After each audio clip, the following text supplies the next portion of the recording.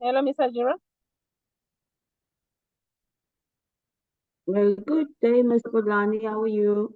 I am well yourself. Are we meant to start at 1? 1:30. Or is it 1:30? Yes, you're All right, early. I'll log back on, eh? Not a problem. Thank you. Bye-bye.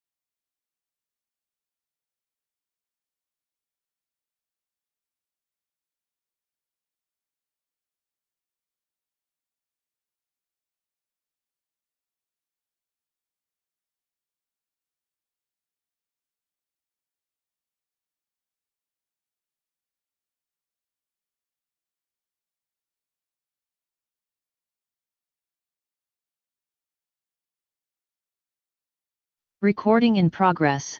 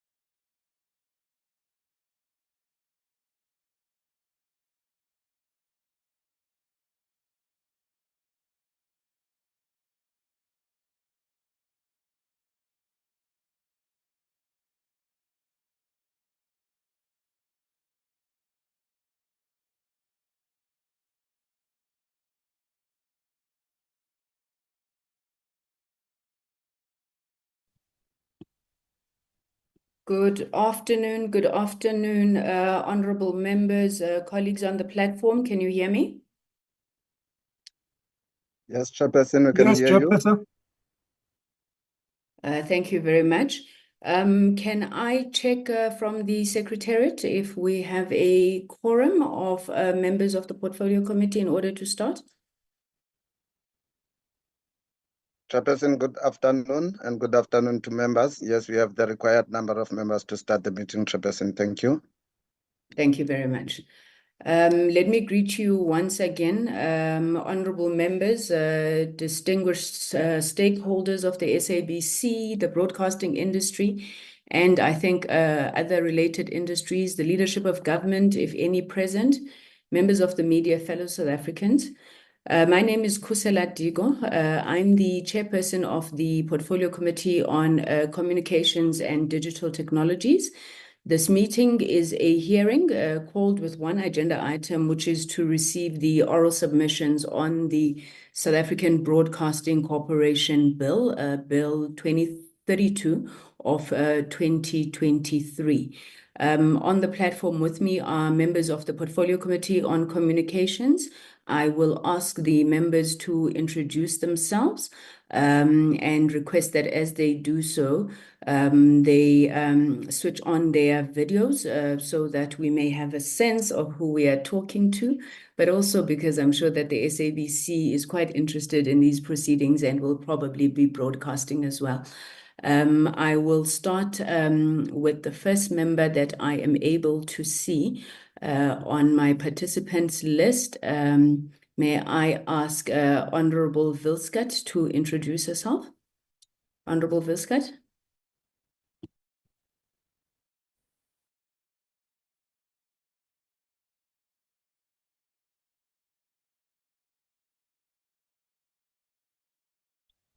You are muted wherever you are walking, Member Viskat. Thank you. I'm sure you will come back to us when you are more settled. The next member on the platform is Honorable Subrathi.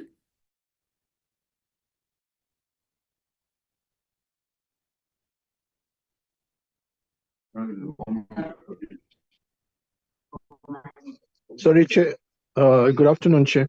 And I'm just joining in. Just excuse me, I'm just joining the meeting. All right. Thank you very much, Honorable Subrathi. We also have on the platform Honorable Mateus.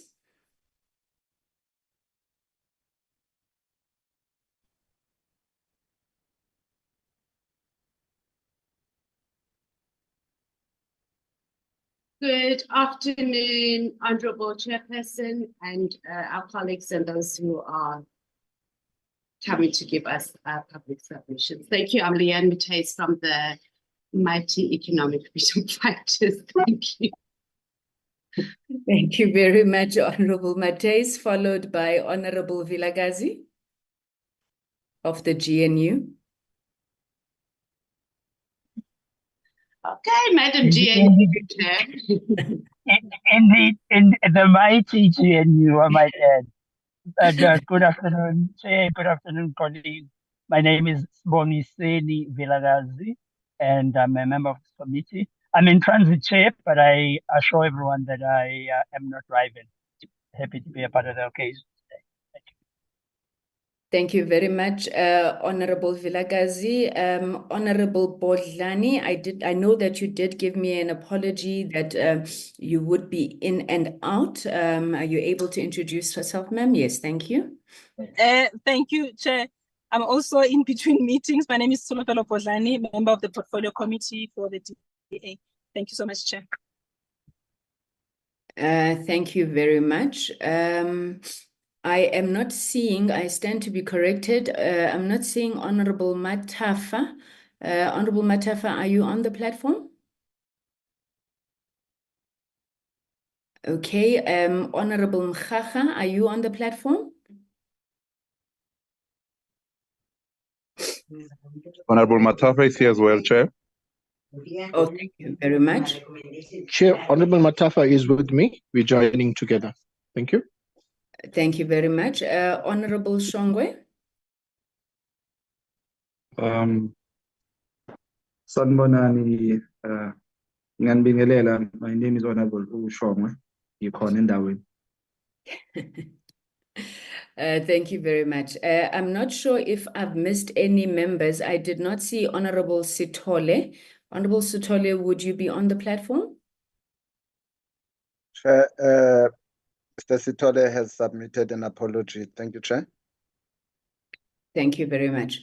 I think those are all the members of the Portfolio Committee that are present and very, very keen to engage with everybody in this meeting today. As I indicated, this meeting has been called with one agenda item, which is the receiving of the oral submissions around the South African Broadcasting Bill. You will remember that the bill was reintroduced to the 7th Parliament, but maybe if I can just start off with a few remarks to indicate that We are doing this in fulfillment, I think, of the mandate of Parliament, which is to ensure that we broaden public participation, we facilitate public participation and involvement as part of a key tenet of Parliament's mandate. So sections 59.1 and 72.1 of the Constitution enjoin the National Assembly and the National Council of Provinces to facilitate the involvement of the public in their legislative and other processes and that of its committees. Furthermore, sections 56D and 69D of the Constitution authorize the National Assembly and the NCOP or any of their committees to receive petitions, representations, or submissions from the public. This legislation is further supported by court judgments in particularly King and others versus the Attorneys Fidelity Fund and the Constitutional Court judgment in Doctors for Life International versus the Speaker of the National Assembly and others, and Matatiele Municipality and others versus the President of South Africa and others, where the court ruled very decisively that the National Assembly should always afford the public a reasonable opportunity to participate effectively in the lawmaking process, that all members of the public have a right to participate in the lawmaking process, that as Parliament, we must provide meaningful opportunities for public participation in lawmaking, and we must take all measures to ensure that people have the ability to take advantages of those opportunities to participate that are provided. And then finally, and I think most importantly, parties must not only feel that they've been given a real opportunity to say their say, but indeed they must have a real opportunity to have their say. So the process of promoting public participation in our legislatures and according to the constitutional mandate, it's very important to promote a people-centered democracy, but also critical because it strengthens the functioning of our parliament, and effective participation can only improve the capacity to fulfill our role of building a capable, accountable, responsive state that works effectively for all citizens. Now, turning to the SABC bill, the bill was referred to the committee for consideration and report on Friday, the 13th of October 2023, and the joint tagging mechanism, the JTM, classified the bill as a Section 75 bill. The department introduced the bill to the committee on the 31st of October 2023. As a committee of the 6th Parliament, it advertised a call for the members of the public to make submissions on the bill on the 18th of November 2023, with a closing date of December 15, 2023. Numerous requests for the closing date to be extended were received. These requests were considered and the closing date was extended to the 16th of January 2024. After the closing date, 17 submissions were received and 3 letters of support. 10 of the submissions indicated interest in making oral representation. On the 21st of February 2024, a committee meeting resolved that a request must be made to the Parliamentary Legal Services to analyze the public submissions and provide a legal opinion on whether the bill would withstand constitutional muster. On the 14th of March 2024, the committee received a legal opinion which was limited to the written submissions at the disposal of the Parliamentary Legal Services and consideration of where the process was at moment. The legal opinion recommended that the committee would need to follow the process as prescribed in Rule 286 of the Rules of the National Assembly, then resolved when it is able to decide on a motion of desirability. The committee also received further advice from legal services that it was not yet in possession of the department's responses to the public participation process, as these had not yet been finalized. And it is for this reason that the committee then decided to take the process through further public participation through the oral presentations as enshrined in Rule 286 of the NA rules.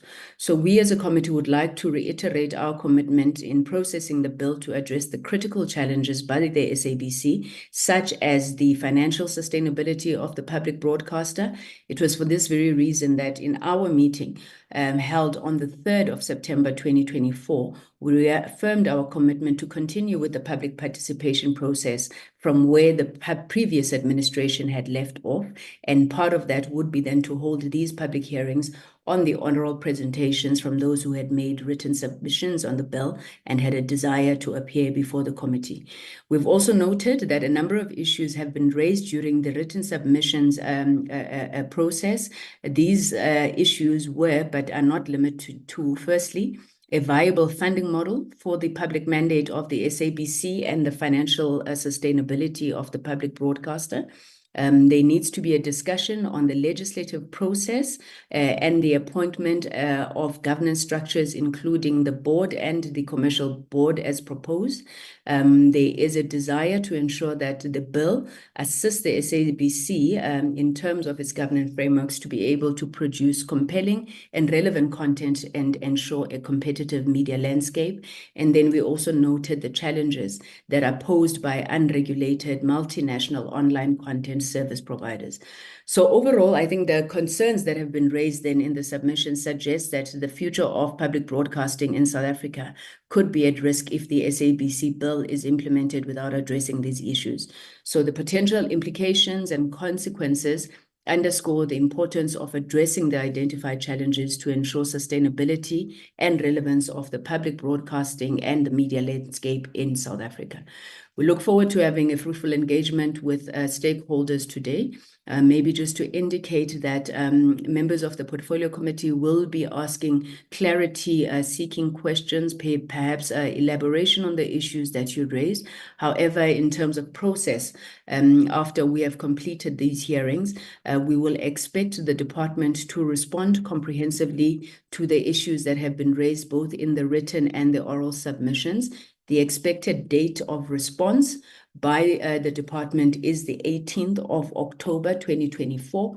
Thereafter, the committee will sit, deliberate on the way forward, and be able to advise members of the media accordingly, members of society accordingly. I thank you very much and request that the Secretariat please put up the program on the screen so that we may be in a position to take the very first presentation. Honorable Chair. Yes, Honorable Ketamabala. Is that you, Honorable Sithole? Yes, my sister. Thank you very much. I'm sorry, my sister. I will join you late because I'm debating on NESA. No problem. Thank you. Thank you, Honorable Sithole. Okay, my sister. Thank you very much. So on the screen, we then have the presentations that we will receive today. As I had indicated, we had 10 requests for oral submissions. However, I'm aware that the one organization, Dear South Africa, we were unable to get hold of them, and therefore we did not receive a response to our invitation. We will start with the first presenter, which is Mr. Nicholas von Walter. Mr. von Walter, you are welcomed to this hearing, and please may I request that as you do your presentation, firstly, you put your camera on. If you have a PowerPoint that you are projecting, then that is also okay, and you may be exempt for a video after you introduce yourself. Mr. von Walter, over to you. Good day, Honourable Chair, Honourable Representatives of the Legislative, Executive and Judicial branches, Honourable people of the Republic. Honourable Chairperson, I would want to ask, I thought maybe that the Honourable Secretary would project the PowerPoint for me. I have this now on a second screen that I have here. It would take a few seconds for me to project that over to my... Oh, okay, thank you very much.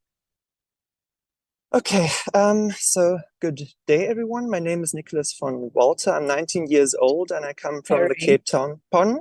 Sorry, Mr. van Walter, I'm so sorry to interrupt you. I see a hand. Honorable Matthys, your hand is up.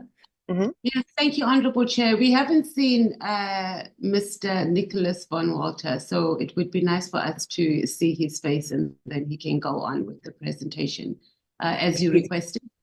Thank you. All 19 years that you are, Mr. van Walter. I know, no? I'll put on my camera during the presentation because I, or not myself, but someone else is driving at the moment and I'm sitting in the seat next to the driver. And once we are parked, I can switch on my camera, if that is okay for the honourable member. Thank you, Mr. Van Walter. We'll remind you. You may proceed. Thank you very much.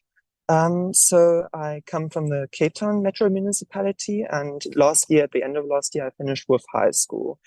I will start with university following the next month, which is why I can't present my comments to you in person, because I'm currently in Germany in preparation for my studies. I wrote this comment after hearing advertisements aired for submissions for this comment to be made to the portfolio committee by the SABC radio station 5FM. So the contents of the short, okay, we are parked. Let me just quickly get my camera on. Okay, the contents of this short presentation will mirror those of the written comment submitted to the committee by me. I will address all the written comments in chronological order and will also attempt to explain my written statements to the best of my abilities. I'll also underscore why these points of criticism are important in my opinion, and why these points should be amended before the bill is introduced to the Greater Assembly. I will also say that I will not go into detail on the two comments concerning grammatical errors within the text, as these do not require deeper explanation than what has already been submitted to you in writing. Next slide.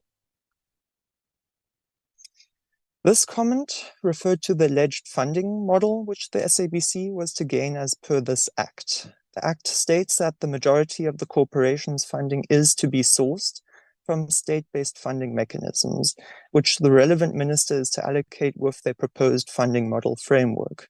It is, however, wrong to suggest that this very funding model framework would only be passed by the Cabinet of the Republic, as this body within the executive branch of the government would be given legislative power over the planning and the appropriation of funds.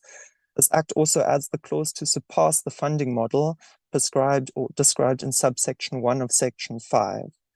To summarize, the Act would allow the minister, a representative of the executive branch of government, in conjunction with the approval of Cabinet, the formal executive branch of government, to make decisions of the funding of the SABC without formal input of Parliament, where the voices of all political fields of South African society are represented, whereas Cabinet is only, in theory, to represent 50% of the South African population plus one. It would be nice to have subsection 4 removed and the words Cabinet replaced with a parliamentary committee in subsection 3, paragraphs A and B. Next slide. This section prescribes that it is the task of the Independent Communications Authority of South Africa to regulate and monitor the Charter and the Code of Practice of the SABC.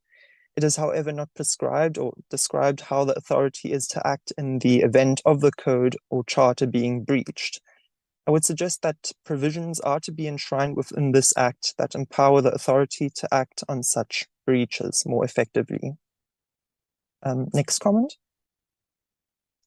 The committee can read the detailed version of my comment in the written comment, but in response to that, I would suggest that this subsection is to be amended to specify exceptions and limitations of all services by the South African Broadcasting Corporation, with concern to the availability of its languages, as such a clause would theoretically allow the SABC to have just one service available in one of our national languages, whilst having a certain oversaturation in other languages. This is on the one hand understandable when we have national languages that are comparatively spoken by rather fewer of our people, like in a percentage comparatively wise, but on the other hand defeats the purpose of inclusion mandated by this article. Overall, this paragraph can be left the same, but it would be a missed opportunity to make a broad range of audiovisual content available in all official languages of the Republic by explicitly prescribing this in the Act. Next comment. It would be appreciated if the bill would prescribe a certain process on how such a recommendation would take place, as it is not clear who may suggest such persons and how such a process would be structured with corresponding majorities that would be needed for such recommendations. I will go into more detail later in comment 7 of the topic of the National Assembly nominating only a total of 14 persons for the board. Next comment. It is important that the National Assembly has been given a say in the matter of the removal of members of the board of the SABC, but I do find it quite questionable why the appointing authority is not forced to remove members of the board as prescribed in paragraph B, for example. It is my opinion that the President of the Republic should be forced to remove members of the SABC board, as leaving them the option not to do so would substantially undermine the authority of the National Assembly as a whole. The argument to prevent a politicization or political hijacking of this whole removal process, or to prevent the removal of members prematurely, would be false, as the removal process would only be founded after the stated due inquiry has been conducted.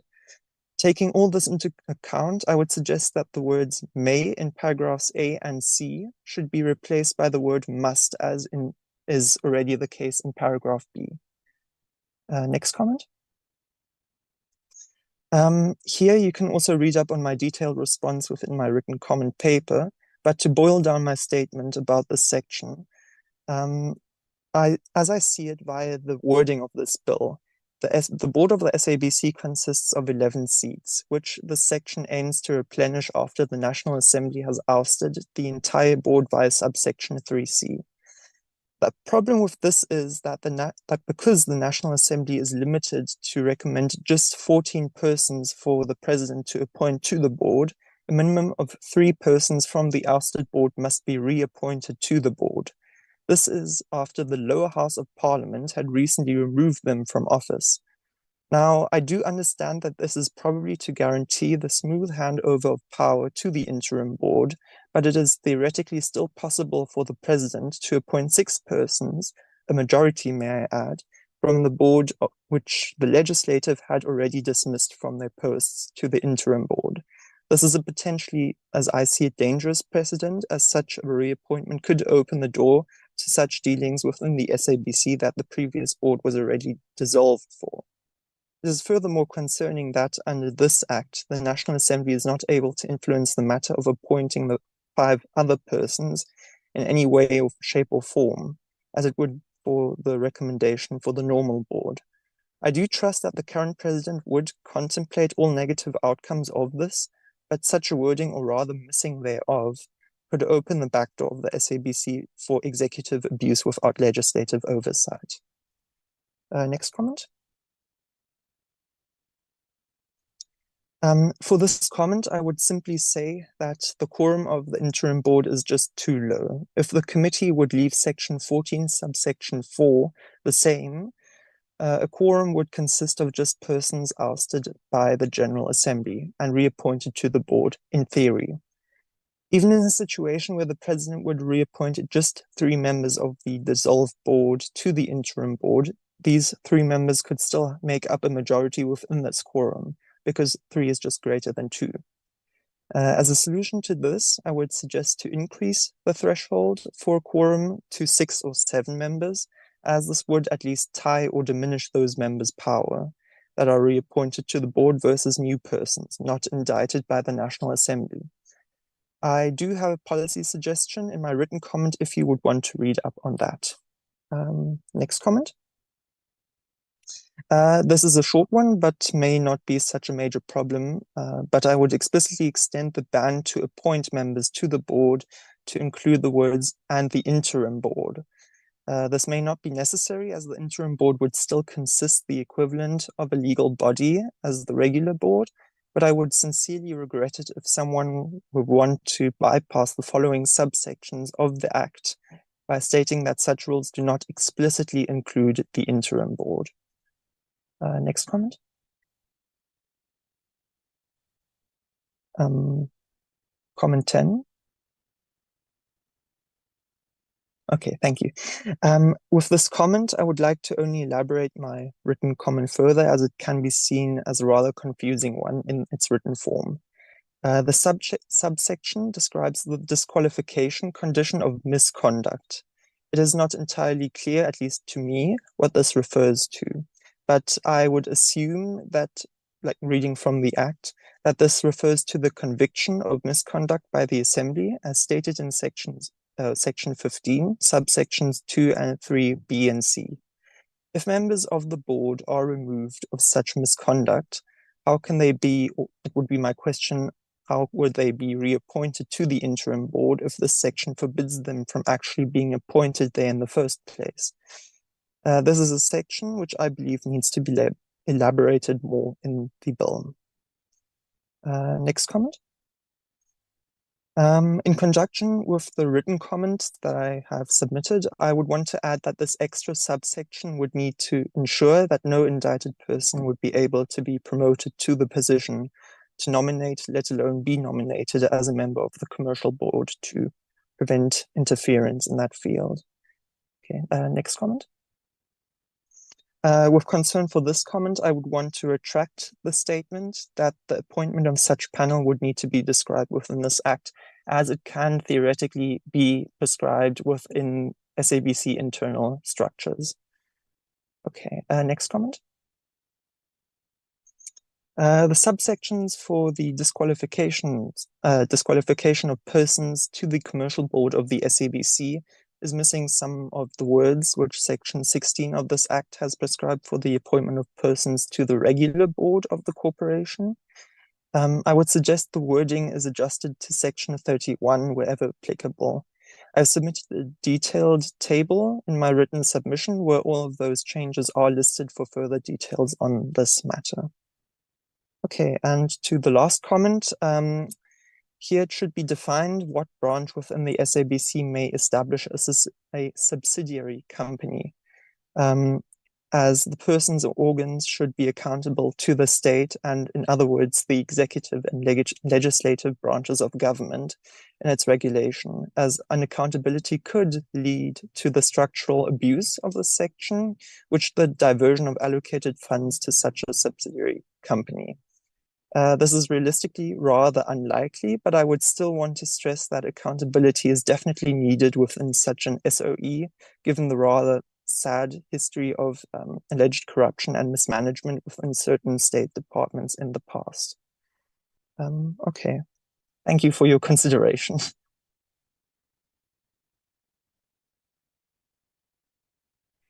Thank you. Thank you very much, Mr. Van Walter, for that rather detailed, comprehensive presentation. And I thank you also for your written submissions that we have received.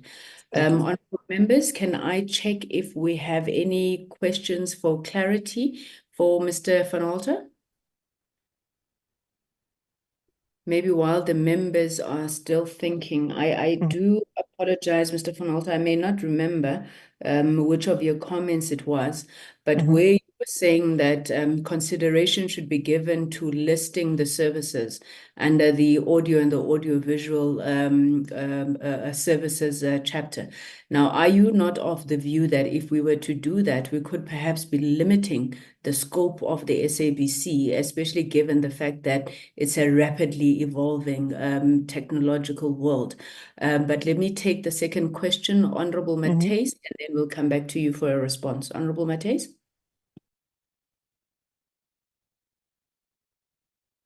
Thank you, Honorable Chair. Thank you for the presentation. Nicholas, at least I'm just going to let you off the hook this time for being in a car while you are giving a submission to the whole Parliament of South Africa. And also you say that we must overlook any grammatical errors and stuff. This is a very important body of South Africa, and just because you're 19 years old, I'm going to let that one fly. But in future, take this institution very, very serious. And prepare well. You would have known well in advance that you are going to make preparations, or rather that you are going to make presentations here, and you should have allowed yourself to be in an area where you are able to present to the honourable members of Parliament your presentation. But I do appreciate it, and I do appreciate at your age you've been interested in navigating or, rather giving input on how we should move as a country. What I would like to ask, though, is that what informed your passion, so to speak, on wanting to give input on this bill in particular? Is there a particular constituency that you are involved in and that you represent? Or is it that you're in the field of law? And because I see a lot of your inputs in that regard has been to fixing errors that could later on become legal challenges in us making sure that the SABC is able to fulfill its mandate. And yes, thank you. Thank you, Chair, for the opportunity. That was my input. Thank you. Thank you, Honorable Mates. Mr. Van Walter, we'll come back to you. I know Honorable Bodlane had a hand up. It's gone down. Maybe we will come back to her. No, Chair, it's fine. Honorable Mates has covered me. I also want to know what is the interest of the presenter in the bill. So she's covered me. Thank you. Thank you very much. Over to you, Nicholas. Okay, to the question what my interest in the bill itself was, that was rather just when I finished school at the end of last year, when advertisements were being launched on the national radio broadcasters that comments for this bill were open. And as I listened to that radio station a lot during that time, I was motivated, so to say, to read through that bill and to make use of my right to comment on this bill. And for the question if I represent a certain constituency, I do not. I thought maybe I went into the whole process very openly, I think, because I wasn't too well involved in all the legal happenings of Parliament at that time. And I thought that, yes, maybe I'll just, because the SABC itself and its radio shows followed me along more or less my school days a lot.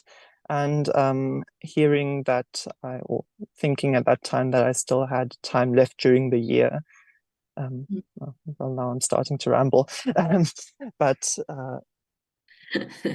I myself am going to enter another, or try to answer another subsection of this question. I myself am interested in politics, lesser law, but more politics in general, and I am going to start studying politics here in Germany, like at the beginning of next month. Or political sciences with a few subsections of other subjects in that. And yes, that's what interested me in this whole process. I hope that was, I hope that I didn't forget anything. You may ask retaliatory questions if you would like to. No, thank you, Nicholas, and I think we truly appreciate you taking the time to really take an interest in what the SABC is doing, and I'm quite sure when you come back into the country, you'll make sure that your TV license is paid and up to date. You didn't answer my question though. Tomorrow there could be a new service. Now, if we have limited the services in the bill like you're suggesting, how do you think we would approach that? Nicholas, are you still with us? Okay, I think we may have lost Nicholas and his car there.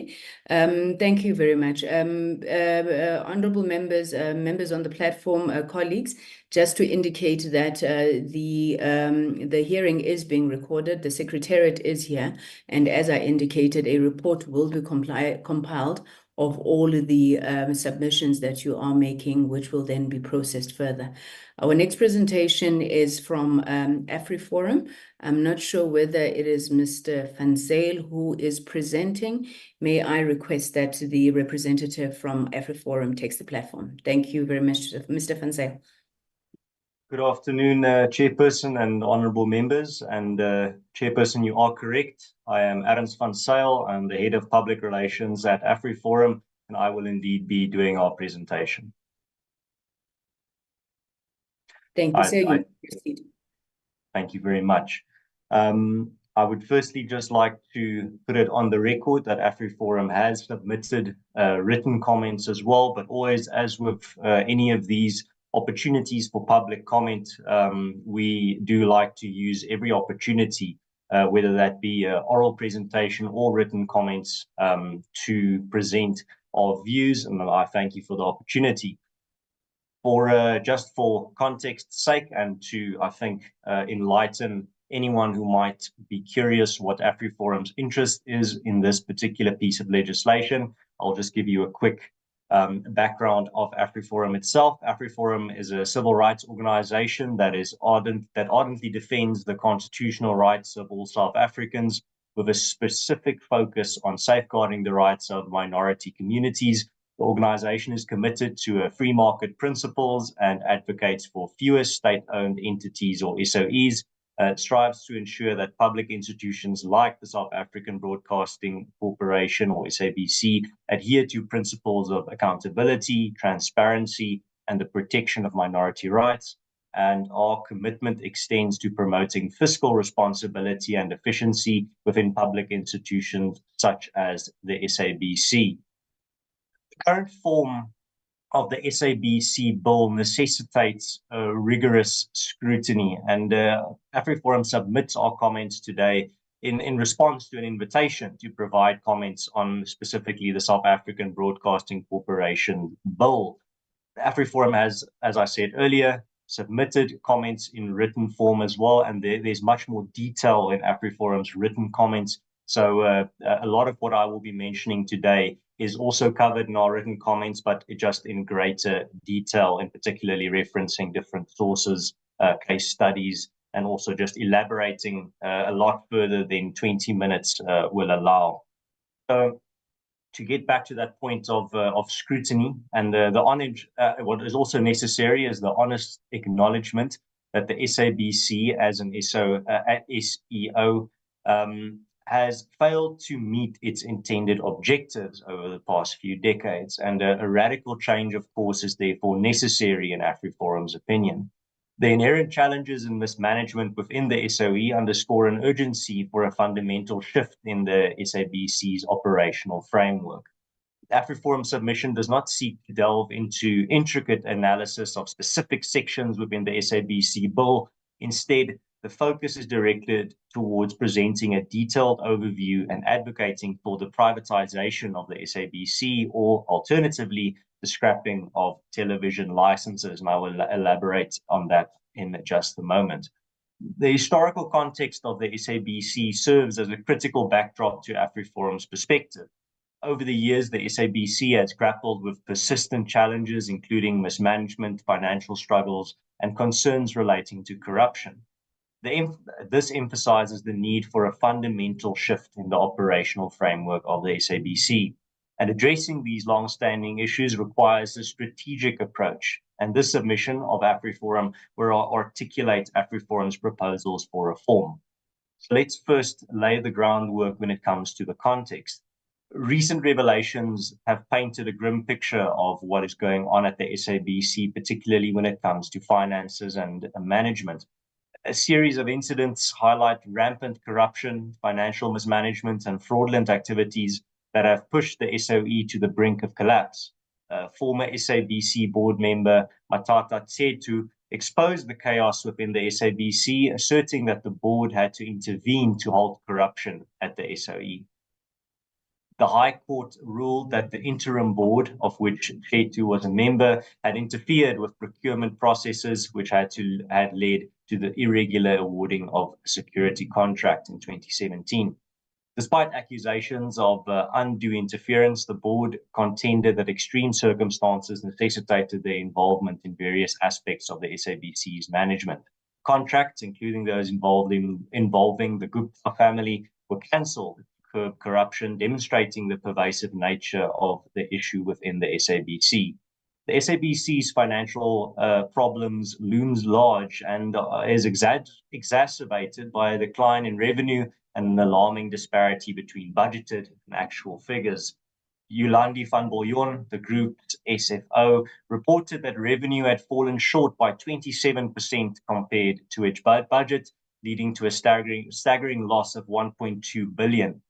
TV license revenue, which is a significant income source, or it should be, in theory, plummeted from 968 million in 2019 to 741 million in 2023, highlighting a dire financial situation. This decline is attributed to a significant evasion rate of a staggering 84%, with debt collecting agencies struggling to convince license holders to pay, marking a significant increase from 69% since 2019. Philly Mapulane, Deputy Minister of Communications, revealed that the SABC is worse off after receiving a 3.2 billion bailout, which is a stark indication of the failure of turnaround plans to address the SOE's financial woes. Despite concerted efforts, the financial state of the SABC remains precarious. The Deputy Minister acknowledged that additional funding requests, including a rejected plea for 1.5 billion rand, underscored the urgent need for intervention. A proposed turnaround plan is in progress, but doubts persist about its efficacy, raising concerns about the sustainability of the SABC's operating model. And these examples underscore the magnitude of the crisis at the SABC, and I don't think this is news to anyone. I think this is something that most people that are just looking at what is going on at the SABC when it comes to what is being reported are quite aware of. And this necessitates urgent and comprehensive interventions to rectify. I don't think that is a controversial statement at all. Just a final point there. This context particularly that I have painted here, it's only the ears of the hippopotamus. It's the tip of the iceberg. It's really, I could use my entire speaking time just to paint the dire context of within which AfriForum is making our propositions. But I think that the statistics and the news reports that I've mentioned here should do that, have done that adequately without going into any further detail, which is widely available and easily accessed. So then let's come to the solutions from AfriForum side.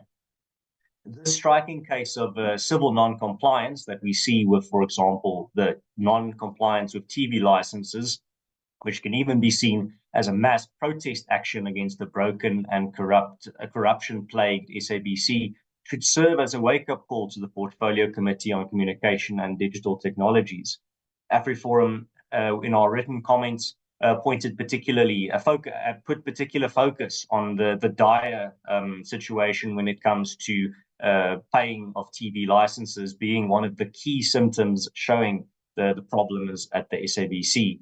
AfriForum therefore proposes two solutions for the SABC's prolonged and continued struggles with funding, corruption, mismanagement, and wasteful expenditure.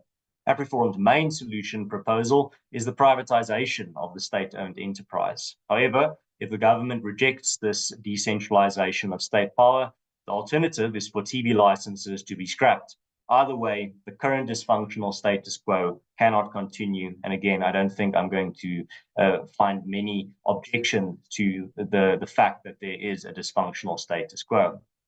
AfriForum advocates the privatization of the SABC because this is aligned with our commitment to free market principles and our belief that reducing state-owned enterprises is crucial to fostering efficiency and financial stability. And as the alternative to privatization, AfriForum proposes the discontinuation of TV licenses as an alternative. We contend that the current TV license system places an undue financial burden on South African households and has proven ineffective, as evidenced by the high evasion rates. The discontinuation of TV licenses is also aligned with our vision for a reduced state role in South African lives and promotes the exploration of alternative funding models that are fair and equitable and do not burden individuals directly, which means that the TV licenses, if they were to be scrapped, cannot just be replaced by another tax that's going to add a further burden on the households of this country. This measure aims to address the financial strain on households, which while it encourages the exploration of innovative funding solutions for public broadcasting services, as I said, a lot more detail within AfriForum's written submissions on that. The South African government has had more than enough time to reverse the deterioration and sad state of affairs at the SABC, and the fact that bill has been tabled shows a sense of urgency, which is welcome. It is time for an alternative approach that is not state-centered. TV licenses are an inefficient, outdated source of funding for the SABC. And just to, again, emphasize that decline, in 2023, the evasion rate of TV license payments stood at a sky-high 87% compared to 82% in 2022 and 69% in 2029. So that's just increasing. And TV licenses are therefore looking a lot like the evasion rate that we saw with something like e-tolls, which were discontinued this year precisely because of that high evasion rate. So the 87% evasion rate that I was mentioning regarding TV license fees puts considerable pressure on the SABC, but at the same time, AfriForum, in our submission, when it comes to the part that's regarding the discontinuation of TV licenses, is simply that AfriForum seeks to bring the de jure or the legal reality in line with the de facto reality on the ground, which is the fact that 87% of people don't pay their TV licenses anyway, which means that if it is not officially abolished by the government, it will soon just simply be abolished through mass non-compliance if the current trend persists. As I said, the current trend stands at, it was 69% evasion in 2019. Now it's 87% in 2020, well, it was in 2023. And a lot of the TV licenses that are still paid are actually just in the corporate sector on an individual consumer level. That number is probably even higher if you were to cut out some of the corporate paying of those licenses.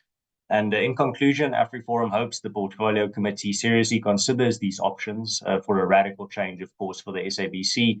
And we think that the situation at the SABC, that everyone, the dire situation financially, particularly, that everyone is very clearly aware of, necessitates these types of changes. And I would just like to conclude again. Thank you very much for the opportunity. It is always a pleasure to present here in front of a parliamentary committee, and I hope that the parliamentary committee put serious consideration on these recommendations, which I trust they will. Thank you very much.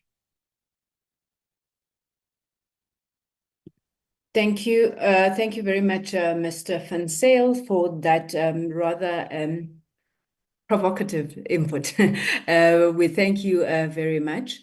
Can I check with the honorable members for any questions of clarity? Honorable Bodlani, your hand is up. You may proceed. Can I ask that you please allow me to keep my camera off? Just to welcome the AfriForum presentation and to say that it is really encouraging to see civil society organizations also putting their hands up to make their voices heard.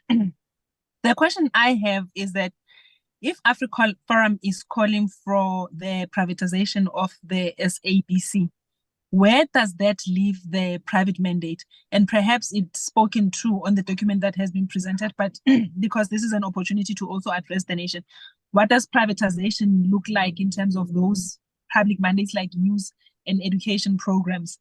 How do they foresee that? They also talk about the TV license being a financial burden with a high evasion rate. But we have South Africans who are able to pay for pay TV like DSTV and Netflix, and with all those challenges that those entities also have. But there is that culture to pay for other services. So and I was interested to hear to say, besides it being a financial issue, do they think there's also an issue of a culture of non-payment? But I was also interested in hoping they would also speak to the issue of content for their constituents. Is there any input that they want the SABC to consider in terms of television content? Thanks, Chair. Thank you very much, Honorable Bodlani. Honorable Maitez.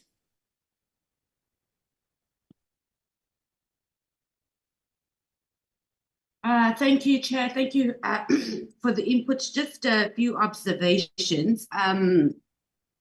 We're not surprised, of course, that AfriForum will be Your calling camera, for... please, Honorable Matthys.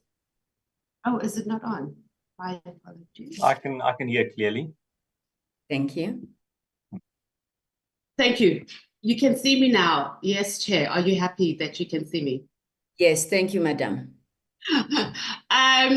Okay, number one, we're not surprised. We appreciate, obviously, the presentation by AfriForum. We're not surprised with their call for privatization. And mine is more just of observations, and maybe AfriForum can speak to it. We have the majority of South Africans who are poor and they are African. The SABC mandate largely speaks to being able to service those constituencies. So we understand that your constituency is not that, but your constituency is partly where it is today because of exactly this, of a public-funded SABC or a lot of state-owned entities. We are a developmental country, so I need you to speak to why would you say we must move into a free market when we are still a developmental country? I guess we need to move away from talking too much about SOEs because we're dealing specifically with the SABC. So as a developmental country, when you look at other countries who were where we were at a developmental stage, the thing of free market and privatizing was not something that developed their country to a space where you can be able to have like a public broadcaster. And even now, countries that are considered to be rather advanced still have a public broadcaster, and the public broadcaster, especially a public mandate, is funded. So I'd like you to address that. On the issue of TV license, I'm covered by my colleague because we have people who pay Netflix, Showmax, DSTV, and I think this is more just an issue of misadministration. So the mismanagement, the corruption, and the misadministration from the SABC is something that can be dealt with, because if there are other companies and private companies rather that can run and function optimally, there's no reason why it can't be done there. So the deliberate collapse of SABC is also part of that bigger picture of a deliberate lapse of our state-owned entities that is supposed to drive development here in South Africa, and rather so we can end up having these services privatized. So I'd like you to speak to that. And my last point is, which, okay, we've answered that, or rather we've spoke to that, on how will privatization deal with the issue of the public mandate of SABC, which is huge, and it covers Black South Africans and Africans in particular. Thank you, Chair. Thank you, Honorable Matthys. Honorable Vilakazi. Thank you, Chair. And thank you to Mr. Van Zyl for the presentation. And as reported earlier, I am in transit. And so with respect, I'm going to keep my camera off. And my colleagues have touched on some of what I wanted to touch on, Mr. Van Zyl. And I just wanted to ask,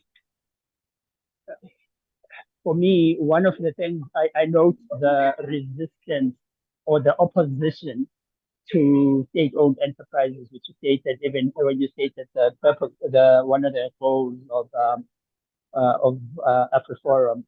But if we think about the fact that the Afrikaner nation itself was built on nationalization of a lot of entities by the now referred to apartheid government. What is your view then on the fact that pure market forces leave marginalized communities unaddressed, or the needs of marginalized communities unaddressed, which is why you have a public mandate for the SABC. That's the first one. And then secondly, I would just ask, you say you represent minority populations or minority groups. Besides Afrikaans speaking Afrikaners, who else is part of the constituency that AfriForum represents. Thank you. Thank you very much, Honorable Vilakazi. Maybe before I hand over to you, Mr. Fanze, let me just add a question or two myself. I'm keen to know your motivation for privatization. Is it based on a belief perhaps that you would have that private entities necessarily function better? Because I think in the motivation you have spoken to issues that have plagued state-owned enterprises, including the SABC. You spoke of issues of corruption, political interference, which I would assume are not unique to state-owned enterprises. You see those also in some of the private companies. So why privatization? Why would it make a difference? Or is it just an assumption that because it's in private hands, it would run better? The question on the public mandate has already been asked, so I won't go into that. But I'm also intrigued by your motivation around the scrapping of TV licenses. So you say that they must be scrapped because of non-compliance. However, in your written submission, you're saying that, and I'm quoting here, that imposing mandatory payment for TV ownership in a country with diverse socioeconomic backgrounds may affect lower income households disproportionately. Now, then you go on to make recommendations, because I think at the end of the day, SABC must be funded. And these recommendations include partnerships, sponsorships, and collaboration with private entities, which I'm sure, as you know, the SABC is doing currently. But you also make a recommendation around pay-per-view and also a subscription-based model. Now, would it be fair to say that taking these proposals that you are putting on the table are in direct contrast to your motivation for scrapping licenses, because you're now expecting, very poor people to be able to pay per view? You are discounting the very important imperative that South African Broadcasting Corporation should be free to air, and you are making it an elitist organization. Would you think that is an unfair comment? Over to you, Mr. Fansel. Thank you so much. Thank you very much for all the questions. Honourable Chairperson, can I just make one quick practical request regarding the question from Honourable Vilakazi? His second question, I just struggled to hear the exact specifics of the second question. I would not like to misunderstand his question and then my answer will not be of any use. Do you remember, could you be able to summarize his second question, or should he repeat it? I would just like to make sure I heard it correctly and understand it correctly. And let us ask Honorable Vilakazi if you could come in on your second question, Honorable Vilakazi. I didn't have it written down. What did you hear? What of it did you catch, Mr. Fanze? For some reason, the audio I think maybe on my side was very bad. So I got your first question. Your second question, I've just struggled to hear the specifics of. It was something regarding which minority AfriForum represents, or AfriForum's representation of minorities. Okay, thank you. I said that you had said in your introduction that AfriForum represents the interests of minority groupings. I just wish for further clarity or elaboration on which groupings do you consider to be your constituency. Fantastic. I got it clear there. All right. Chairperson, if there's no other questions, I'm ready to answer. Please proceed, sir. I'm not seeing questions. Fantastic. Let's start off. I'm just going to go in the order that I received them. So the first question from Honorable Bodlani was about privatization. And I think this actually answers some of the other questions as well. So I think for the interest of time, I'll just say which questions I will be answering at the same time here. So that first question was regarding the privatization question, but also a sense of the 87% non-compliance does not make sense within the context of people paying, for example, for DSTV. And I think also there was a mention of a culture of non-payment. And I think this will answer some of the questions from the other honourable members, but I will indicate when I get to those questions whether I think I've answered them or not. So on this regard of on this privatization question, and as to quote the Honourable Bodlani, this culture of non-payment, when it comes to the non-compliance statistic, we can speculate on why that is. But at the end of the day, we need to deal, when it comes to either seeing an SOE be turned around or it going under, as it will with the current, if current trends continue, we need to deal with the reality on the table. The reality on the table is increasing non-compliance rate from 69% to 87%, which shows no sign of slowing or turning around. And within that reality, I mean, there's a fascinating conversation to be had on what particularly is motivating that. I am of the opinion that a large portion of it is a silent mass protest against the situation at the SABC, but you would have to do further studies and actually do polling and ask people why that is. So I think for the interests of time and for the interests of this committee, I'm not going to indulge too much in speculation on why that non-compliance is happening, but the reality on the table is that it is steadily increasing, sometimes even radically increasing between years. The second question was from Honourable Matthys, and that question was about services to the poor, and I think this also will answer some of the future or some of the other questions that I also got. At the moment, at the current rate that the SABC is going, and I think this answers the question, the fourth question that I got from the chairperson as well, on the motivation of AfriForum here. And when it comes to what is happening at the SABC, again, at the current trajectory of the SOE, the SABC is on the brink of collapse, which would mean a non-existent SOE, would mean the end of the SABC. And on that comment of, but what is AfriForum's motivation here? Well, if AfriForum's motivation was to see the SABC collapse, or to see the SABC disappear, then we would not be taking part in this conversation. We would just sit back and watch, seeing as that is the current trajectory that the SOE is on. We are actually, as an organization, taking part in this on this platform and in for this opportunity, for the reason that we want to see the SABC saved. And then to get back to that question of servicing the poor,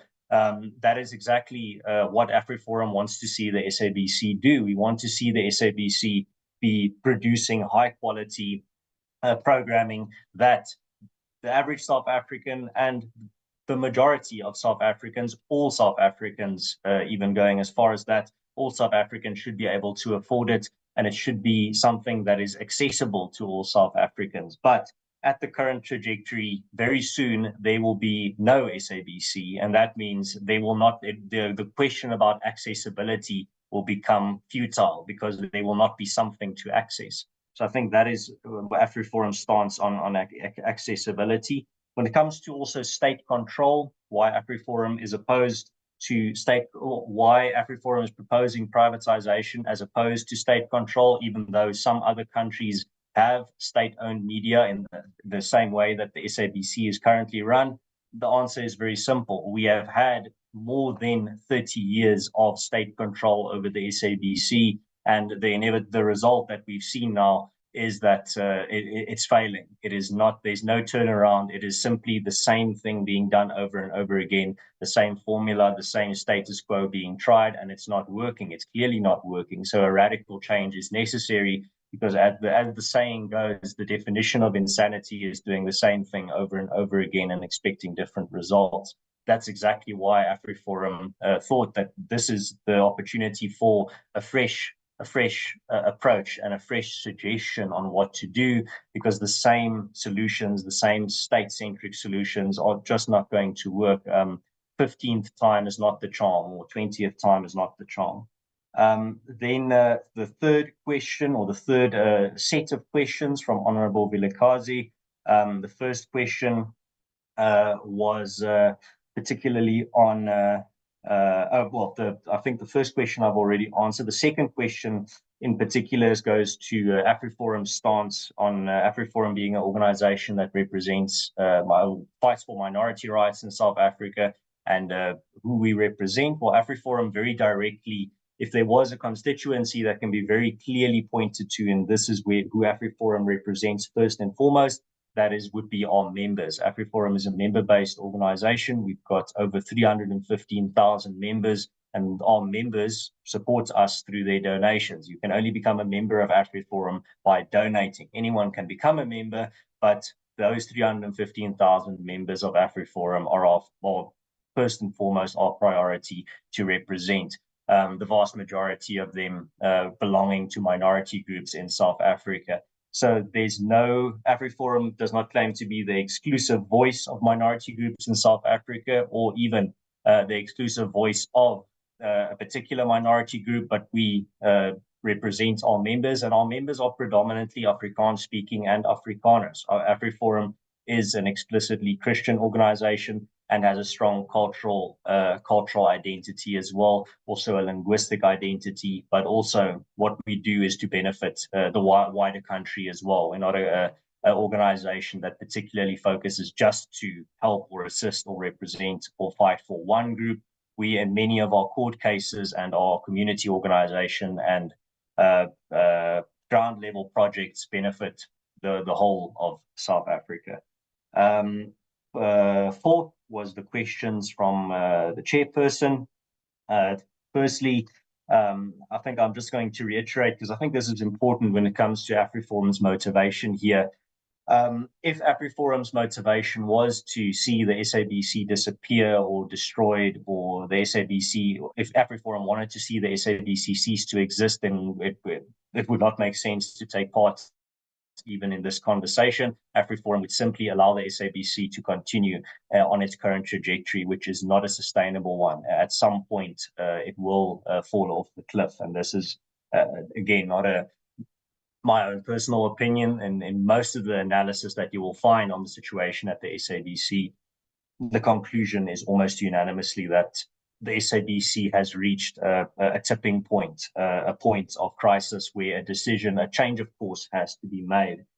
Then also, I think what's also important here is when it comes to the point about subscription-based, one of the many suggestions that AfriForum gave.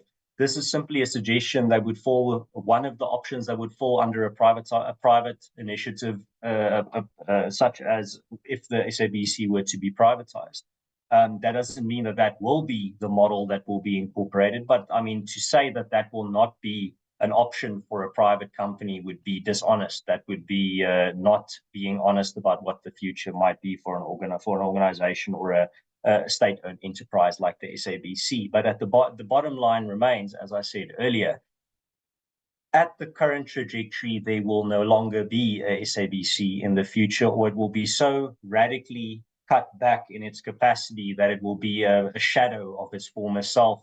And then it will not be serving anyone, or it will be anyway just be serving a very small amount of people because of the limited amount of programming on it.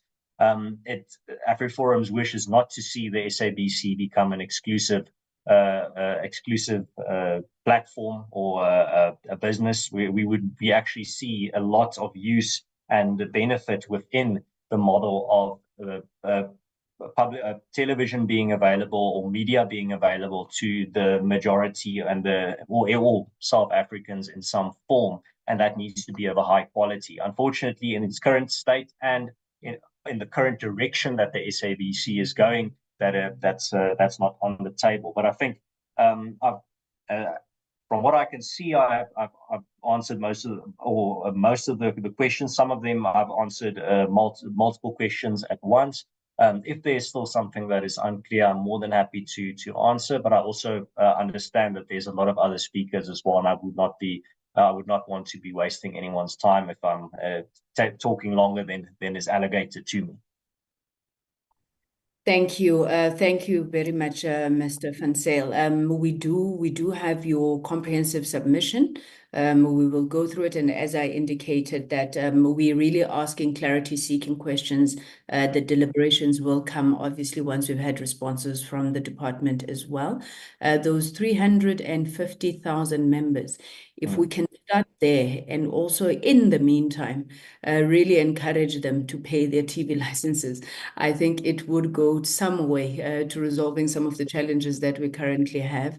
And maybe just to say to the members as well, that I think we should also be leading by example, ensuring that we're advocates for the SABC. And at this present moment, the only tool we've got at our disposal is trying to enhance compliance with the payment of those TV licenses. So thank you, Mr. Van Zyl.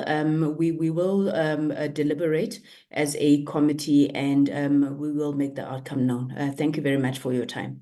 Thank you for the opportunity, Chairperson, and AfriForum looks forward to taking part in similar type of opportunities for comment in the future as well. Thank you very much, sir. Okay, our next input will be from the SABC itself. I'm not sure who is leading the delegation from the SABC. May I request that from the SABC boardroom, they take the platform. Over to you, SABC. Good afternoon, Chair. I just want to confirm that you can hear us. We can hear you. We can't see you, Chairperson. Please assist there.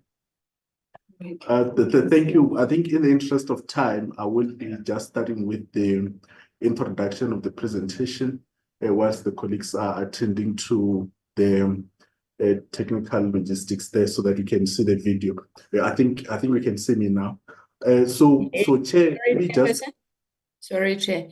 Is the funding situation so dire that you can't have a little bit of light there? We can hardly see you.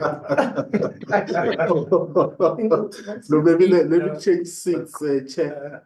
But you must remember that my skin tone is a representation of true Africanism, you know. Thank you, Chair. No. Or it doesn't make it. No, it's better actually. After better. Okay. I hope this assists, Chair. Yes. Much better, much better. Okay. Thank you very much. Right. You may proceed. Thank you very much. Good afternoon once again to you, Chair, and honorable members of the committee and other colleagues that are in the platform. So in the interest of time, I'll just do a brief introduction, and the group GCO will take us through the detailed presentation, which is a summation of the substantive written submissions that we have made in the bill.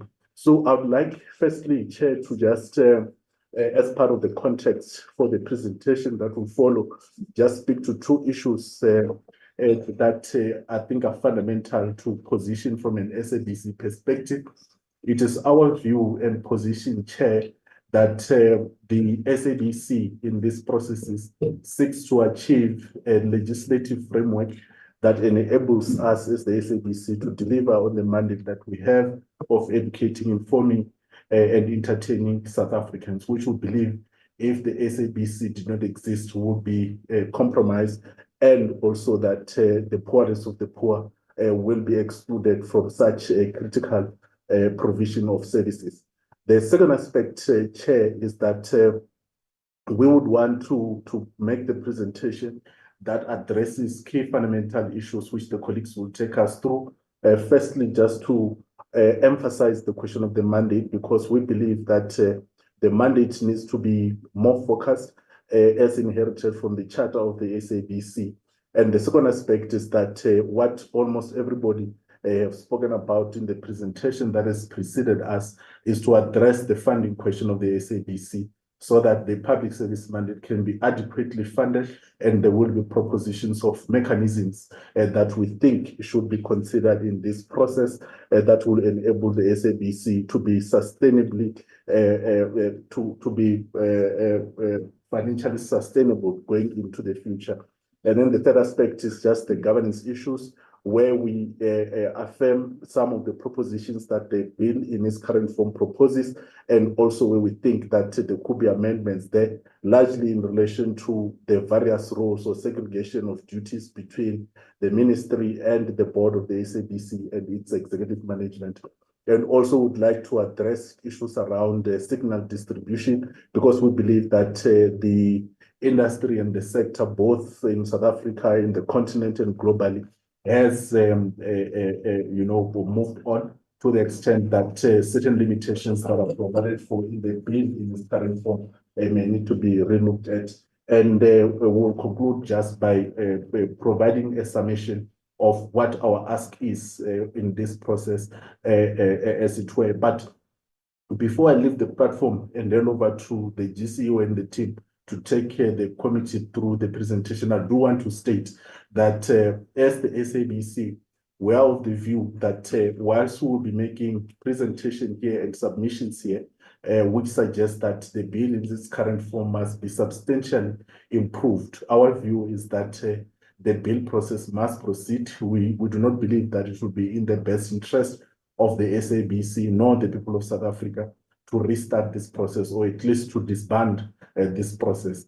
And then secondly, that whilst we understand the policy question insofar as the white paper on audio and audiovisual content services, we believe, or we are of the view that the two processes can be run together in the interest of addressing this issue to its logical conclusion within a reasonable time. With that, Chair, I'll then hand over to the GCEO to take you through the presentation together with the team. Thank you very much.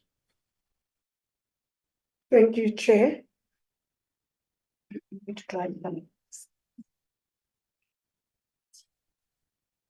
No, when I talk it to them, they can see. Yeah. So let's go to the slides. Good afternoon to you, Chair. Good afternoon to the honorable members. Firstly, we'd like to express our gratitude in being given the opportunity to give these oral presentations. As you know, we did submit a very detailed submission in terms of SABC's views and stance when it comes to the bill, and the Chair of the SABC has done a very good job of giving the context to this presentation. In front of you is just the agenda that just outlines our presentation. And as the introduction, I'd just like to say that the purpose of our presentation is to provide yourselves with the context and the rationale behind the SABC submission to Parliament, which you received earlier this year. And importantly, it's important that, our presentation serves to inform the crafting of a bill that is fit for purpose and enables the ongoing relevance, value-add contribution and sustainability and viability of South Africa's only free-to-air public broadcaster. Chair, it would be remiss of me not to go into our requirements for an interim measure whilst the bill is under development. Section 5 of subsection 2 of the bill says that the minister must develop a funding model framework following consultations, feasibility studies, etc.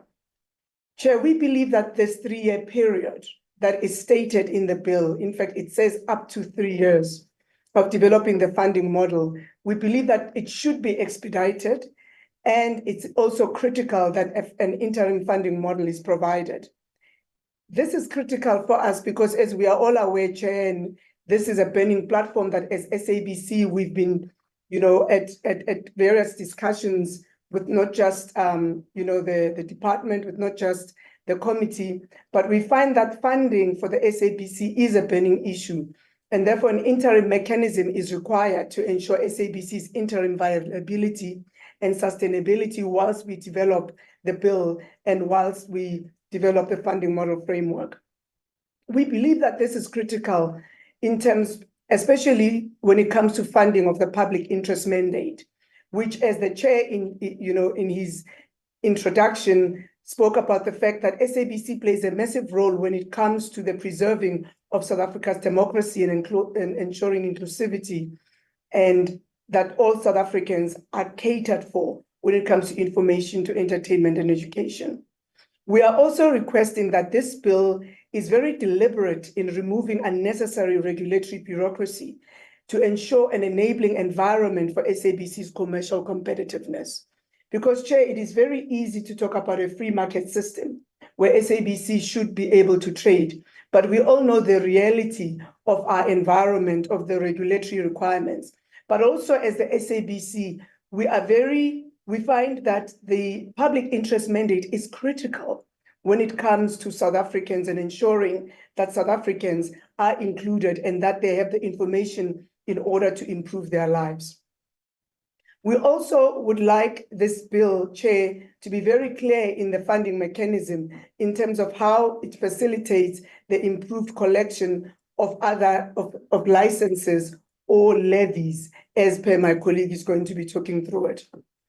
The next slide just talks to the SABC, its current status, its founding prescripts, its purpose, vision, and on the right, you can see the key milestones that have taken place in the structuring of the SABC from 1927 to 1936 to 1994. CEO, I'm so sorry to interrupt you. I don't think your slides are moving. We're still stuck on agenda. Sure. Okay, so let's do this because we've moved about 4 slides down. We're fixing it on our side. Thank you.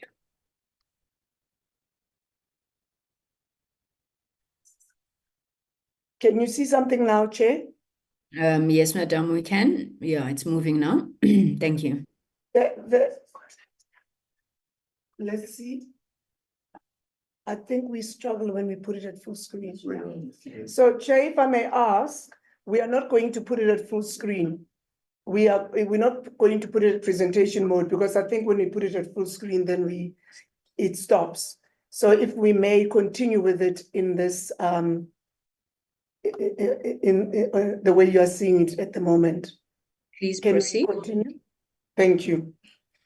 So this is the slide I was referring to now, Chair, which basically gives us the status of SABC in its current format. It also gives the founding prescripts, our purpose, our vision, and on the right is where you see the key milestones that have taken place in the structuring and restructuring of the SABC coming from 1927 to 1936, and importantly in 1994 when Centec was carved out of the SABC and became an independent body on its own. Next slide. The next slide, what it does is just gives a view of the SABC. I think it would be remiss of us to assume that everybody on the platform has a proper understanding of what the SABC ecosystem looks like. But this is a composition of the SABC with 19 radio stations, our 4 TV stations, what we call our equity brands, and the OTT platform, which has really become a very important feature when it comes to our multi-platform vision for the SABC. And I think what's also important is that SABC has a very strong presence on streaming platforms that are available to the South African public. Chair, I'm now going to hand over to Philly Muilwa, who is our head of regulatory, who's going to take us through the rest of our presentation as outlined in our agenda. Thank you, GCO, and thank you, Madam Chair, Portfolio Committee members of the public, for the opportunity to really take you through our presentation.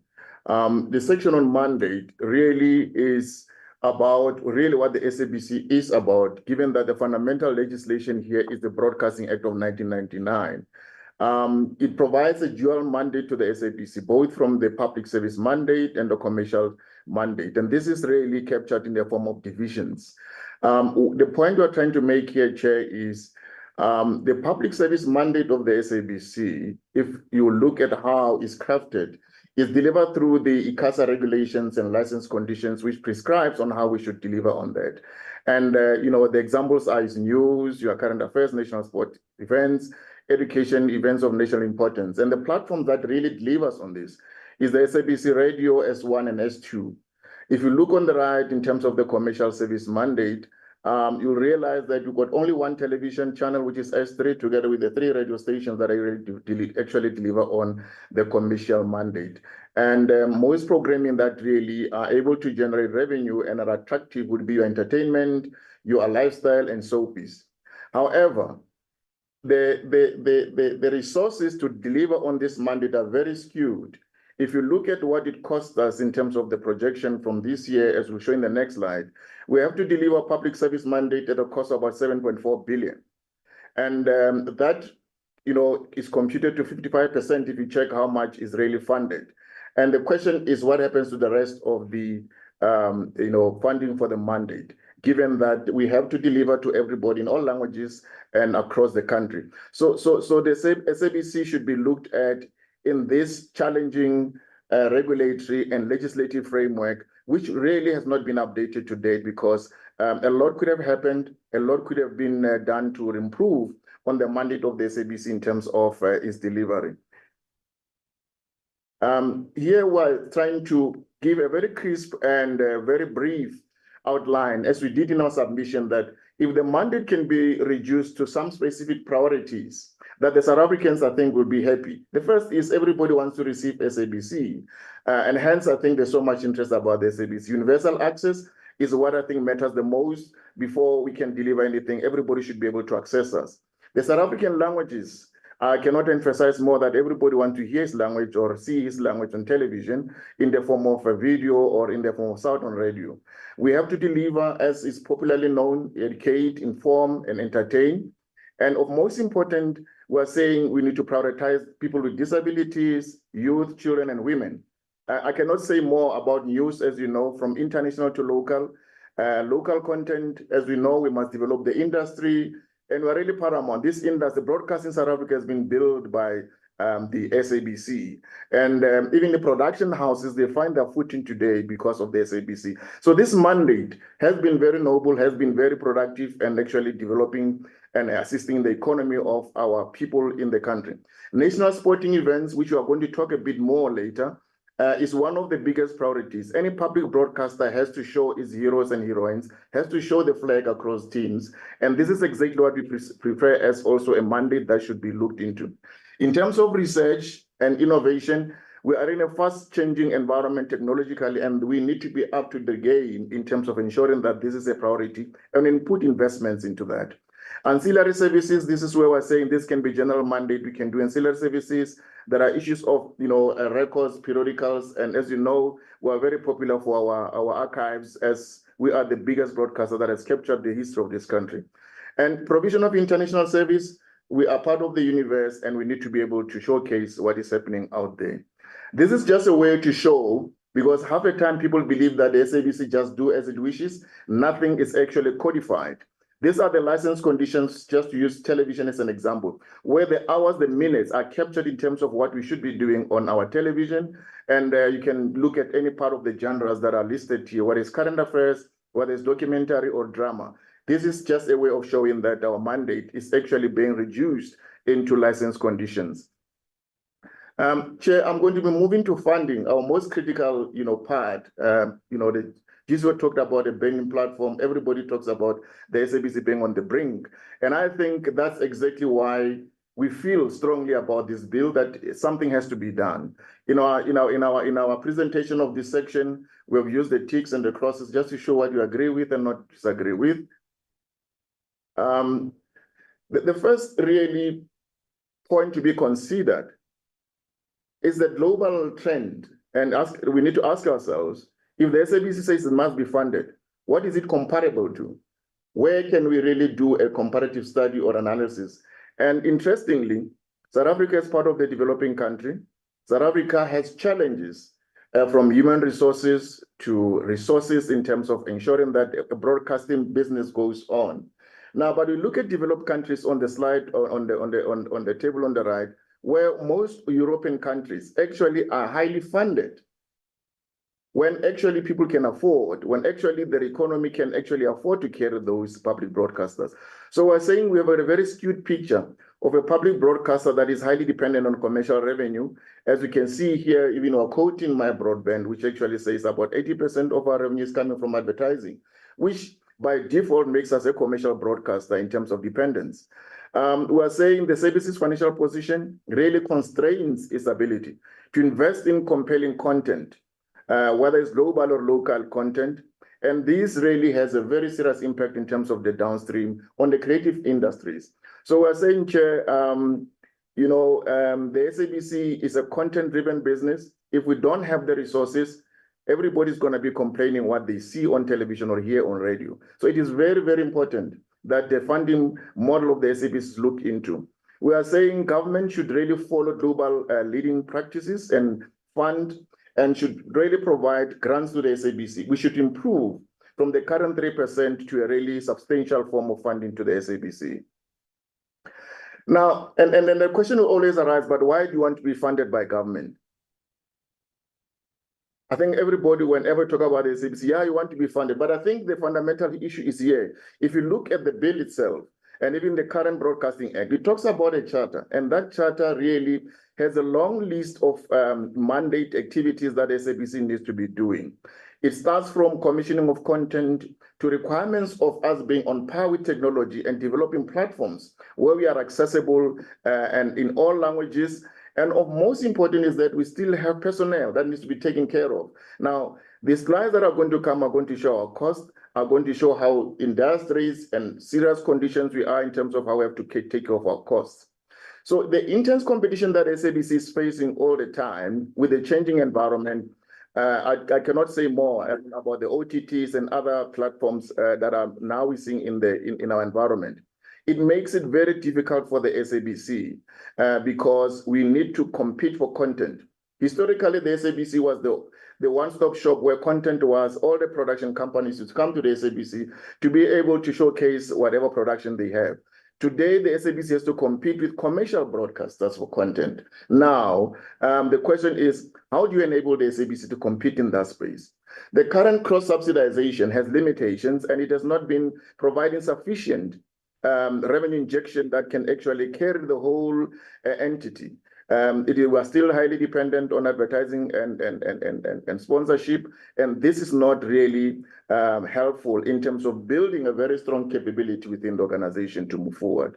We're also noticing a very declining license fees. Payment, is a well-known fact, and therefore, hence we are saying, the provision that was made in the white paper that there should be a ring-fence funding via government grants in addition to funding of license fees. We are saying this is a good starting point, and that should be recognized when we are dealing with the legislation.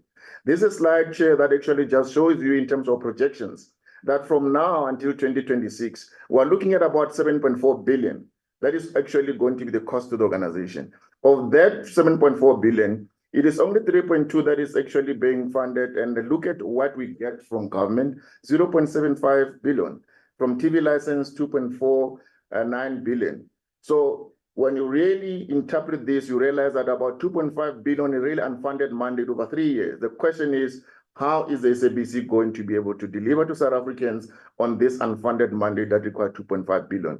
In percentile, it's about 44%, and we're saying this is a very serious situation to be considered when we draft the legislation. Funding in this instance were much more really highlighting the issue of TV license, which has been a much bigger talk, publicly and even by some of people that have made submissions. We are saying, there's a gradual shift away from the traditional TV license, as we know. The current Section 9, which is in the bill, it really mirrors current TV license regime, and we're saying it is really redundant, it's unenforceable, it's not really much helpful because we have moved far ahead in terms of how to access television. So we're saying we need to have a device-independent levy where you are not dependent on the television set in the house for you to pay, because you can access the television signal across various devices. So the act should really, or the bill should really recognize this and redefine what a television license is. And we're saying the public service media levy will be a good example as we submitted. Examples of this can be found in Germany and other countries. Now, who can assist in collecting? We have identified SARS as the most effective. As we all know, it really collects trillions of rands for the South African public to be able to function in terms of delivery on public service. And we're saying this can assist us quite a lot in terms of assisting us on collection. And we're further saying another mode that can be used, it can be by imposition of what we call pro-competitive license conditions, where a dominant subscription broadcaster can assist by using its own billing system. We quite know that, we have a dominant subscription broadcaster. If it was to come on board and assist the SABC by, for example, simply saying you cannot subscribe if you don't have a license, can you imagine how much boosting it will have on our collection as the SABC for a television license? We also say we need to really finally have a framework that provides a very comprehensive, fit for purpose and enabling funding model that takes into account these points that we've been raising regarding our funding situation. The other area that can be looked at in assisting the SABC in terms of funding is the Universal Access Fund, the USF fund that is actually captured in the ECA. Currently now, ICASA administers this. It ensures that all the players that are licensed, actually, whether it's broadcasters or telcos, actually pay a particular fee in terms of their annual turnover. Now, when you look at the ECA, Section 881, you are going to realize that, it targets access in terms of construction of electronic communication networks. It looks at under-serviced areas. This is highly relevant. And broadcasters, especially, for example, if you take an example of community media through MDDA, for example, they benefit out of that. This is a fund that actually can quickly, and this is a quick solution that can assist the SABC, where we can be able to access the financial resources that are with USF, for us to be able to, fund our unfunded mandate. And also of significance for access is to ensure that the signal is also taken care of in terms of payment. Our other obligations, which are very relevant, important, but requires resources, is our sports of national interest, public interest content, and national events of national importance. We know how the role. Chair? I'm trying to get your attention, Phil. I gave you a lot more time because you are the subject matter, but you are over your 20 minutes and a lot of change. So please, can I ask that you do, make it as succinct as possible as you move towards wrapping up. Thanks. Thank you, Chair. Point taken. Chair, on this slide, the most critical thing that we are trying to raise is the sports of national interest. We are saying the legislation must quickly be amended to provide much more power for ICASA to be able to provide provisions such as unbundling of rights, so that we are able to access sports of national importance for the sake of our country. The other issue could be government departments assisting with regard to funding. We have made that point also in our submission that this is very important. In terms of governance, really, Chair, much is not at contestation here. We are saying we agree with the separation of powers as provided for in the bill. We also are in agreement that the appointment of the 3 executive directors should be with the constraint of confined to the board. However, we're simply saying the number of boards should be reviewed as proposed. We want the full board, and also that in terms of the CEO position, rather than really confined to the CEO position, was in the function, the board should have a discretion to how it can use that position. The editor-in-chief, I think this is a well-known fact. We are submitting that this should lie with the executive head of news. In terms of institutional structure, furthermore, we're saying the 2 separate entities that are proposed really require deep consideration for us to be able to make a meaningful decision, and to also make sure that it really can be able to serve SABC better. This is just a slide to show collection rates and differences across different. On signal distribution, Chair, our point really here is, in a nutshell, the SABC, much as we do not disregard working with Centec, or we do not, because that always gets to be misinterpreted. We're simply saying we want to be independent, so that if there's any alternative, whether it's a tariff that is better, we should be able to be free. So we are saying we are still working with Centec. Centec is still a common carrier, but we should not be confined. And I think I should hand over to the chair to conclude. Thank you, Chair. Thank you very much, Chair. I think in the interest of time, I will not take much of time since you have already indicated that we have exhausted our time. Suffice to say that we look forward to a more progressive engagement within the committee and a resolution that assists us fundamentally on the funding question sooner rather than later. Thank you very much, Chair. Thank you very much, Chairperson and the executive with you there. I will open for questions of clarity, honorable members. Honorable Bodlane, you're recognized. You may proceed. Thank you so very much, Chair. Chair, I think we are all in agreement that whatever we do with this bill, whether an overhaul or the changes that the substantial improvements that the SABC speaks about, it must be a bill that is futuristic, that 10 years from here, it is not a bill that is absolute, that is not able to assist the SABC. And that is if 10 years from here, the SABC will be standing. So just to welcome the presentation of the SABC. Chair, I was really hoping the SABC would go further than what we've already heard in terms of their proposals for the funding, because I think that is the biggest issue that, and the governance issues, obviously, which they have already said they don't have issue with. But for me, the more they talk, the more I get a sense that they are outsourcing the responsibility of their funding and revenue generation. They talk about speaking to SARS, and then the question would be, has such engagement been initiated? What is the appetite for that? And when they talk about a dominant subscription broadcaster who already have their own challenges, and I know the SABC always makes a case that the dominant broadcaster is succeeding on the backs of the work of the SABC. What is an appetite for that? But for me, and I also hear the issue to say there must be a dip into the user fund, that would be a panacea for their problems. I really have, I have not heard the SABC take any responsibility on how they themselves can do anything in terms of making sure that the SABC remains afloat. Can they also speak a bit more to what they propose on Centec and the relationship that they propose? I think this is the first time I am hearing this.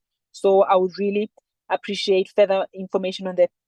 That said, Chair, I think it's proper that we commend the leadership stability that we are seeing at the SABC and the cohesion that we are seeing between the board and the executive. It is at least comforting to know that there is that sense of working together in terms of getting the SABC over the line. Thank you, Chairperson. Thank you very much, Honorable Bodlane. Honorable Mates.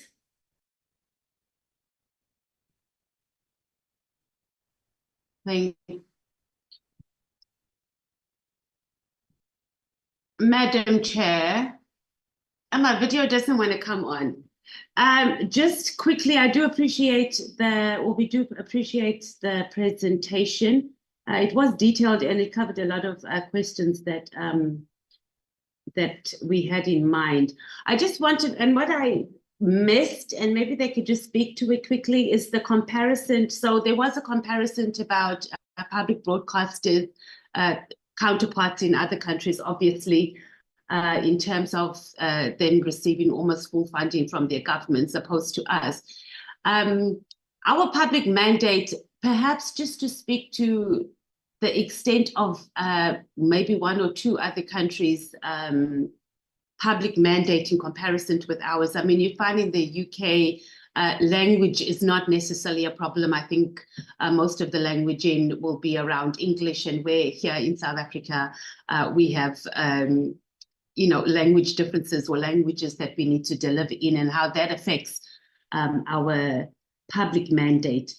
Also speak to, are there aspects of our public mandate that is outdated and perhaps we need to re-look at, because that is going to assist in the cost, because 7.4 billion is a lot, especially since SARS is not collecting money in this country. So speak to that. And then advertising. I get the recommendation that we break SABC up into commercial and public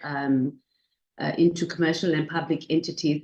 But to a large extent, I think we could do, and I think I've mentioned it in one of the other presentations that we've had, the income we are deriving from advertising. Has SABC done or have looked more into why is it that you find your newsrooms, for example, EWN, who are running quite successfully in terms of advertising costs? I mean, as the EFF, we had done submissions a while ago to the Human Rights Commission on racism within advertising. And we mentioned SABC to a large extent, because you can't have, like, for example, Unilever that advertises with SABC, who has by far the largest reach of reaching the average South African, and they pay their fees, or the advertising fees with SABC differs to that of private media houses. So, and how is that impacting? Because that might also be something where we need to intervene in terms of legislation that will also be able to assist in that regard. I disagreed on the fact that we are going to be able to have a bill that is going to be able to cover us for the next 10 years. I mean, we're in an extremely fast-paced of technology and news, education, etc., is extremely fast-paced. So I think the expectation that we could have a bill that's going to be able to cover us for the next 10 years might be a bit of a tall ask. But to a large extent, it should be as futuristic as possible. And that's my input. Thank you, Chair. Oh, one more thing, Chair, just one more, and the most important thing here. The mismanagement and the corruption of SABC. And I agree with my colleague who has said that we don't get accountability. And we've been raising this continuously in our portfolio committee meeting, that we don't have consequence management, that we come and we request more money all the time. And we understand that there's a public mandate and we want the SABC to function. So we go and we push and we try and get this money so we can continue functioning. But mismanagement, I agree, can't be a reason why there must be privatization, but also it can't be a reason why we continue having corruption and we continue having mismanagement. So I would have liked to see, and maybe we'll have this in our discussion on how we can have more of a blanket or more of security that's going to take SABC away from the hands of political interference, for example, and also, you know, the corruption and the mismanagement that comes with that. Thank you, Chair. Thank you very much, Honourable Mates. Honourable Stole. Thank you very much, Honourable Chairperson.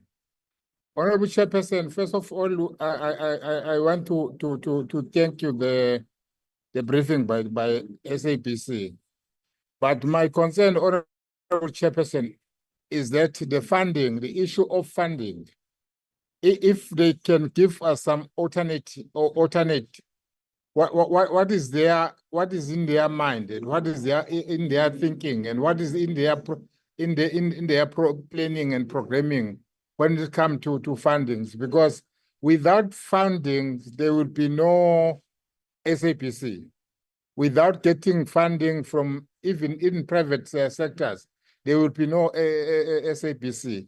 If they can just zoom in there and give us their thinking and their projection on comes to funding. Thank you very much, Honourable Chair. Thank you very much, Honourable Sithole. I think those are all of the members. I'm just keen to check with the SABC. I think I'm building on a question that had been asked by Honourable Botlan. In terms of enforcement, let us assume that we were to have, you know, a compliance rate that is above 80% or so. Have you done projections, firstly, whether you would be a viable entity in that case? So I'm keen to hear what those numbers would look like and whether there is a case to try and tighten enforcement of the payment of TV licenses. I'm not saying it's the approach we should go, but we need to have a sense whether it's something even worth pursuing. I say that quite cognizant of the fact that it seems to be a grudge purchase where for some reason or the other, the members of the public do not seem to want to comply. But what do those numbers look like?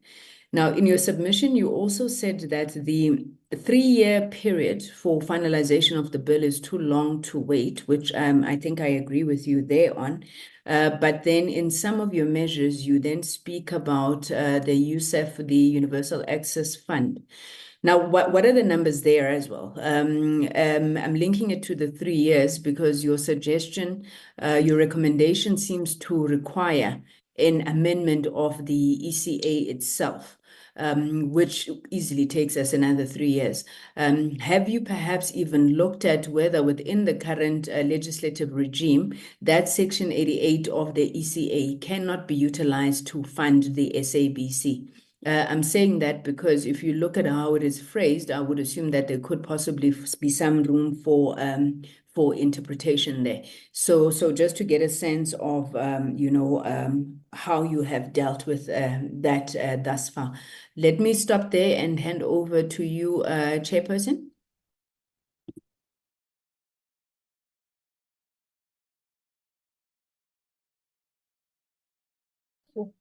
Thank you, Chair, and honorable members for those questions.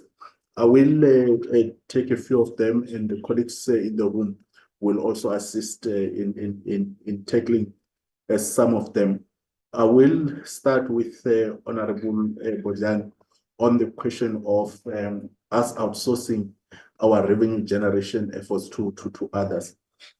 So just to indicate that the SABC, and certainly what this board has been trying to do since we took office in April of last year, has been to strengthen and to drive the revenue efforts of the SABC to try and exploit the assets that we have. And to that extent, we would have engaged with the portfolio committee on our quarterly reporting to indicate that there has been some notable improvement. And there is quite a huge temptation on my part, Chair, I must state, to speak about the audited outcomes of the SABC for the year that ended April this year, because it would address a number of issues that I've heard this afternoon, even from other stakeholders who were put forward. But let me say that we are taking responsibility for making the SABC a successful project.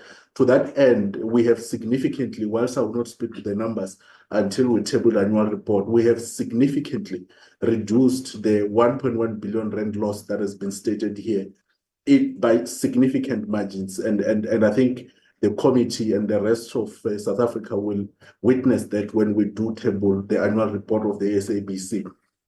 So efforts are there where we do, and which probably speak to the point that Honorable Bojan was putting forward, is that we think that in terms of collecting the revenue in the propositions that were put forward, we think that there could be a greater compliance, or rather a greater efficiency, if we were to collaborate with other stakeholders, both within the state and outside of the state. Hence, we make mention of institutions like the South African Revenue Services and our colleagues in the broadcasting sector. But in terms of the generation itself, we believe that from a commercial aspect, we're putting effort, and we'll continue to put effort, and we'll continue to do so to define at least our own destiny in terms of sustainability, whilst we do make a point that there is a case for the fiscus to fund the universal access as it were. Then the second point to the question, or the second question from Honorable Bojan speaks to the proposed relationship with Centec. we are of the view that with Centec, we have a symbiotic relationship which for the long run, or at least for the foreseeable future, cannot be done away with. As much as we can speak about alternative means of broadcasting our services, both on television and radio and OTT platforms, there are certain dependabilities that cannot be done away with. For an example, if we talk about the analog switch off, that analog switch off and the DTT solution, or even the DTX solution that we speak about as we look into the future, that does not affect the radio platform. Our radio platform or our radio broadcast service will remain dependent on analog switch off on analog platforms for the foreseeable future. So that relationship with Centec, we see it as long term. In fact, we are also open and continue to engage with Centec on a cooperative model, even on other platforms where we seek to continue to provide our broadcasting services through. Then, if I move on to Honorable Mateus, the first part would be that that slide that we presented around a comparative of how other public broadcasters are funded across the globe clearly demonstrates that even developed countries are heavily funding their public broadcasters in order to address the public service mandate or universal access. And the point that the honorable member makes is indeed correct, that comparatively speaking, the SABC is in a much worse off situation, because in providing that universal access, we have multiplicity of languages that needs to be driven. That also speaks to the multiplicity of cultures, traditions, that must find expression in the platforms of the SABC, which therefore means that if we were to work from that perspective, we would say, or we should be saying, that the rate at which international countries are funding their public broadcasters should be much higher in the South African context, given the diversity of languages, cultures, traditions, and languages that needs to be preserved and be given platform in our broadcasting services. So, are the parts of the mandate that are outdated? We probably wouldn't necessarily say yes. But as we presented in our presentation, we think that in that long list that is provided for in the charter, there could be a benefit in addressing this bill in terms of providing some sort of a prioritization of what we think will better serve the people of South Africa, given the limited resources that we're confronted with as it were. The question of the separation of the public service and the commercial mandate, we think that that approach must be sustained. We support that particular view, both in the current act and in the propositions of the bill in its current form, because we do believe that the SABC does have to pursue the commercial mandate. However, we think that that should be done at the back of catering for the public service mandate, which I think the colleagues have done a good work in terms of demonstrating its cost and its implication for the financial sustainability of the SABC. I think I'll leave the question on the advertising on news for the CEO to take care of that, and the issue of advertisers, they pay the rate card, which differs between the SABC and private broadcasters. But just to make one point here, that one of the things that we ourselves as the SABC we have acknowledged that we need to do is to be able to provide data analytics of the type of viewers and listeners we have in our platform, because what you often find is that whilst you can have Ukhozi FM having the largest listenership, their rate card would be much lower compared to a regional station which only broadcasts in a region or in a province, because the advertiser believes that the quality of the listener or the buying power of the listener of Ukhozi FM is a lot poorer compared to the quality or the buying power of the listener of a regional station, maybe somewhere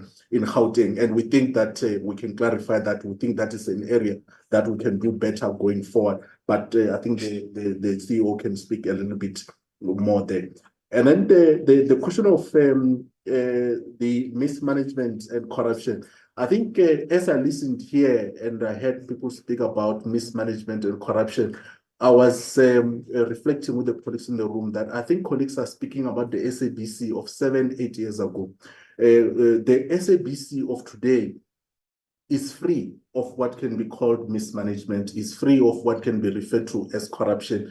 And like I said, whilst I'm not at liberty to speak about the audit outcomes of the financial year that just ended, when we triple that report, South Africa will see that the SABC is an institution that is being run professionally, that is being run, and its financial affairs and governance affairs being run in line with the provisions of the relevant legislative frameworks that governs financial management and good governance in this country, ranging from the PFMA to the Companies Act. And we can't wait to get that opportunity to bring South Africans to the real SABC of 2024 and not the SABC of the time of the public protector's report on when governance, which was started when governance failed. So that issue is not a problem. And I think I want to leave everybody in this platform with that understanding that the issue of mismanagement and corruption and governance failures is not a problem of the SABC today. We have a different problem. That different problem is the funding question, and we're confronting it head on. And then just to quickly move to Honorable Sithole, the alternative funding. So I think what we put forward has been alternatives to the status quo, which is limited to the TV license regime and some limited funding by the fiscus through the treasury grant and collection of the TV license. We're basically saying the TV license regime in its current form has failed. Hence, we are proposing, and if I were to create an order, Honorable Chair, I would say that from the SABC point of view, we are proposing that the public service mandate or universal access must be funded from the fiscus. That is a preferable situation for us. If that does not work, we think that the second alternative must be the public broadcasting, the public broadcast levy or fee, whatever we want to call it. That would be our second preference as alternatives to the TV license regime, and then everything else follows. Whether we can improve the legislation to address the question of the evasion rate, which is so high on television license, we can look at that. Whether we can look at a combination of increased funding from the fiscus and a public service levy and other things. So that if I were to put some order in the alternatives, that's what I would we would say as the SABC. And then moving to the question as put forward by yourself, Chair, as I conclude, is that just to indicate that you asked the question, what would be the impact on the SABC revenue if the compliance rate in the TV license regime was to increase to 80%? The number I'm given here is that it will be somewhere in the region of 2.8 billion rand. That would go a long way in addressing the deficit that we have in the funding of the public service mandate. And earlier on, I asked the colleagues before we started, how much sits in the universal access fund, and I was told that it's somewhere in the region of around 1 billion rand, but we can further verify with our colleagues at that entity to do that. So I think I did try to capture a lot as much as I could. I'm not sure if, Chair, you have a minute to just allow the CEO to, you are covered. Okay, CEO says it's just covered. Other issues, we can also make supplementary submissions in writing, Chair. But thank you very much for allowing us a bit of time to try and put things into context. And I trust that we have assisted you in your work. Thank you very much. No, thank you. Thank you very much, Chairperson. Thank you, CEO. I was not going to allow that minute because I know you, CEO. It would never have taken a minute. So, but thank you. We truly appreciate your responses and your submissions. We are looking forward to those supplementary responses that you will give to us in writing on any of the questions that may not have been answered. I gave you a bit of time because as indicated, you are the subject matter, and I think while your views don't necessarily supersede anybody else's, but it's very important that you at the coalface, we get to hear also how you think the situation can be improved. So thanks once again to the SABC. We are running behind time, in fact, very much behind time.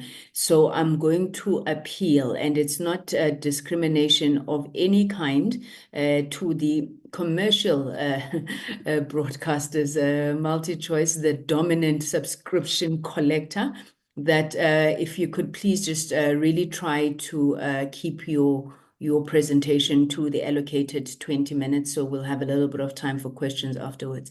Can I check the representative from MultiChoice? Is it, I don't know whether it's Ms. or Mr. Doyle? Is that who is joining us today? Good afternoon, Chairperson. I'm just trying to see if I can put my video on. My name is Kwezi Mtengenya.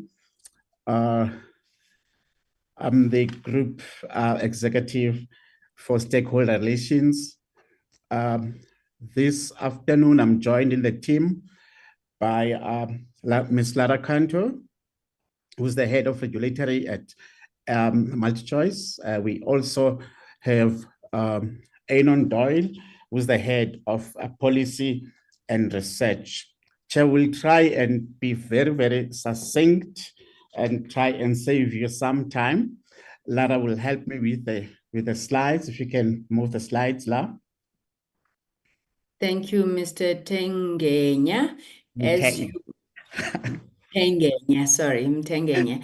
So as you go through your presentation succinctly, also help us answer this question of how you can assist the SABC given the presentation that you heard them make. So thank you, over to you.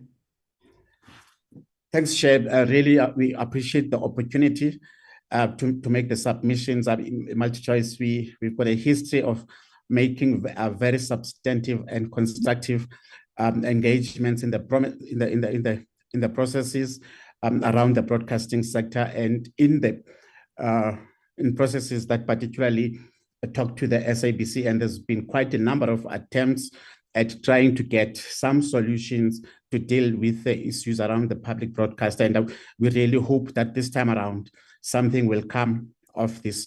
Certainly, the Broadcasting Act is way too old. It was promulgated in 1999, and it has not kept up to speed with many recent development.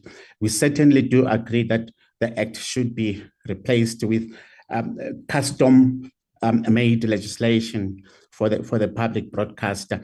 And we also join the SABC in sharing their sentiment that despite the objectives, which are quite commendable, the bill, unfortunately, in its current form, and we want to emphasize in its current form, is severely lacking. And I think there's quite a lot of work that ought to be done in order to get it to a shape that we need to. Thanks, Lau.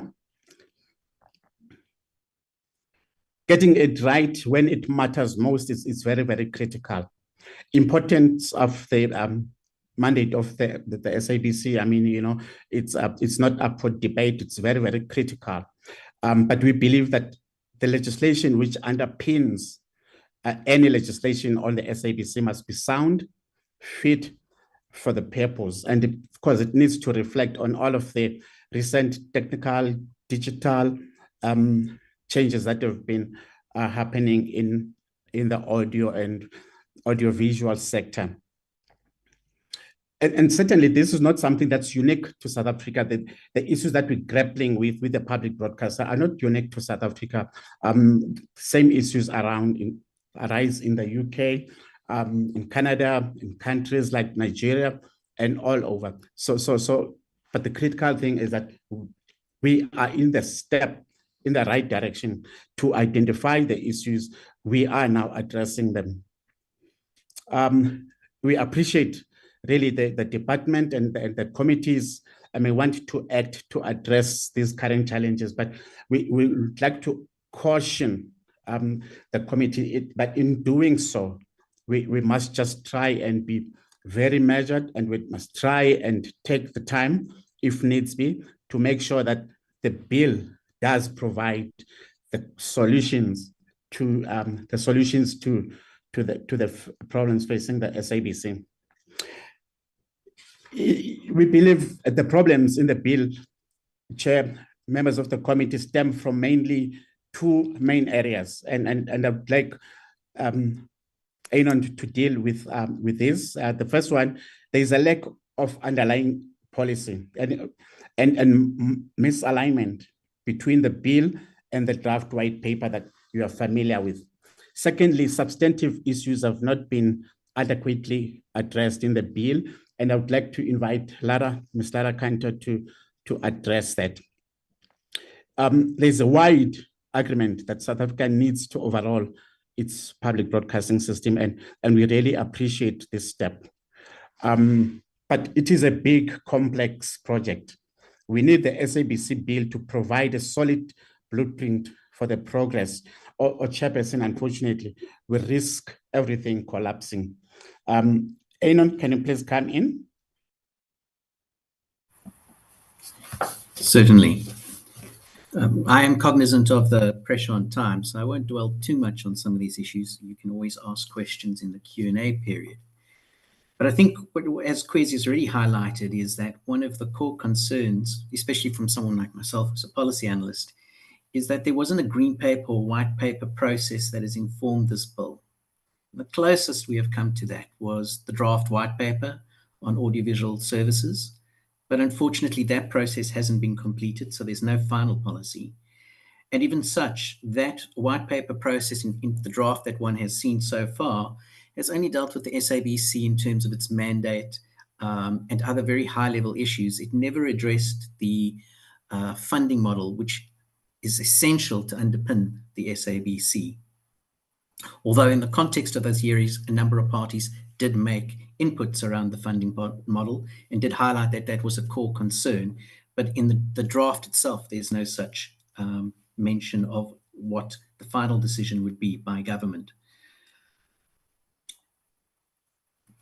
The other issue, which has also been raised, is that the bill is at odds with some of the positions that are in the draft white paper. In fact, this has been pointed out in the SABC's submission itself that it made in this process.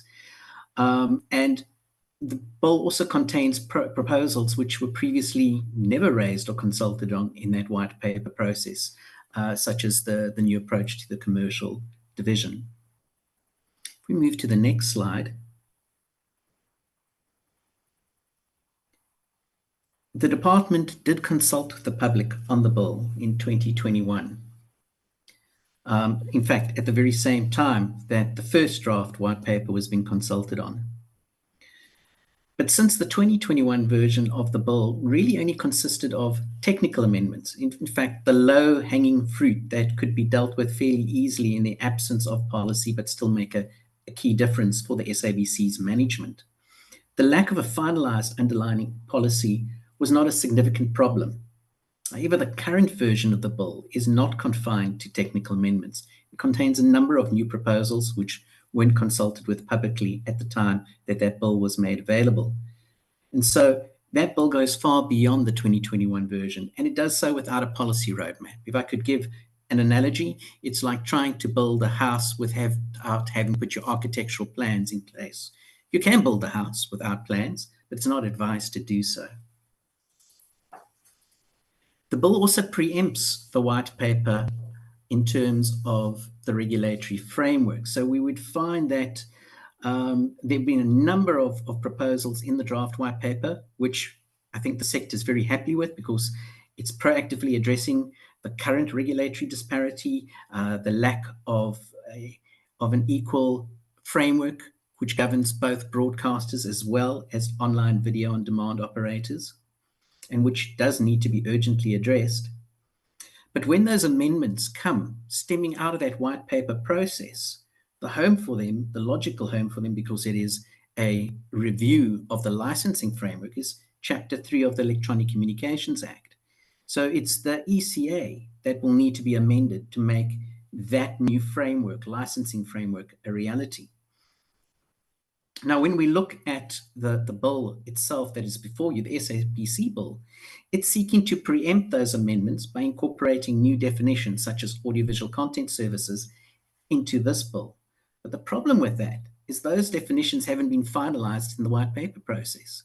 And even if they were finalized in the white paper process, when you come to put in place the amendments to Chapter 3 in the Electronic Communications Act to address those, you may come up with new drafting within the context of parliamentary hearings themselves.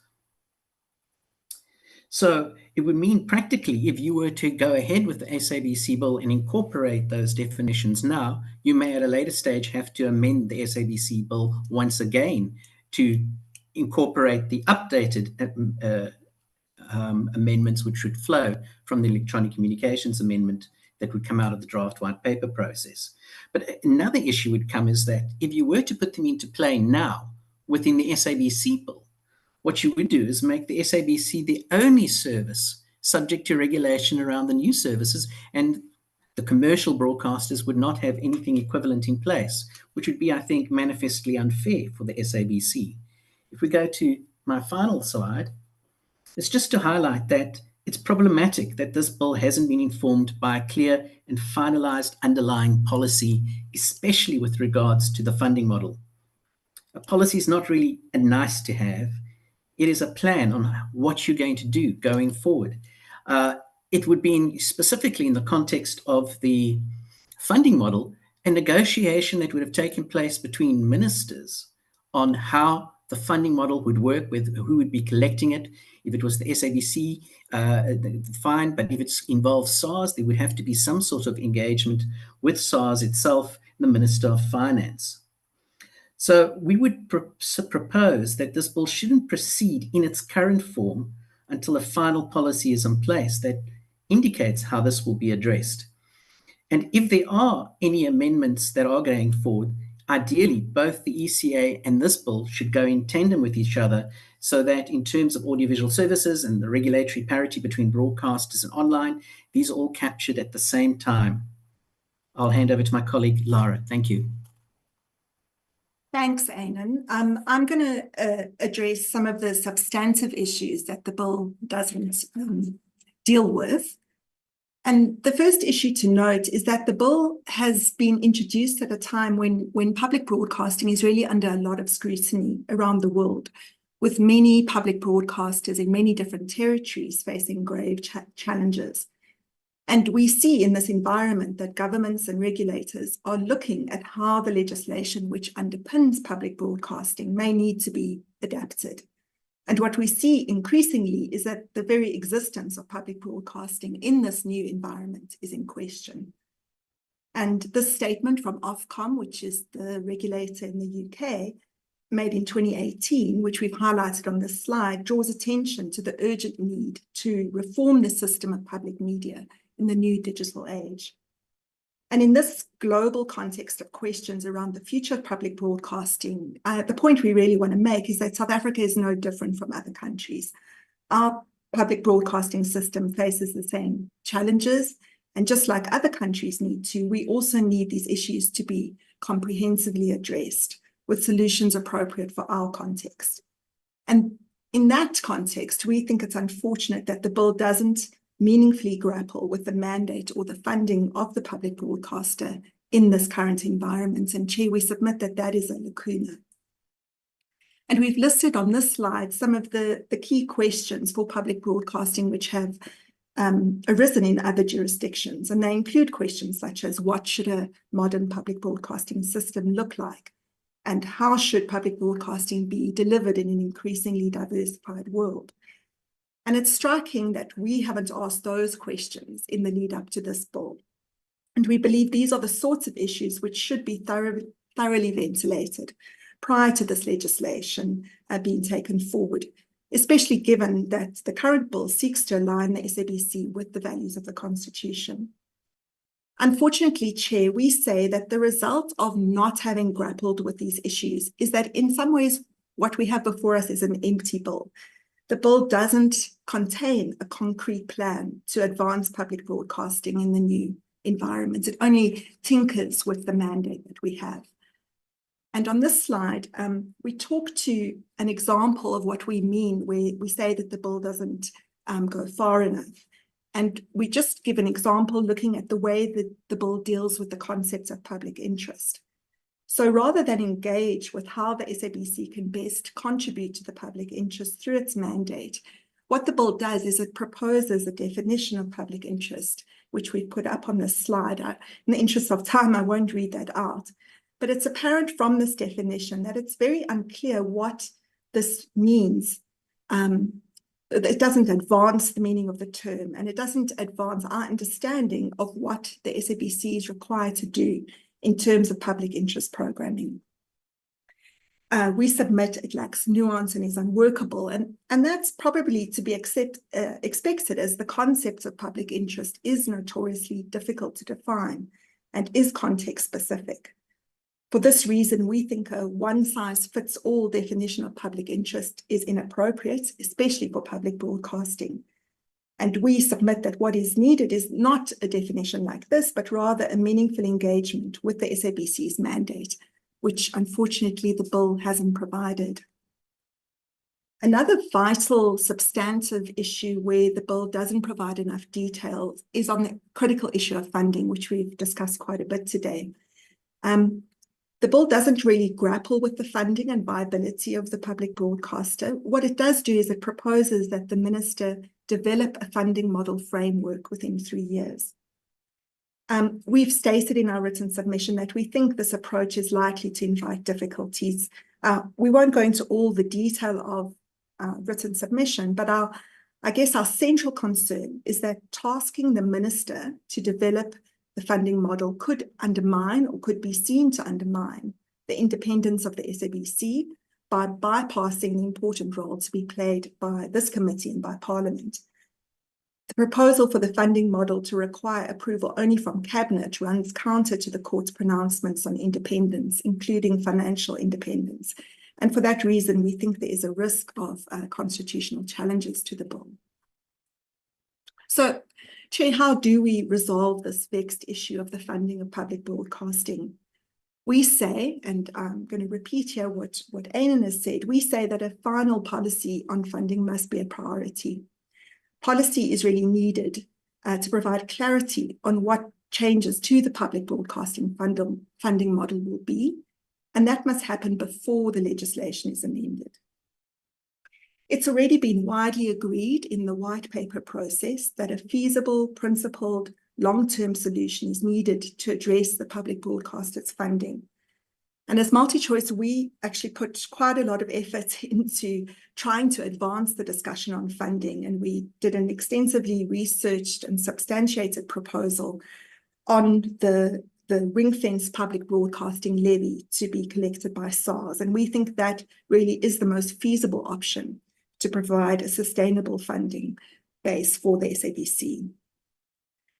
We note that the latest draft of the white paper appeared to endorse this approach, although, as we've stated earlier, that policy hasn't been finalised yet.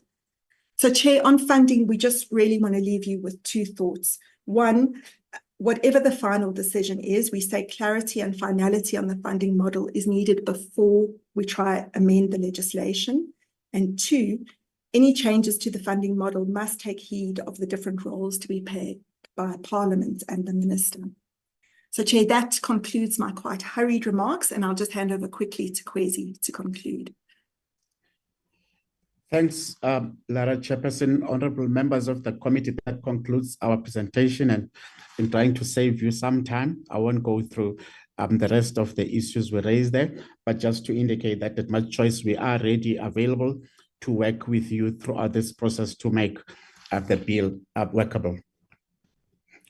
Thank you, Chair. Thank you very much, Mr. Mtenga.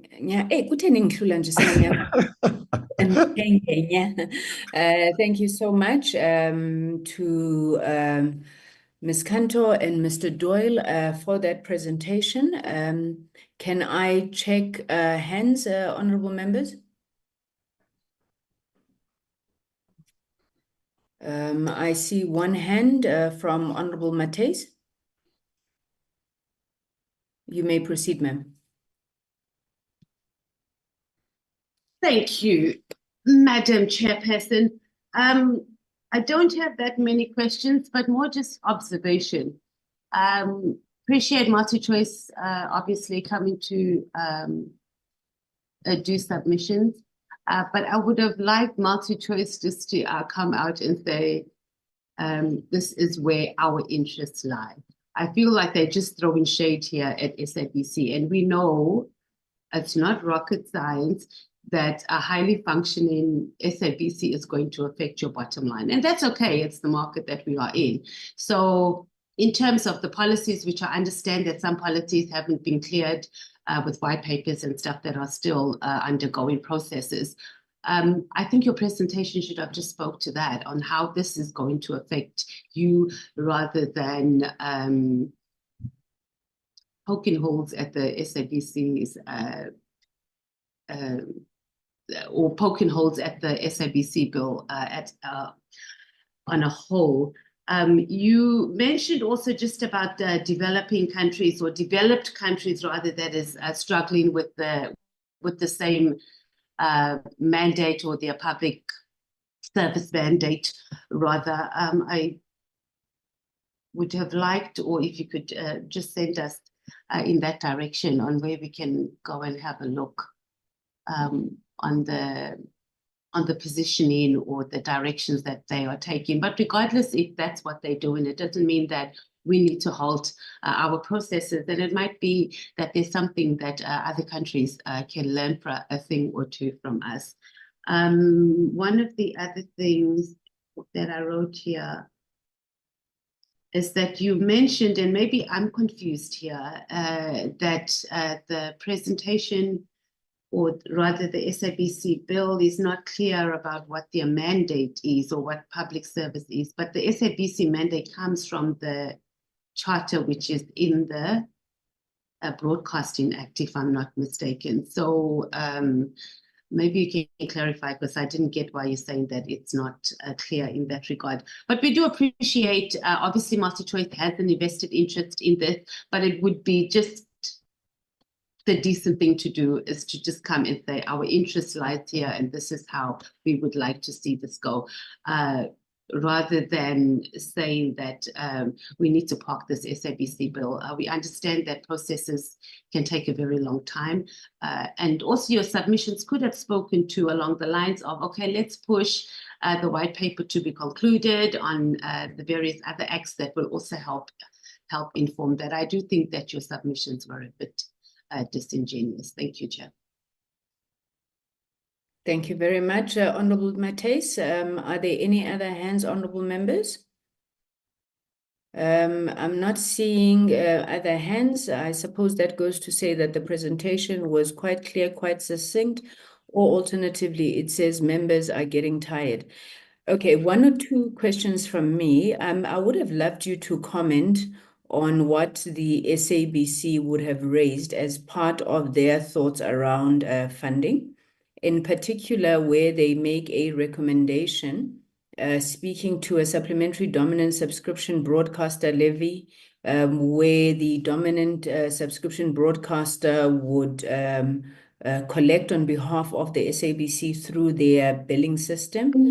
I'm also interested to find out around the issue of media content pay law, which was also another recommendation from the SABC. It may not apply directly to yourselves, I'm not sure. I'm just interested to find out what are the current arrangements with the SABC on the content that you currently carry of the SABC. And then also the issue of, which is always in the media, around the, is it called the sports rights? in one of the presentations, one of the many presentations that we've received from the SABC, they would have spoken to obviously national sports being part of the public mandate. However, they are unaffordable to SABC, and I think most of the time you would have MultiChoice trumping the SABC, I suppose, in bid wars around those broadcasting rights. What is the discussion there? Because I think if we're looking at funding the public mandate, that's obviously a huge component of the funding. So what is the discussion, and how do we angle that discussion in such a way that it is able to assist the SABC in future? I totally agree with some of the issues that you have raised around the policy framework. I think you called it a lacuna where that work has not yet been done. But colleagues, the challenge that we're dealing with is that we cannot postpone this issue of the SABC any longer. And I don't think that if at any point we sought to go and request a bailout from government, we would ever even get a sympathetic ear. So to use Aeon's analogy, we are literally building the house while we are living in it, and we need to be able to fine-tune, what we've got to make it work. So given that, perhaps you can just comment on what you think may be quick wins in the situation. Thank you very much. Over to you, Mr. Mtengenye. Thank you, Chairperson and members of the committee. I'll try and deal with some of the issues, and my colleagues can come in. I'd like to reassure Honorable Member Matesa that definitely MultiChoice, we always engage robustly, truthfully. It is not in our interest to have a public broadcaster that is struggling. It is actually in our interest to see a very, very solid public broadcaster to complement the private sector. So certainly it's not something that we view quite myopically.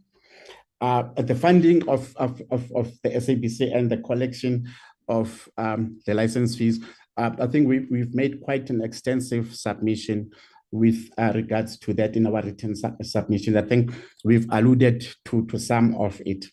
Definitely, we've always had a difficulty with what the thing an honorable member earlier said, used the word of outsourcing some of the issues to others. We do have difficulties with that, and I think that there might be even issues with Treasury, where you find a private entity collecting from the public funds, that there might be issues there. And I know that the question was posed to the SABC, have they dealt and engaged with Treasury, SARS in particular, to see if that proposition would hold water. Chairperson, quite a number of issues that you raised. I think that SABC raised the issue of potential funding source being the MDDA. Of course, the mandate of the MDDA is very, very specific. It's really to assist small, medium enterprises. And in fact, MultiChoice is the biggest funder of the MDDA by far. Our funding exceeds that of the government allocation to the MDDA. We probably account for 80% of MDDA's funding. So in any event, that mandate will have to be broadened, which means another process of amending legislation, the MDDA Act. Chair, you've raised two issues that I do not propose to dwell with extensively, and that is really the courage of the SABC channels. Of course, we carry that in terms of an obligation that's imposed on us by the Electronic Communications Act, which also provides for ICASA to develop regulations on the mass carry issues. And ICASA has just published in the last 2 years or so a revised must carry regime. So the courage of the SABC channels on our platform is in terms of a legislation and regulations which have been recently updated. The same thing goes with the sports rights. The issue of the sports is a complex issue, it's a very emotional issue. Also, ICASA is mandated by the legislation to develop that list, and those processes were recently concluded. Fundamental to that, thou chairperson, is exactly what we're dealing with, the funding of the public broadcaster. Because sports rights themselves have become a hugely expensive and costly exercise. I know that, SABC mentioned the unfunded mandate. Those are some of the issues that we need to critically engage with. And I think this process, this bill is opening up exactly that. Can I just check with my colleagues if they would like to add one or two issues? Ainon Laram? Quez, I just thought I should, on the chair's question around, quick wins around the funding, just draw the committee's attention to the proposal that we made in Annex B of our written submission. So we do think there is an opportunity to, the low-hanging fruit would be for SARS to be appointed to collect TV licenses, and we think that could be done without a legislative amendment, just by assigning the current obligation in 27(8) of the Broadcasting Act to SARS. So we have fleshed that out a little in Annex B of our written submission, and perhaps that would be useful to pursue. Thank you. Ainon? Yes, thanks, Kwesi. I think just to address the early question by Honourable Member Matthys, which was on countries, I think in our written submission, we did provide a lot of detail on the three models, which I think the SABC's addressed one, we're giving you another. If we look globally, the function of TV license fees as a funding mechanism for public broadcasters has been gradually phased out. There are probably now far fewer countries that use it. The only one that has really made a success of it has been the BBC. But one should always bear in mind when it comes to the BBC and the success of their license fee model there is that it's based on making it a criminal act not to have paid them. So there have been some serious issues raised by the House of Lords in recent years. I think no more than 3 years ago, a unemployed pregnant woman was arrested and put in jail for not paying her SABC TV license fee. So it's just the fact that when one looks at the TV license fee, it makes everyone pay, ignoring their financial abilities to do so. And so it is manifestly unfair to a certain extent. So in a lot of countries where they've shifted to, there have been some that have been very left field, like putting it onto phone bills, putting it onto electricity payments, but we have to look at where the majority have shifted through. The Netherlands is a good example of one that's made it just general taxation. They regard their public broadcast as being somebody like a hospital or a public road. It's something that has to come out of the fiscus, and they make an allocation that gets voted on by their parliament. So that's general taxation that happens, no TV license fee at all. Then you have Finland, which has what they call the YLE. That's more or less the model that we've suggested as MultiChoice has been a good funding model to do, because what they do is that gets collected by the revenue services, but it's ring-fenced. So in other words, there's a fee. That fee is only imposed on individual taxpayers who can afford to pay, so you don't have the unjust effect of having someone who hasn't got a job being forced to pay a fee that they can't afford. And then, those are really the three models that you have the one that the SABC is proposing, which is based on the German one, which is that it be imposed essentially on households. It's a household levy, which could be collected by local authorities, or by, in the case in Germany, they actually established a separate body which is purposely just goes and collects that fee from households. So those are essentially your three models in the countries where they have been applied. I think one of the elements, and probably why we didn't shoot this bill down, what we're saying is that in its current form, it's not very well drafted. There's a number of technical amendments that can go forward. How many people are going to be on the SABC board, whether you're going to change the structure in terms of the commercial elements that are already in place in the bill. So those aren't new amendments. And I think, as Laura says, the SARS, we would think, would be a logical partner for the SABC in terms of collection, because they're very successful at collecting revenue. And I think one of the aspects is one doesn't want to deviate too far from the TV license fee model itself, because then you run into a tagging issue because it becomes a money bill. Thank you. Thank you very much to the team from MultiChoice. We truly appreciate. I think we appreciate even the spirit with which you are approaching these discussions.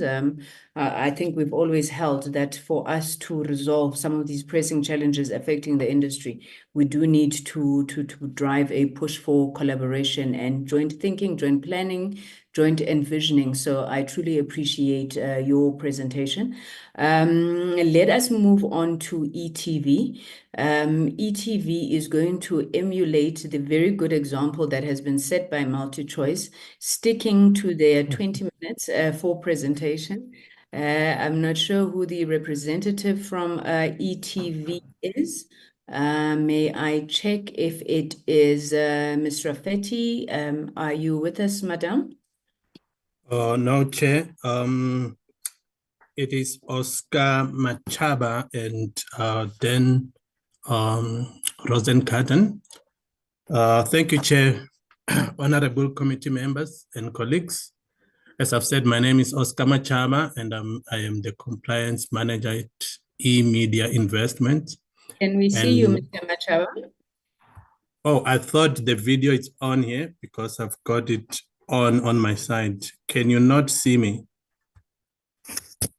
I'm not sure if the problem is on my side. Okay, maybe other members can see you. I cannot see you. You may proceed. Please do try again, though. Keep trying. I cannot see him, Chair. Oh, okay. Sorry about that. I think I see myself as well now then. Sorry about that, honorable committee members and colleagues. As I've said, joining me from our offices in Cape Town is our legal representative, Mr. Dan Rosenkarten of Rosenkarten and Fenberg. Dan helped us draft our written submissions. So we have taken note of that we're running behind time. So I will now hand over quickly to Dan so he can take us through the main presentation, and so you can shoot him with most of the questions. Over to you, Dan.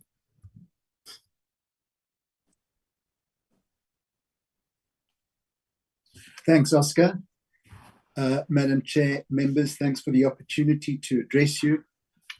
Oscar has introduced me, and by way of background, I have been representing ETV and the eMedia group of companies for 26 years since they initially began broadcasting in 1998.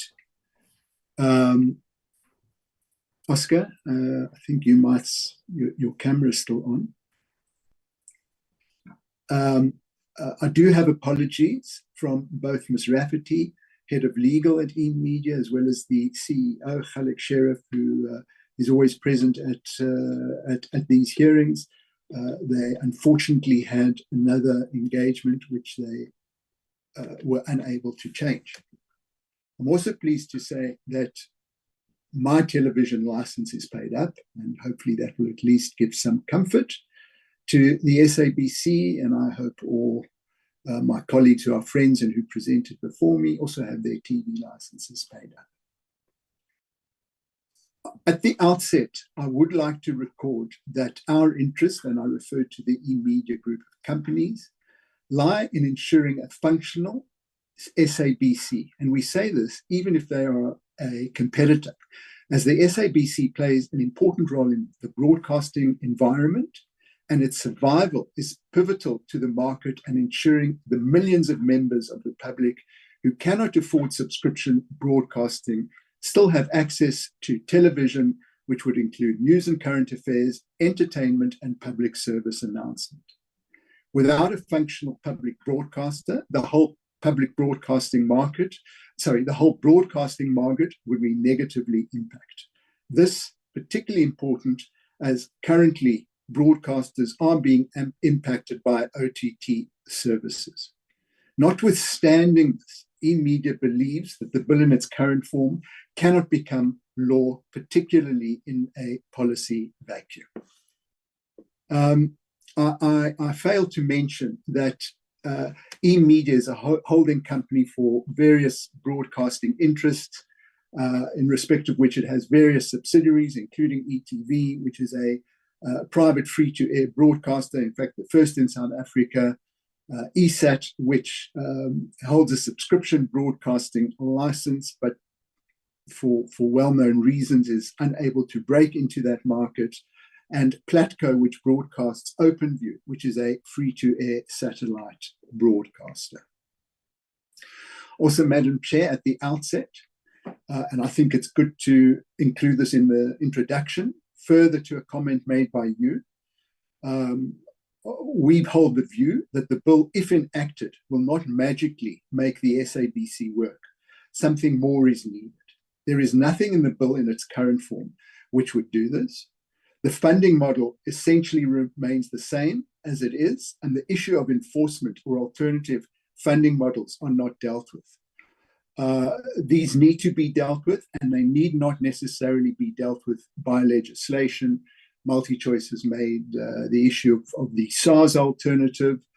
There are also other alternatives, and the regulator could also have a look at that. We do want to say thanks to MultiChoice, as in part this renders this presentation redundant, as for once MultiChoice and eMedia are on the same page. However, the issues raised are so important that they bear repeating.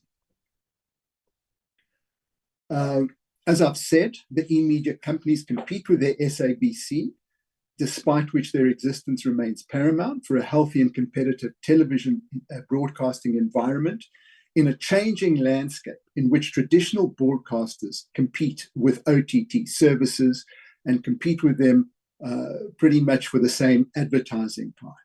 Now, this competition has been recognized, and such competition, together with issues pertaining to the SABC, form the basis of the white paper. And the white paper process commenced in 2020 and has unfortunately not been finalized. And we hold the view, much like MultiChoice, that this creates a policy vacuum and that the SABC bill cannot be passed within such a vacuum. It may contain contradictions down the line. It may require further unnecessary amendments. And so what we would say is that we would encourage the department to get the white paper policy back on track and to deal with that and the legislative changes which could result from that. Just to keep within the 20 minutes, I'm just passing through certain things which MultiChoice dealt with. The conclusion that we draw from what is set out above is that the bill is premature, and one needs to go back to the drawing board on the white paper, only after which issues pertaining to the SABC and the way it is run can be dealt with. Now, something which none of the previous presenters have gone into are issues that, particularly MultiChoice, are if the legislature is disinclined to adopt this approach and to pass the bill. The bill is problematic in various reasons. The first speaker dealt with various drafting provisions, but our concerns, and which we'd like to point out, are at a broader level. The first is that although the current Broadcasting Act, if I recall correctly, Section 9, deals with the commercial and public service division, the proposed bill goes back to an iteration of a structure which has proved a dismal failure in the past. It creates a separate company, a commercial company, with its shareholder being the public broadcaster. But in effect, it isn't a separate company because ultimately the minister still has a vast role to play in appointment of members of board and the like. Now, the separate company did not work. It's a matter of public record that it resulted in no attempt to continue with that. The idea of the commercial division supporting the public service division and providing an alternative structure has been recognized as not having been successful. It's recognized directly in the white paper. And nothing has changed to justify the introduction of a two-tier SABC, nor is there any justifiable reason provided for wanting to do this. To have a subsidiary company on the basis that it will assist the funding of the public division of the SABC, or the public company for lack of a better word, overlooks that the commercial company is in essence SABC3 and various radio stations. SABC, of all the broadcasters here today, MultiChoice, ETV, SABC1 and SABC2, is the poorest performing broadcast in terms of viewership and hence advertising. So there's little justification for this. And in fact, all this division would do is it would increase costs. So rather than having one board, one now has two boards, further executive directors, and I think everyone will agree that those don't come very cheaply.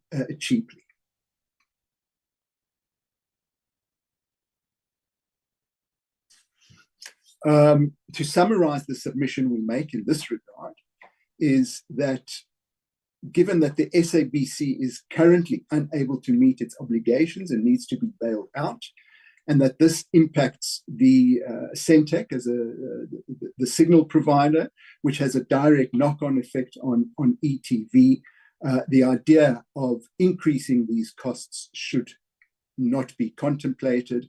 And if one is inclined to try and regulate the SABC and provide new legislation to replace the Broadcasting Act, this is not something which should be countenanced.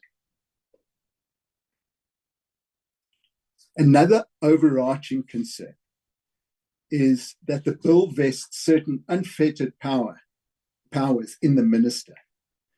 And this is particularly so insofar as the separate commercial company is concerned, if that is adopted. The idea of the separate commercial company is it runs as a commercial company, which would in essence be similar to any private company governed by the Companies Act. But yet giving powers to the minister in relation to the chairperson and the board runs totally contrary to that.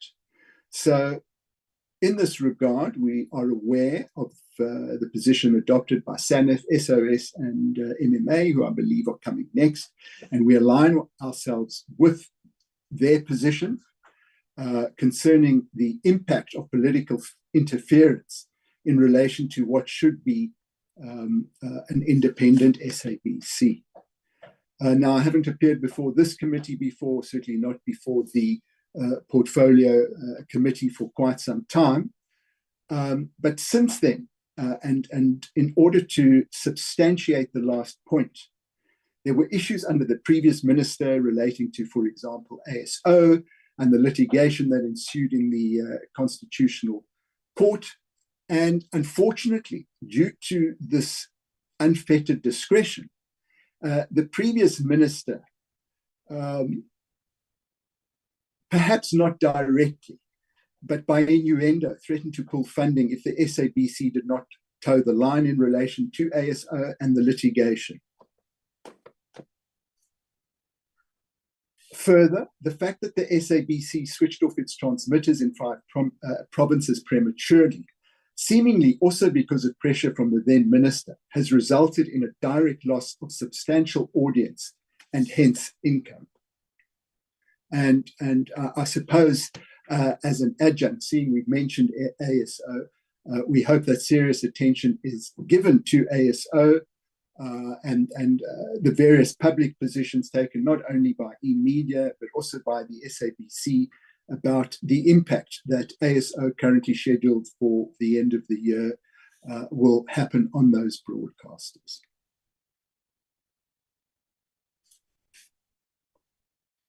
I think funding models have been dealt with, and I will not deal with them to allow questions. The one thing which, of course, did occur to me insofar as the SABC's presentation is concerned is it described itself as a national treasure. It would be interesting to hear from them now or at some point in the future whether, as a national treasure, it has sold off any of its valuable archives, and if so, to who. Finally, it's nice to see ICASA here. And I say this because they have been given a role in monitoring compliance with the charter, etc. This was also dealt with by the first presenter, and we point out that we hold the view that this is unworkable, as ICASA already fails to fulfill its mandate or deal with issues before it. There are some inquiries which have not been finalized in over a decade, but that, Madam Chair, members, is hopefully a story for another day. And that brings to an end my presentation, and I would welcome questions. Thank you. Thank you. Thank you very much, Mr. Rosengarten. Thank you also, Mr. Machaba, for that input, and thank you so much to keeping the time. You have actually helped us maybe just to make an intervention to say we are running 1 hour behind. I think we have made up some time, but we're still an hour behind. So I'm going to plead with the presenters who are still to come.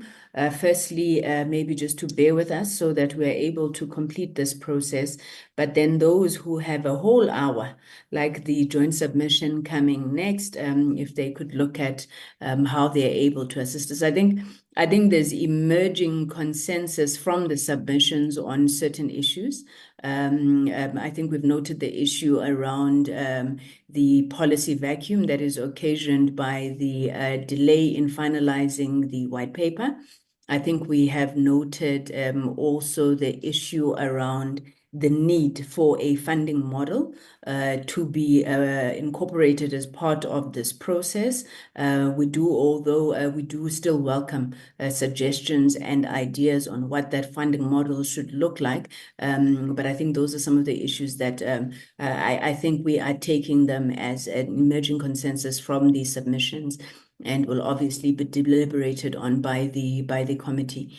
Honorable members, can I take questions then on the input from ETV? Honorable Mateus, I see your hand is up. The other members, I'm going to suggest you stand up, you stretch your legs, you walk around the room, and you come back and you put up your hand. Honorable Mateus, you may proceed. Thank you, Chair. Is it just you and I left standing here? No, actually, I asked. I think you heard my consent. So we have 3 members of the ANC that are here. We do have the EFF. You have to throw in the ANC, no? We do have AK, the DA. All of us are here. So please proceed, Member Mateus. Okay, just quickly. Also, I think you covered me pretty much. I think we get the feel as a committee on the licensing issue. and we need to consider another model. And I think we are leaning towards the issue of allowing that to be a project of SARS. The second one was also finalizing the white paper so we can have updated policy that informs the bill. However, I don't think that there must be much further delay. So maybe as Parliament and as a committee, we need to put pressure on that so we don't delay the processing of this bill as well. And we note the concern here on SABC did their submissions of us having a public entity and having the commercial entity. However, the bill as it is presented at the moment is not there's a conflict that the commercial aspect will still report to Parliament and government system. So that is also noted. But I would like you to talk to, and this is big, I think, in all the media industry. So in terms of the public broadcaster, we deal with issues of political interference.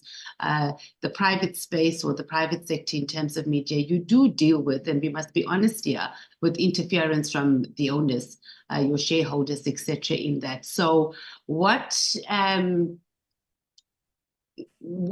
take or what's your guidance on how we navigate through this? Because I don't even think it's necessarily or uniquely a South African problem. It is an international problem.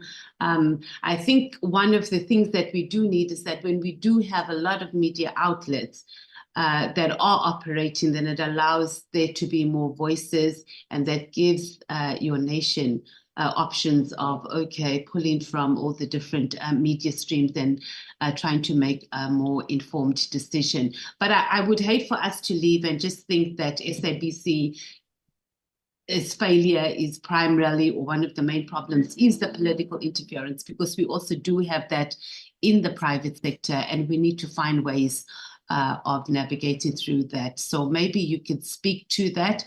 And that could be something we can also consider when we finalizing the bill. Thank you, Chair. Madam Chair, can I proceed to answer the question from Member Matthys? Sorry, let me come in, Mr. Rosengarten, so you answer just once.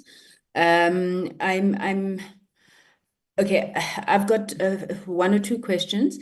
The commercial board, I'm glad you touched on that, because I think we haven't had much of a discussion around it. Now, is your opposition to the establishment of a commercial board largely based on the fact that it would create additional expenditure, especially through the appointment of new people?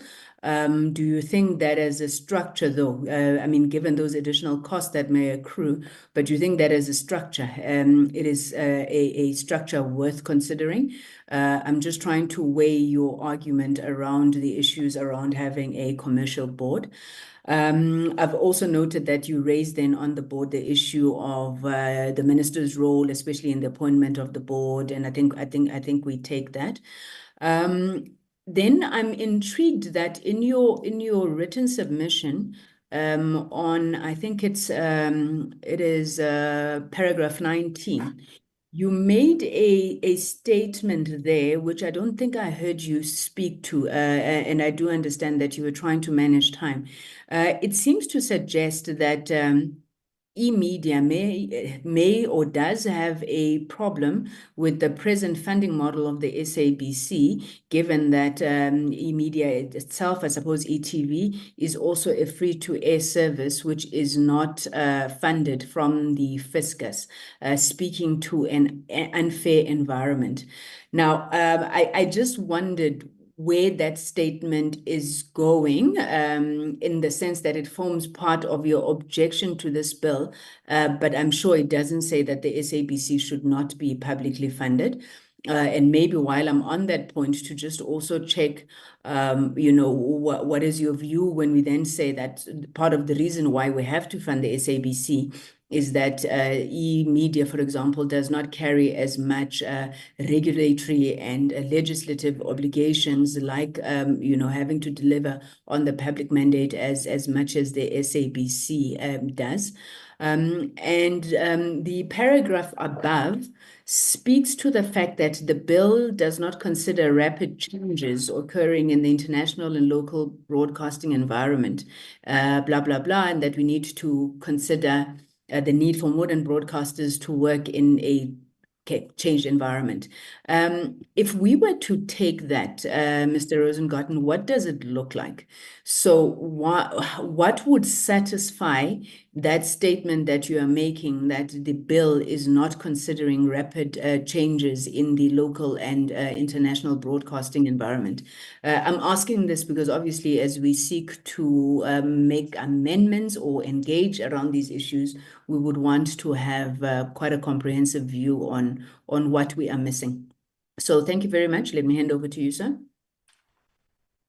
Madam Chair, Member Matthys, those are all interesting questions, none of which beg a quick and easy answer. So the 20 minutes, if I had to answer these questions in the detail which they would require, would soon become 40 minutes. That said, I will answer them, and I will also tender on behalf of eMedia, and when I talk of eMedia here, I'm also talking of the senior management, including Mr. Sheriff, the CEO, to meet with you, to discuss any of these issues, whether on a formal basis with other parties or not, at a time suitable to you. Turning to Member Matthys's issues, well, I'm encouraged by your initial comments, because it seems certainly that some of our presentation made today, as well as the written presentation, have been taken on board, and that is encouraging to know, particularly in relation to the commercial company and also the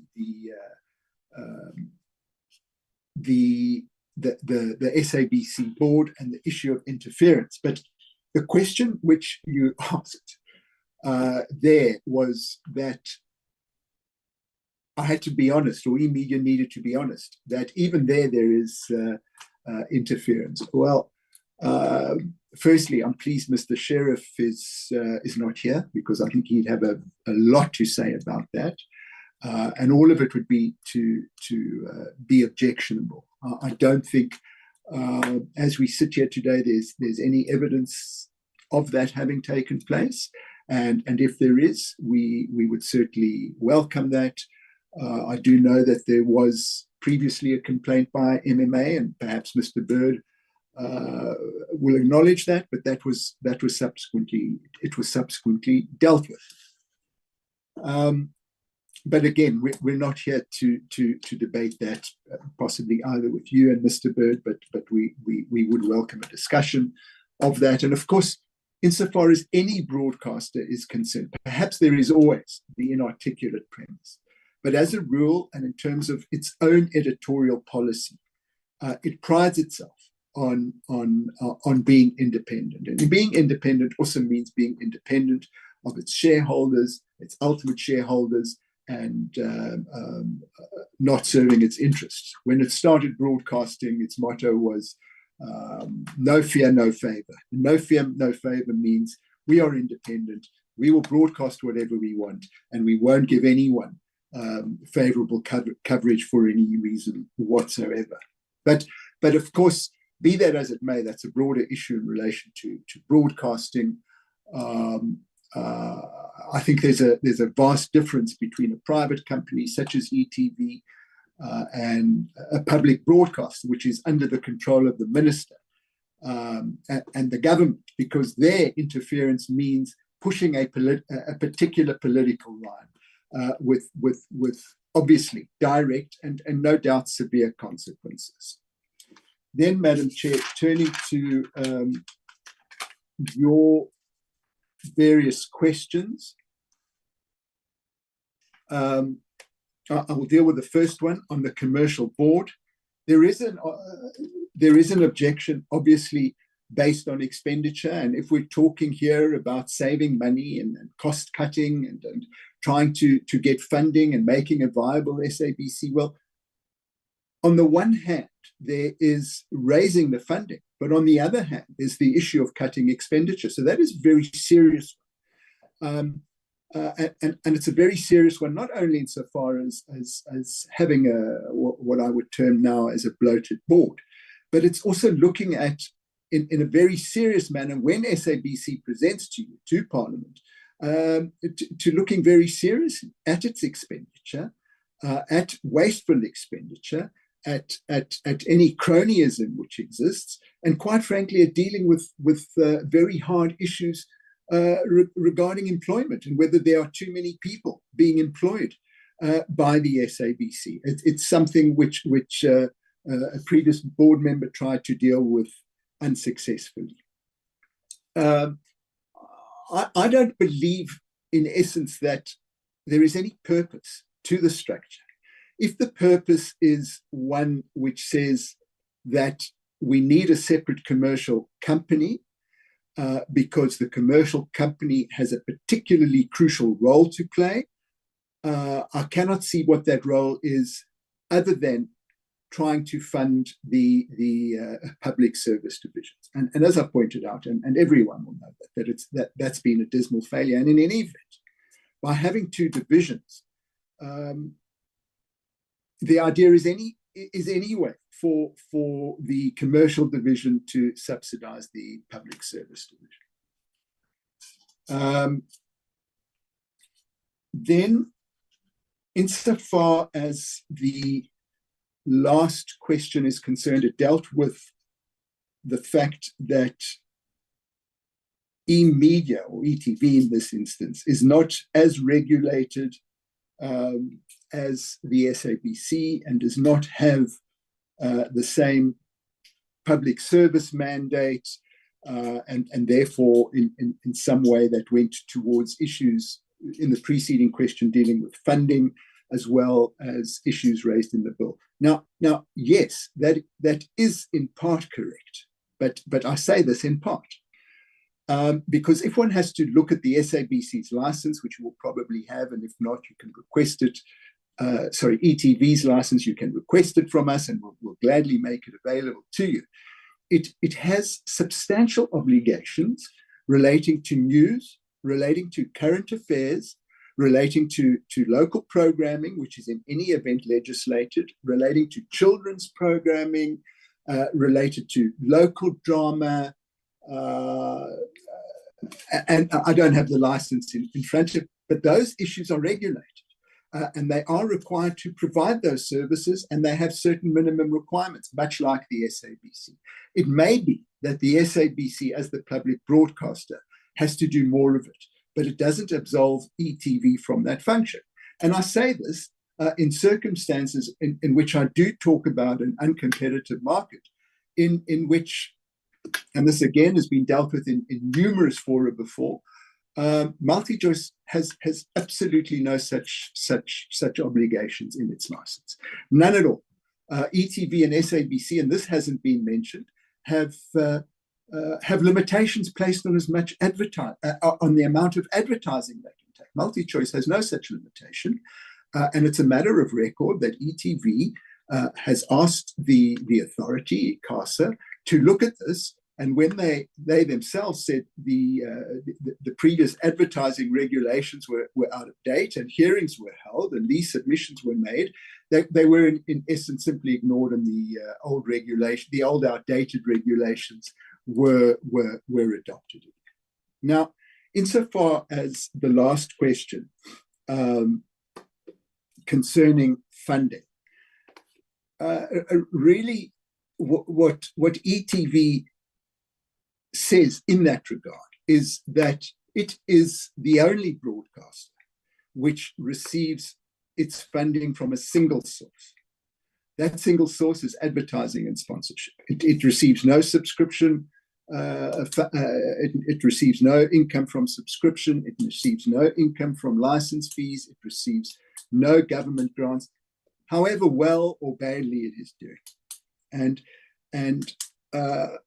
ETV has complained about this, not that it should receive government funding or license fee income necessarily, but the fact that the market has been so skewed in favor of the what you call, and agree with me, is the dominant subscription broadcast, which has impacted and prevented an unfair competitive environment. And mention was made about ICASA and its inability to regulate the environment. Well, this is one area in which the need has been recognized for well over a decade, that there needs to be some kind of finalization of the inquiry and regulation of the dominance of the subscription broadcast.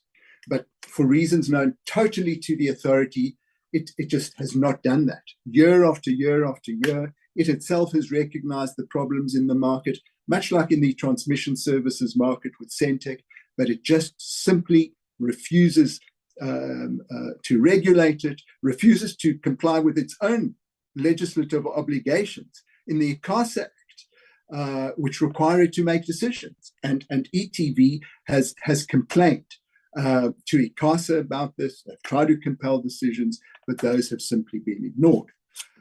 What we do say is that if, as a private broadcaster, ETV is able to rely and survive totally on advertising income, what is wrong with the SABC, where its channel, SABC One, has a greater audience for the most part than ETV? What is wrong that it requires not only, what do we talk about, 900 million or 750 million additional income from license fees, but regular bailouts for the government? Now having to deal with the 700+ million debt to Centec. And if there is an unfettered system where bailouts are granted, it disencourages the SABC to run itself as any commercial company would do, by cost cutting, but by looking internally at itself. And so that that is one of the points we make. And I know that the SABC, one last point, has spoken about different funding models overseas. Yes, in Britain they do, and it's run by Ofcom rather than by the minister. And of course, there's no advertising income available to those channels. Now, sorry, I've just scraped the surface of those. So we welcome further discussion with you.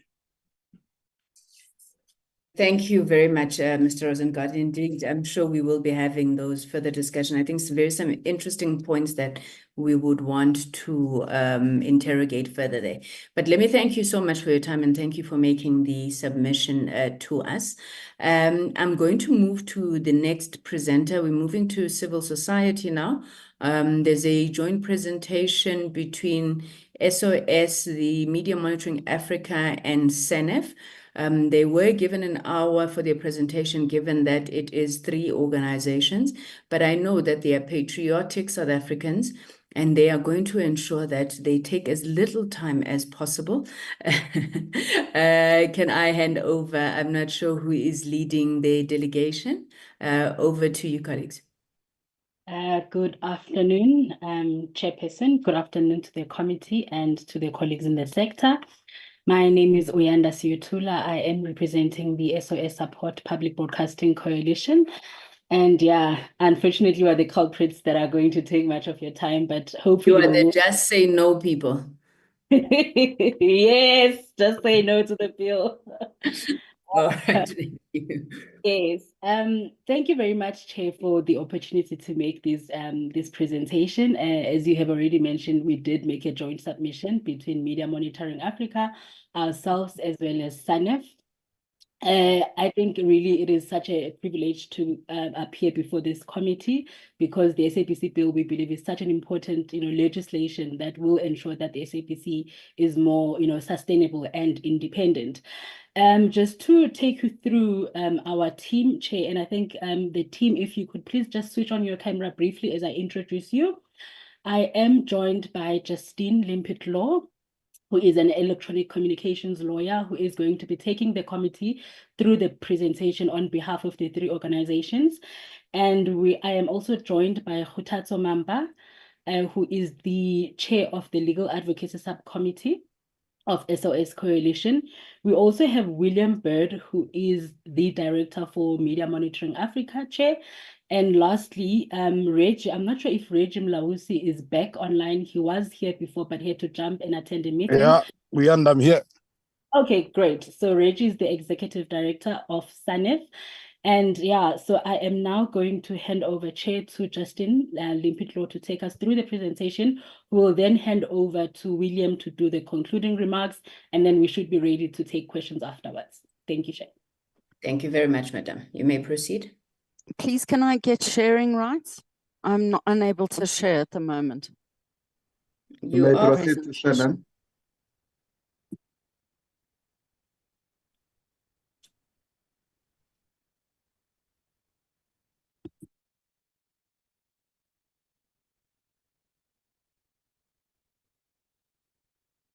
Can you all see the slideshow? Yes, we can, Justine. Great. Thank you. I'm going to move very quickly through the introductory provisions. I know that most members of Parliament and people on the call or in the room will be aware of who SOS is and Media Monitoring Africa, and of course the Editors Forum, which are the three organizations that are making this joint submission. We want to state that it's obviously difficult to condense a 30-page submission into a PowerPoint presentation. But suffice to say that the aim of this presentation is to highlight what we view as fatal flaws in the SABC bill. In other words, those flaws that simply cannot be ameliorated by corrections or additional drafting by the honourable members of this committee, no matter how well-intentioned they may be. The bottom line is that this bill is required to be withdrawn by the minister, and if the minister won't do that, the committee must send the bill back to Parliament for redrafting. We are simply not moving forward here, and this is, I think, the most important message that the three organizations have. One of the honourable members, I think it was Member Bodlani earlier, said in response to the SABC's presentation that the bill must be there to future-proof the SABC for at least the next 10 years. Not only are we not moving forward, we are simply restating the 1999 Broadcasting Act. I would have hoped that the members of the committee would have read the bill side by side with the existing Broadcasting Act, which is now 25 years old. It's a quarter of a century. And in fact, apart from a few chapters on the new commercial subsidiary company that's proposed, in many respects, the bill is almost identical to the existing Broadcasting Act.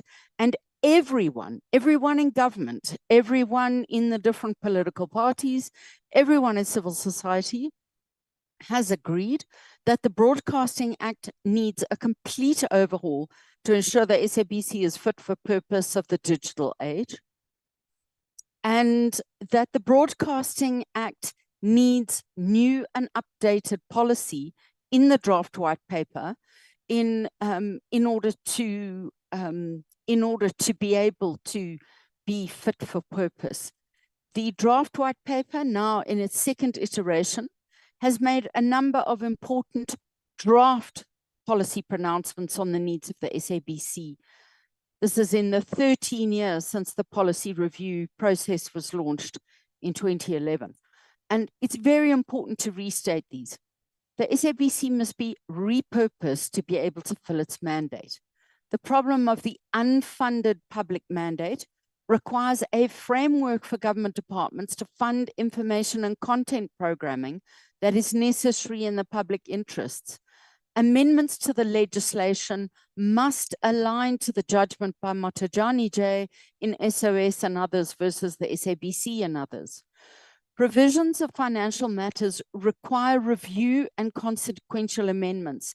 including amendments to the TV license fee section to broaden the definition and the collection system and to strengthen enforcement mechanisms. The idea of a commercial division cross-subsidizing the public division has been a policy failure since inception, says the draft white paper.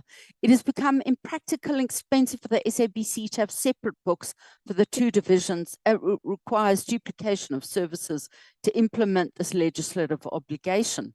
The legislative provisions dealing with the split of the corporation services into public and public commercial services should be removed.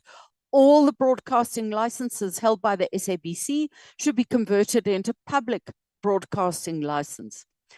The cross-subsidization assumption has proven to be incorrect, as it has been the public services which have been more commercially successful. A strong and financially fit SABC is vital for South Africa, and government will take the necessary legislative and financial steps to ensure this. The government department required to take necessary legislative steps is obviously yourselves. So this is a draft policy pronouncement aimed squarely at you. And the public broadcaster should have a mandate in legislation to operate international satellite, television, radio, and internet services. And the draft white paper proposes that there be a comprehensive overhaul of the funding model based on international best practice. Now, we agree with all of the above policy statements. Not one of these draft policy statements is contained in the bill. In fact, we find numerous examples of draft wording in the bill that the department has already disassociated itself from in the draft white paper. So Parliament should reject the bill from the get-go because it's at odds with the current version of the bill. The policy itself has not been finalized. So the bill is being brought to Parliament in a policy vacuum, and the bill's own provisions are extremely controversial and do not enjoy sector support, as is clear from the public submissions received by this committee, and obviously is clear from every single submission made today, including, as we will hear later on, by ICASA itself. More worryingly, many of the SABC statements are directly at odds with policy statements contained in the first draft white paper, which had widespread public support. And the entire public interest broadcasting online services model is in a state of flux. The bill is contrary to many of the substantive policy statements of the second draft white paper and is absolutely contrary to the rulings of the High Court. In the SOS case, with the department had already said the bill needed to align with that case. The bill is also very different. I'm not sure quite to the extent that Parliament is aware of this, from the draft bill presented by the department in July of 2021, and is not in accordance with any of the comments received on the 2021 version.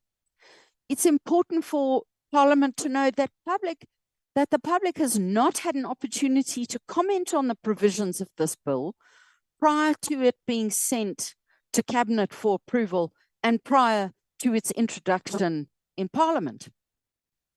I'm now going to go through and directly take you into the bill itself and point out the key things with the bill that are so problematic, the bill needs to be sent back.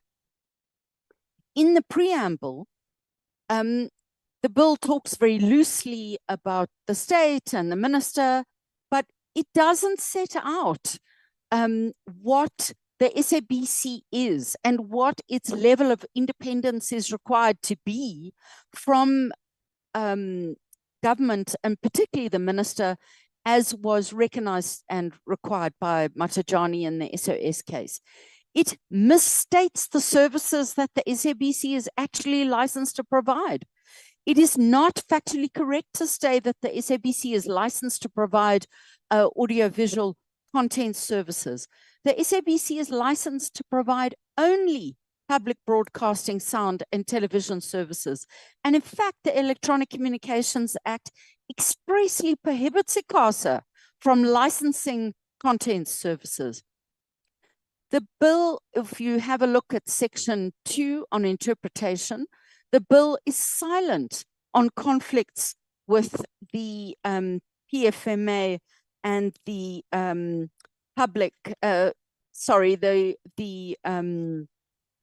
Preferential Procurement Policy Framework Act, even though the white paper specifically talked about the need to deal with those pieces of legislation so as to provide the necessary exemptions for the SABC from them, because they recognized that it was essential that if the SABC is to overcome its difficulties in monetizing commissioned content or into entering into joint ventures for content creation, exactly the kind of things that honorable members in this session have said is necessary, there is no mention of the need for particular exemptions from those two pieces of legislation or how to deal with which one takes precedence. And even though the interpretation provision of the bill deals specifically with contents, with conflicts with the Companies Act, the ECA, and the Competition Act. Just on this point about the SABC and the particular role of the SABC, frankly, I think AfriForum is entirely wrong to state that the SABC is an SOE as if it was in the same position as Transnet or SAA. It is the public broadcaster. It is a sui generis public organization, as has been recognized by our High Court, that is required to be operated in the public interest, not in any straight commercial interests. Now, if we have a look at the objects, the charter, and the objectives of the Act, we still don't know which of the provisions of the Broadcasting Act or of this bill constitute the actual public mandate of the SABC. The public mandate issues can be found in the following disparate sections of the bill: 3, 7, 8, 10, and 24. We need clear distinctions between what is the objects of the broadcasting of the Act itself. What is the objects of the SABC Act? What is the public mandate of the SABC? And what are the actual powers of the incorporation, of the corporation? And this is not done at all in the bill, even though the department has been aware for a quarter of a century that not having the public mandate in a single centralized place within the bill makes it very difficult for public accountability and for the public itself to know what it's supposed to be expecting from the SABC. And I reiterate the fact that the bill doesn't sufficiently set out the roles of the state and the minister on behalf of the public. Funding. I understand, Chair, and I respect your request that we move very quickly through this because we have particular ideas about this. So I'm not going to spend a lot of time reiterating what has already been said about these issues, except to point out that just this year alone, the SABC has already accumulated a loss of 590 million rand, according to the press reports.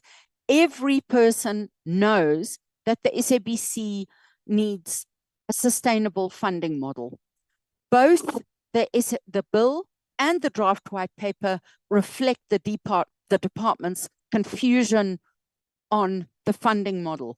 And frankly, it would be reckless, never mind irrational, reckless of Parliament to enact the bill without a proper funding model in place in the bill itself.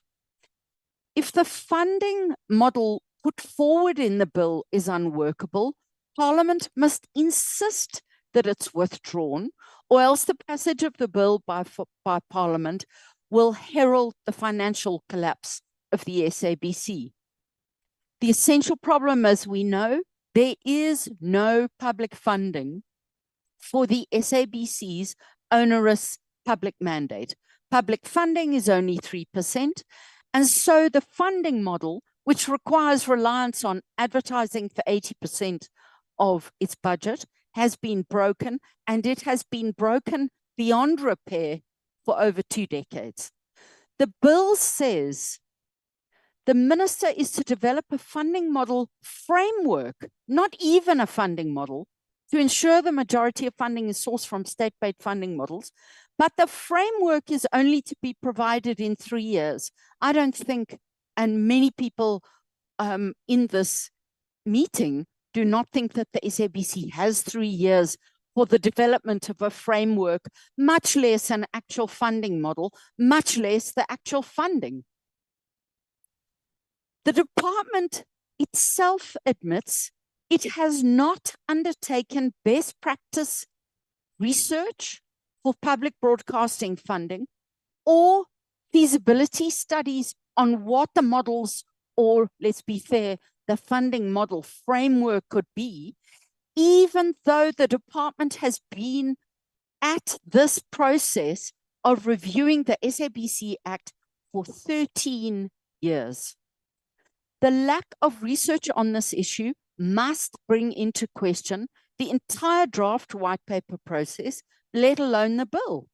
How can a government hope to finalize a policy development process, let alone the legislation that proceeds from this, when it has not undertaken comparative research and the feasibility studies on the single crucial issue facing the SABC, namely how to fund it?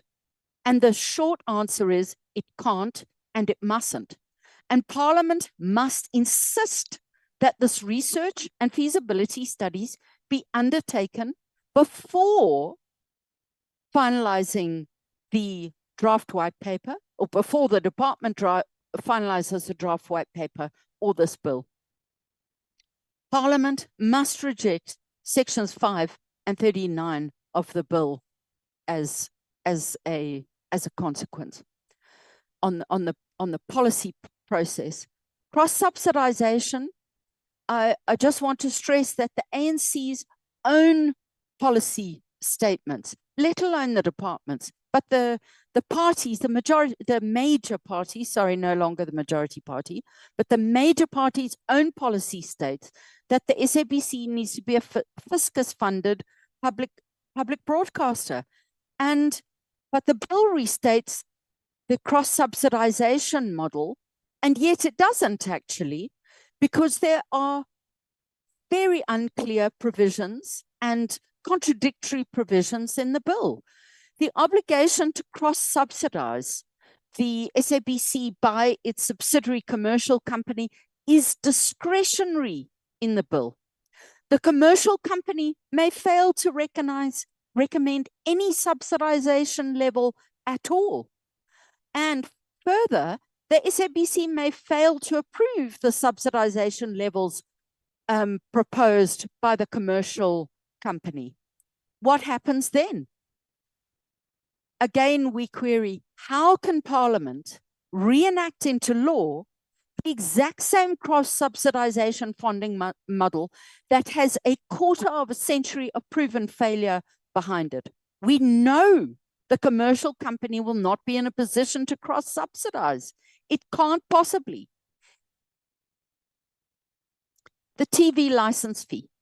The draft white paper promised amendments to the TV license provisions to broaden the definition of the fee, to broaden the collection of the fee, to strengthen the collection system, and to strengthen penalties. The SABC bill in section 39 proposes to keep the identical wording of the current TV license section. And so what does it do? It does not one single one of the draft proposals that met with widespread support in the draft white paper. It doesn't broaden the definition. It doesn't broaden the definition. It doesn't strengthen the collection system, and it doesn't strengthen penalties for non-payment. And again, we ask, how can Parliament reenact into law a TV license fee funding model that has a quarter of a century proven failure behind it? We know that the TV license fee, as it currently is and has been for the last 25 years, does not provide sufficient funding for the SABC. And the draft white paper specifically and correctly sets out what amendments to this are needed.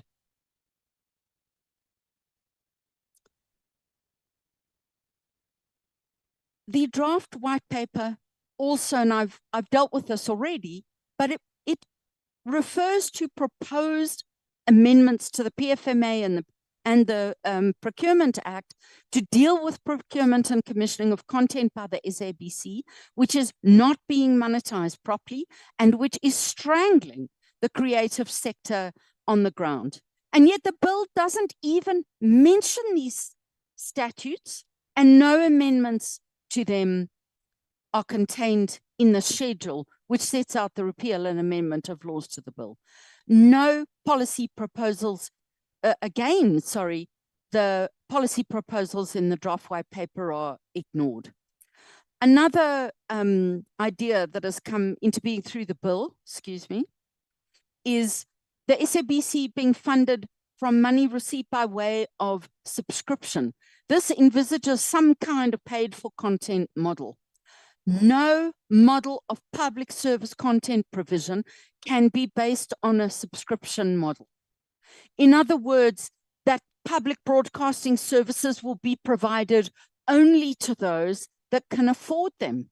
This is antithetical to the principles of universal access and service in respect of public content services. It is entirely at odds with the public mandate and is profoundly anti-poor.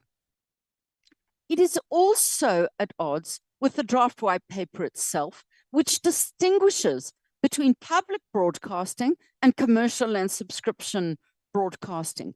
It's contrary to the rationale for the must-carry regulations. It's contrary to the rationale for giving the SABC access to national sporting events.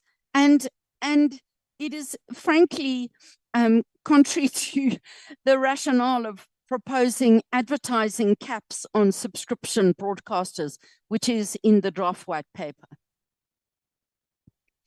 I'd like to move on now to look at Section 6, which deals with the role of the minister. Almost the entirety of Section 6 is contrary to the High Court's ruling in the SOS case and is therefore contrary to the provisions of the draft white papers, which specifically required the SABC bill to be aligned to the Matajani judgment. The attempt made in Section 6.2 to give unbounded discretion to the minister to dictate additional functions of the corporation beyond those found in the bill is entirely unconstitutional. It arrogates to the minister legislative powers which properly belong to Parliament and which are legally belong to Parliament under the Constitution. The powers to direct the SABC in terms of Section 6.3 and Section 6.4 are not consistent with an independent public broadcaster, as has already been determined by our courts. The provision in Section 6.5 that the minister could remove a member of the SABC board or any of its subsidiaries is simply a non-starter. She cannot do that. That role is reserved for Parliament and President in terms of the SOS case, and frankly also in terms of Section 14 of the bill, and so the bill itself on these issues is internally incoherent. In respect of Section 6.6, it is for Parliament as the SABC's oversight body to direct the corporation to take action in case of financial difficulty and not the minister. Consequently, Section 6.2 to 6.6, that's just about the whole of the Section 6, except for Section 6.1, are unlawful and are unlawful, sometimes unconstitutional, and are contrary to the High Court's ruling. Parliament must reject Section 6 of the bill. On the organization of the SABC into public and commercial services. Now, this is not a funding issue. This is not a cross-subsidization issue. It is the issue about how, why one would want to separate the SABC into public and public commercial in the first place. Look at what the department itself has already said. The idea of a commercial, okay, this is the cross-subsidization issue. I've already dealt with it. The legislative provisions dealing with the split of the corporation services into public and public commercial should be removed. All licenses should be converted into public broadcasting services. We agree. Now, if this is the minister's position, why on earth do we have never mind separated out into divisions, but into a separate company, a subsidiary company? Why do we still have this public versus public commercial services of the SABC? It's extremely problematic.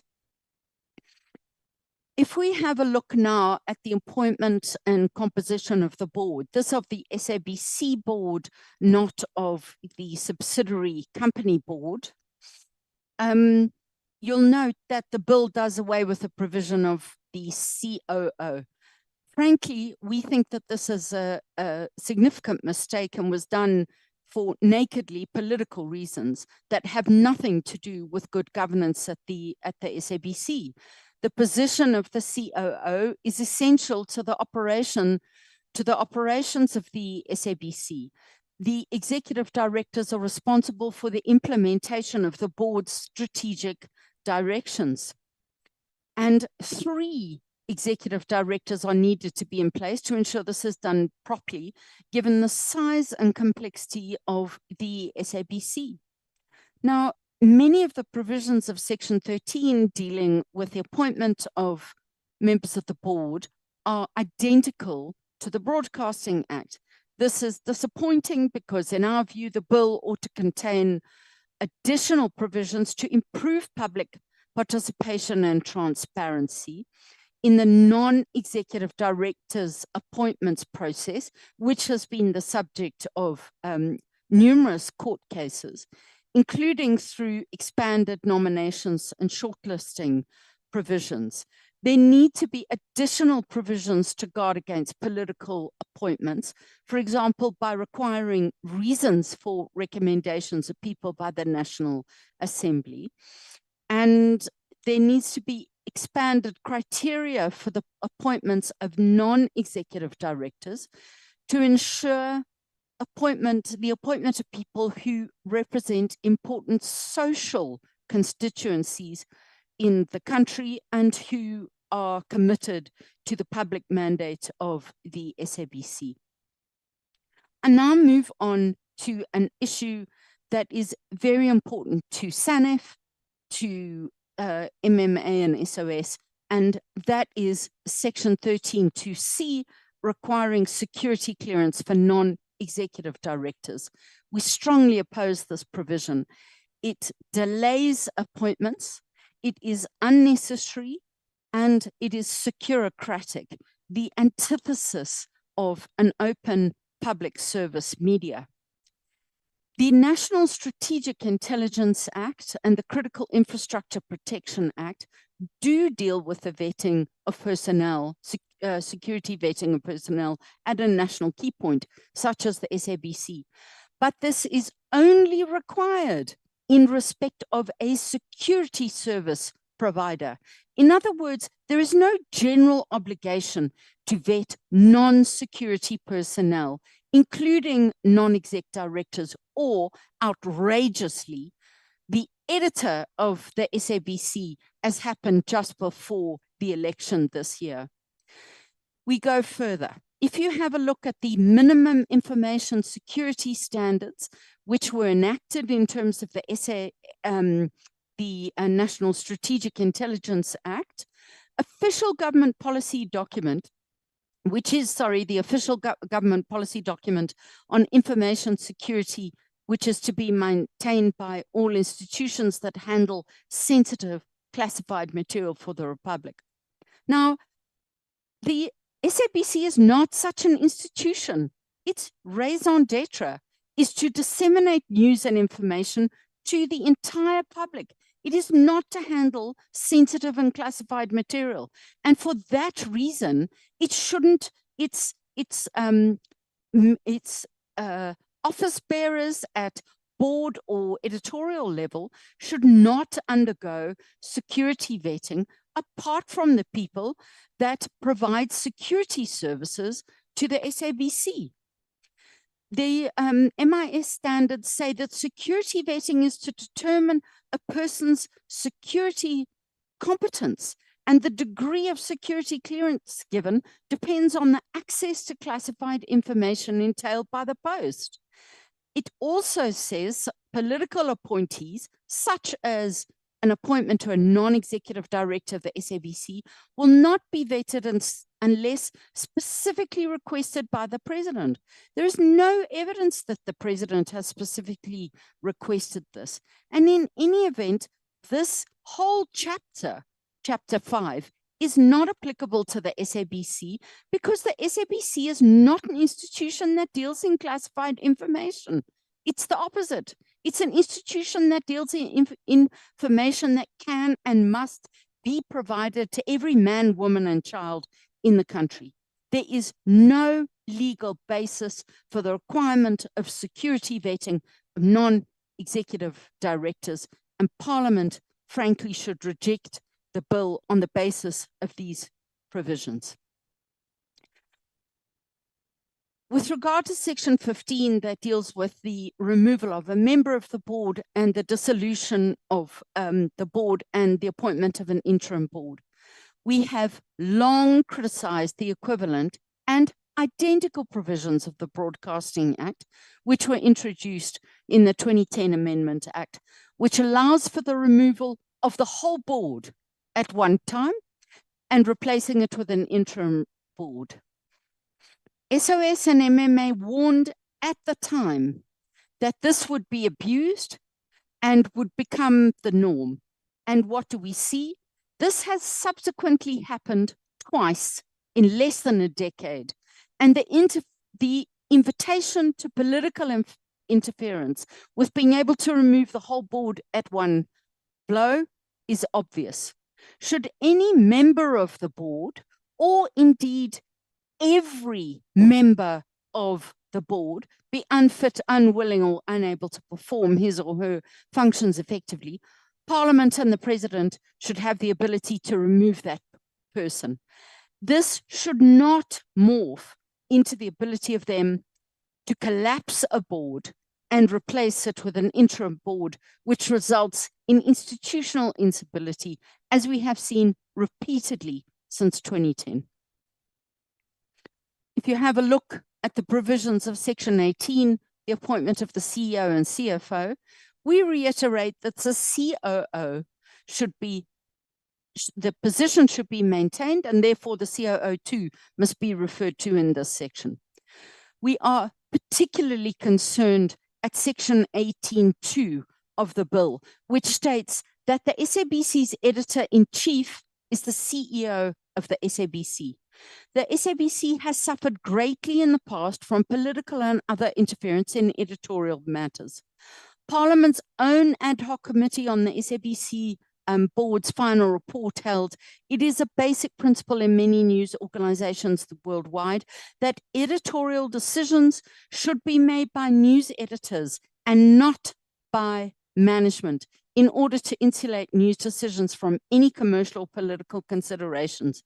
And Parliament itself panned the upward referral of news-related decisions to the group CEO as opposed to the news editor, as was the case during the dark days of state capture of the SABC. Immediately after the release of this ad hoc committee report, the SABC amended its own editorial policies to make the executive responsible for news and current affairs the editor-in-chief. It is inconceivable that Parliament, after everything we've heard at the Zondo Commission and seen through the process of unearthing state capture, would wish to set the SABC back by requiring as a matter of law that editorial independence of the public broadcaster be undermined by requiring the CEO and not the executive in charge of news and current affairs to be the editor-in-chief. This is contrary to Parliament's own previous recommendations. It is contrary to the SABC's own editorial policies, and it is contrary to the Declaration of Principles on Freedom of Expression, Access to Information in Africa, which requires that the editorial independence of public service media should be guaranteed. Parliament must reject Section 18. On the conditions of appointment, again, we reiterate the SABC, the COO position must be part of this. We are alarmed at the restrictions now imposed on the board regarding the length of contract of employment of the CEO and the COO and the remuneration. The board should be responsible for making decisions on the contractual arrangements between the SABC and its executive directors. But 19.4 envisages examples of ministerial interference in regard of the length of contract and remuneration, which are contrary to the express rulings of the High Court in the SOS case. Consequently, Parliament must reject Section 19. Very briefly on Section 20 and 22, we're concerned about Section 24, which provides a notice period of only 30 days for either the CEO and CFO. Frankly, we think this is far too short for a body such as the SABC and will not be conducive to the smooth running of the SABC's operations.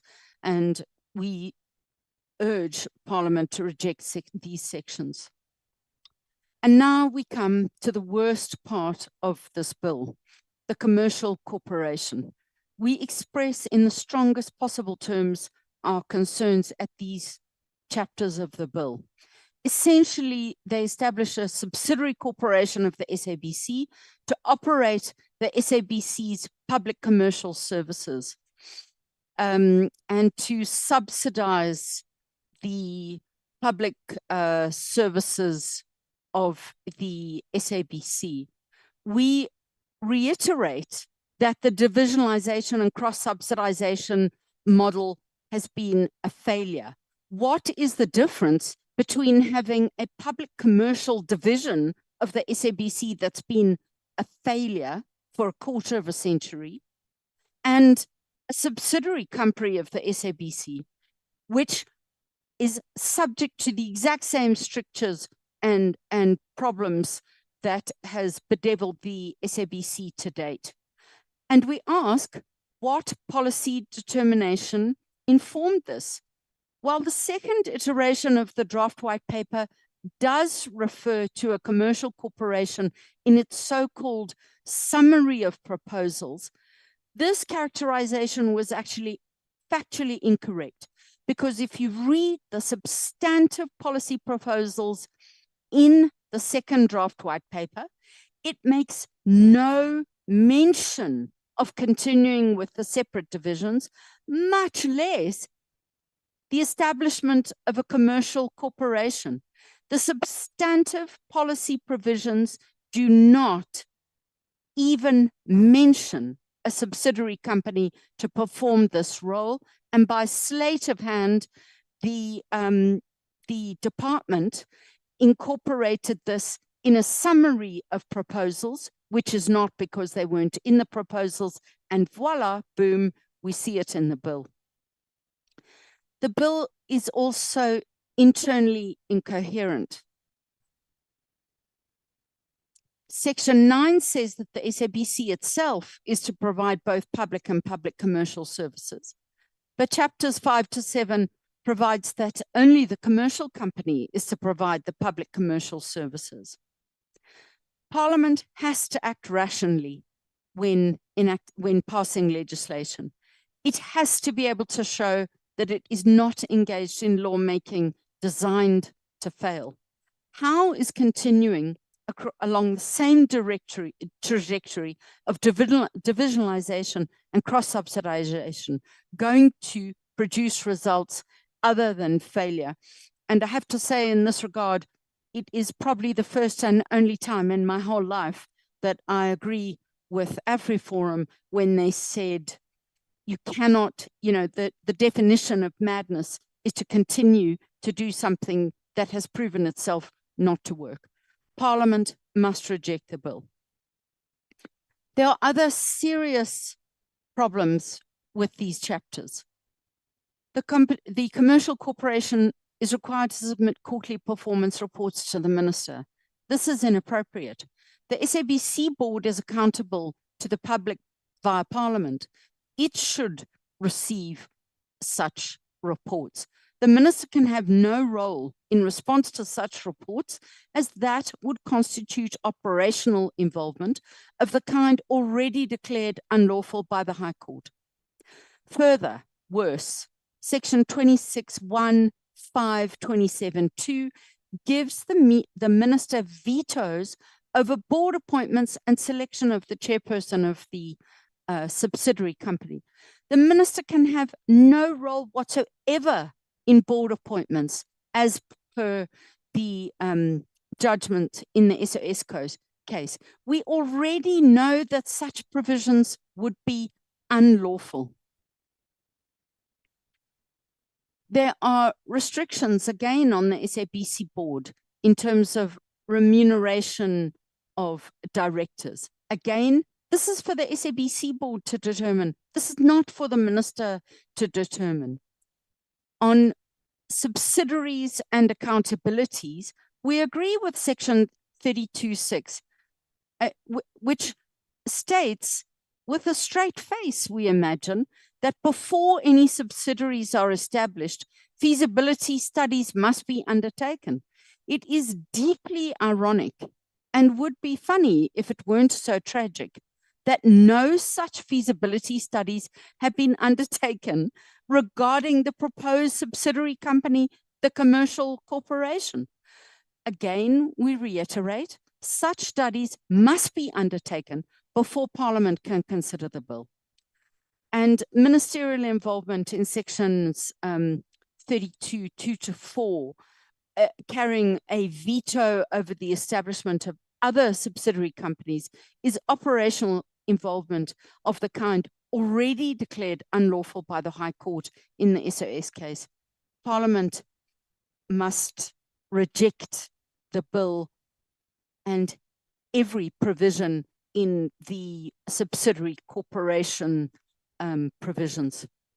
If you have a look at Section 35 on the amendment of the corporation license, Section 35(1) deems its existing licenses to be audio and audiovisual media content licenses. But these categories do not exist in our law. Content services are expressly excluded from the definitions of broadcasting and electronic communication services under the ECA.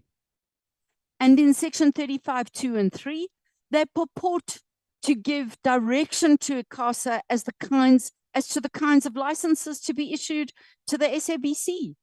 But ICASA has no such discretion. ICASA can issue only broadcasting ECS, ECNS licenses, postal and radio frequency spectrum licenses. The whole point of the draft white paper process, the whole point of the policy development process that we have been painfully engaged in for the last 13 years is to enable ICASA to license audio and audio-visual media content services beyond those pertaining to broadcasting.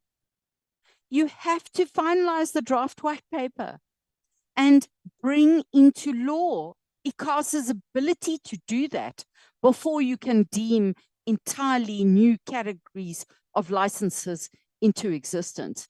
It's truly magical thinking.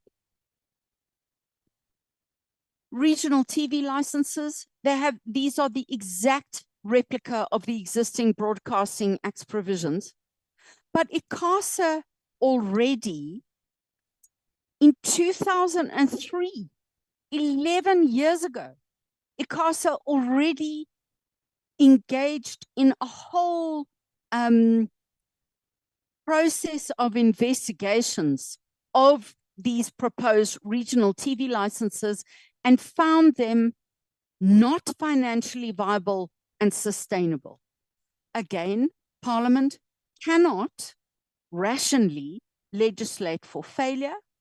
ICASA has already said these are going to fail, and for that reason, Parliament must reject this provision of the bill. And then we get to Section 37 of the accounts, and again, it's an exact replica that there need to be separate accounts for public and public commercial services, which have never been operational. These provisions have been in place for a quarter of a century, and the SABC has never produced different statements of account for its public and public commercial services. It also calls upon ICASA to verify cross-subsidization. ICASA can't possibly verify something which doesn't exist. The public commercial services do not and have never cross-subsidized public services because the public services are more successful. They earn more money and have more viewers than the public commercial services. Parliament must reject this provision of the bill. And we move on to regulations. They are identical to the Broadcasting Act provisions regarding TV license fees. They are identical. First, we want to state that it's unconstitutional for the minister and not ICASA to be making regulations in the first place, given the fact of Section 192 of the Constitution, because ICASA is required to regulate broadcasting, not the minister. Secondly, we reiterate that there ought to be a public information levy regulated by ICASA.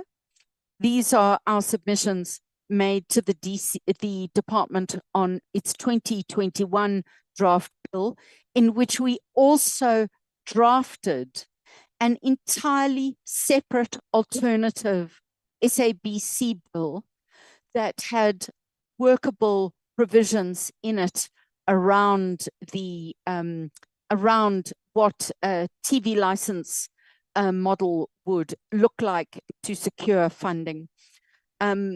We doubt that Parliament has been forwarded SOS and MMA's draft alternative bill, so we will make that available to the committee forthwith. But again, Parliament must reject the bill on the basis of its unworkable, already failing TV license provisions. In conclusion, MMA and SOS and SANEF warn Parliament that it cannot meet the basic test for lawmaking, namely the rationality standard, if it reenacts the same legislative framework with a few tweaks for the SABC that has been an admitted and manifest failure for a quarter of a century. It should not pass laws in a policy vacuum, particularly when the policy process has been underway for 13 years, is not finalized, and the actual policy has yet to be determined. We have set out in detail why the problems with the SABC bill are insurmountable. This is not a bill that a parliamentary committee can fix. The department should, on its own, withdraw the SABC bill immediately. And we specifically request Minister Malatsi to read our joint submission and acquaint himself with the legal and policy issues at stake here. In any event, assuming the department does not on its own withdraw the bill, Parliament should reject the bill and should refuse to continue with the bill process, given the myriad legal problems with the bill. And before we finish, I've been asked to hand over to William Bird of Media Monitoring Africa to make a couple more concluding remarks, which doubtless he'll do in a minute or two. Over to you, William. Thanks. I will be very brief. A few weeks ago, we appeared before this new committee, and it became a trending thing where we said, just say no, specifically in reference to the SABC bill. You've heard all of this afternoon, so many reasons why you should just say no. ETV agreeing with MultiChoice, MultiChoice agreeing with others. These are extraordinary things that we should all be agreeing on core elements where what's the common answer? Just say no. The bill, Justine has set out, as have all of the others, a litany of reasons of why this particular piece of draft legislation is frankly an embarrassment. It shouldn't be before here. If it was before any other entity, it should be withdrawn for being just appalling. It's got the same kind of logic and through flow and success rate of Donald Trump's policy on immigration and on eating cats and dogs. It's a bill where the answer is just say no. You and all of us in the media are currently facing a massive crisis of trust. There's a significant trust deficit. The way that you choose to act now as a portfolio committee is going to determine the impact that you will or will not have in relation to this. If you go ahead with this particular awful and abominable piece of draft legislation, you will be known as the Parliamentary Portfolio Committee that when that does go to court and it loses, you'll be the ones that aided and abetted it. What's the simple answer? Just say no. You've got an opportunity to build trust, help take the South Africa forward, help realize and put us on a path to having a policy that's in line with something that's digital, because the digital elements of this SABC bill are just embarrassing and seem to be tokenistic. What's the simple answer? Just say no. Thank you very much for your time.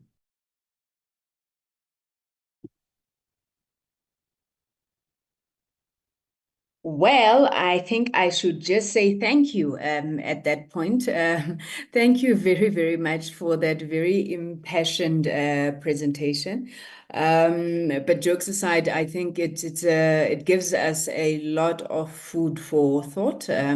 I think that there are a number of significant issues that you raised. And I mean, yeah, we ran over a little bit because I think also going through the various chapters of the bill, or at least the various sections one by one was quite helpful to really drill down into what your key contentions are and what the problems are in that regard. Let me hand over to the members of the portfolio committee for their questions. Do not be intimidated. When Justine, right, was finishing, I thought she said, "Oh, we will meet at court." I was expecting that to come at any point in time. Mr. Bird did not disappoint in how he then ended on that note. I see the Honorable Bane has got his hand up. He will then be followed by the Honorable Bodlani, the Honorable Sithole, and the Honorable Mates in that order. Honorable Ngubane. Thank you so much, Chair. I think when the other presenters was presenting, I thought I was somewhere, maybe I'm lost in the bush. Sorry, Honorable Ngubane, any chance you could put your video? We haven't seen your face today. Oh, okay. All right. Yeah, my Chair. I think I'm visible enough, ne? Okay, can I switch it on now, Chair? Yeah. Off. We would prefer you keep it on, but if you prefer to switch it off, it's okay. You must move into the digital era. Thank you. The bandwidth sometimes give us problem, but when it gives me problem, I'll switch it off. I think, Chair, thank you very much, especially this last presentation. All along, I was listening on other presentation. I couldn't get a detail as well of what we need to chew with this presentation. With this one, it was very much details, and it gave us an idea of if we need to correct things, where to correct things. And I thank you, Chair, for even giving them even more prolonged time than necessary. It's an excellent presentation, as I said, comparing to the others. And for me, I'm impressed, especially when it was talking about adding a commercialization value of the SABC. It was clear on that, so that it assists us when we still go ahead. We go ahead with fixing exactly what is being complained about, Chair. And the only confusion I'm still lost at, Chair, was where it speaks about, I know, Chair, we've had a lot of contention about that, where we said the minister must not get involved in the board or in the affairs of the SABC reports to the public. But somewhere, somehow, the SABC must be funded by the parliament, the minister must be responsible for the budget, and the parliament must approve the board of the SABC, and then who that board reports to and who the chair reports to. Does the chair reports directly to the parliament? If the chair reports directly to the parliament, which minister is accountable for? That wasn't clear enough, but at least, Chair, what I appreciate was that this was my first clearest presentation that even makes me to say, oh, okay, there are these lines that are unclear, there are the lines that are clear, or that's where we need to tweak to, so that we all come into convergence of agreeing and still move on, because at the end of the day, we want this bill to succeed, and to succeed in benefiting both the SABC and the public. I think, Chair, for me, I was just saying, this was an excellent presentation. Thank you so much, Chair, for the presentation, the lady that presented. Thank you, Honorable Ngubane. And please, I'm just also going to request the Secretariat to make sure that the Honorable Ngubane receives all the written submissions, because I think a lot of the detail would have been covered in there. In all fairness, we did ask for shortened presentations from the presenters. Thank you, Honorable Ngubane. The next speaker is Honorable Botlani. Thank you so much, Chairperson.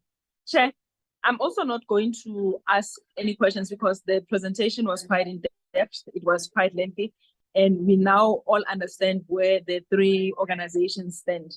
Theirs is just to say no. So mine is really comments, and I will have two questions at the end. I think their choice of words, where they use words like the bill would be a fatal flaw, it is not fit for purpose for the digital age, for me, a scary choice of words. And I really think they did justify that in their presentation, their choice of words. I think Lilonke, what we are trying to do here, and I think all of us in this call agree, is that what we are trying to do here is to ensure that the bill goes through its natural life cycle. And I really have not heard us moving or not able to find each other so much. It is just a matter of how are we going to go about this. My biggest problem with this is that when you hear that it's taken the 13 years for us to get to this point, to be presented with this bill. And for me, this speaks to malicious compliance by the department. It speaks to the department being tone deaf and the department's inability to respond to the changing world of broadcast and incoherence of policy. And the biggest word that I've got here written down is that it's as if this policy was written in a vacuum, not considering all the other legislations, not considering the case studies that the SABC has to offer in terms of what has failed, what has not worked. And we have seen in the presentation how the proposed bill repeats the same flaws that is not going to move the SABC forward. So my question is, I would have loved to hear from the presenters to say, what we all agree on is that there needs to be an urgent intervention on the SABC funding model. Do they have a proposal on that? Because it is one thing for us to throw our hands in the air and say we are taking the bill back to the department, while in the meantime, the SABC is sitting on a brink of collapse precisely because they cannot self-sustain. Do they have an opinion on that? And I thought they would speak to what has been spoken to at length also today, the issue of privatization. What is their view on that? What would that do to the SABC?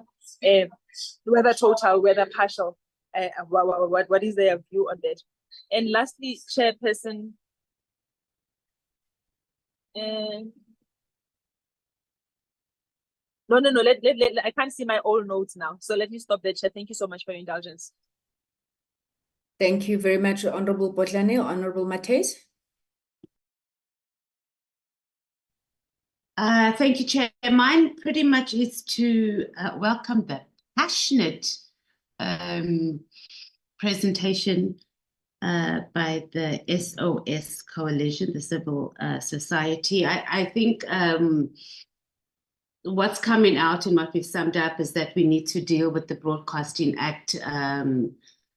In that regard, the main thing is also the funding model. What they did bring out and what we didn't pick up or what wasn't presented in other presentations was the security vetting, which I think is very important that we deal with that, and we note that as the portfolio committee in our deliberations. The issue of or the issue that was raised rather of some of the illegal clauses that are captured in this bill. I think the civil society or the SOS Coalition can just be more alive to the fact that this is Parliament and we are lawmakers. So if laws need to be amended for the better and for public good, this will be the platform where that can be done. So if the courts, remember, courts rule based on legislation that is passed here in Parliament. And that's not to say that we are going to pass any bills without taking into consideration other acts that we might be in contrary of. But what I would like them to speak to is, you say we must reject, we must just say no.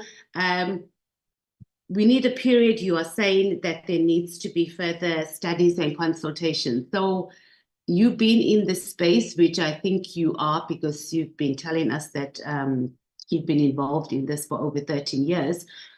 How much time would be needed for that? Because time is not on our side at the moment. So just to say that we must just reject it and send it back, it's not really just going to help us, because we need to be able to have some timelines or a time period, because SABC is in a dire situation at the moment. So what would you recommend in terms of our plan of action? So let's say we say that, okay, we're not going to process the bill any further as a committee, and we reject it. What must happen? What are you suggesting should be the first step? Okay, you're saying we must have further studies and consultation. How long will that take? How long do we take to finalize the white paper? When does it need to come back? And what must happen, in your view, to SABC in the meantime? And my last point is that I would like each of the three civil societies that have made submissions here to tell us their funding. Where do they get their funding from? And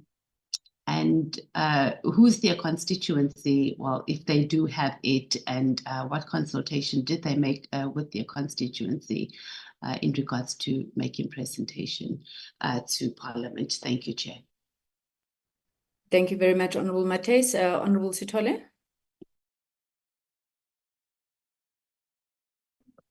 Thank you, Honourable Chairperson. Honourable Chairperson, first of all, I want to thank the presenter. But my concern, Honourable Chairperson, the presenter doesn't give us any option. Only what they're saying is just a rejection, a rejection, a rejection, and rejection. Because if the department is supposed to respond, how are they going to respond if they don't give us their thinking and their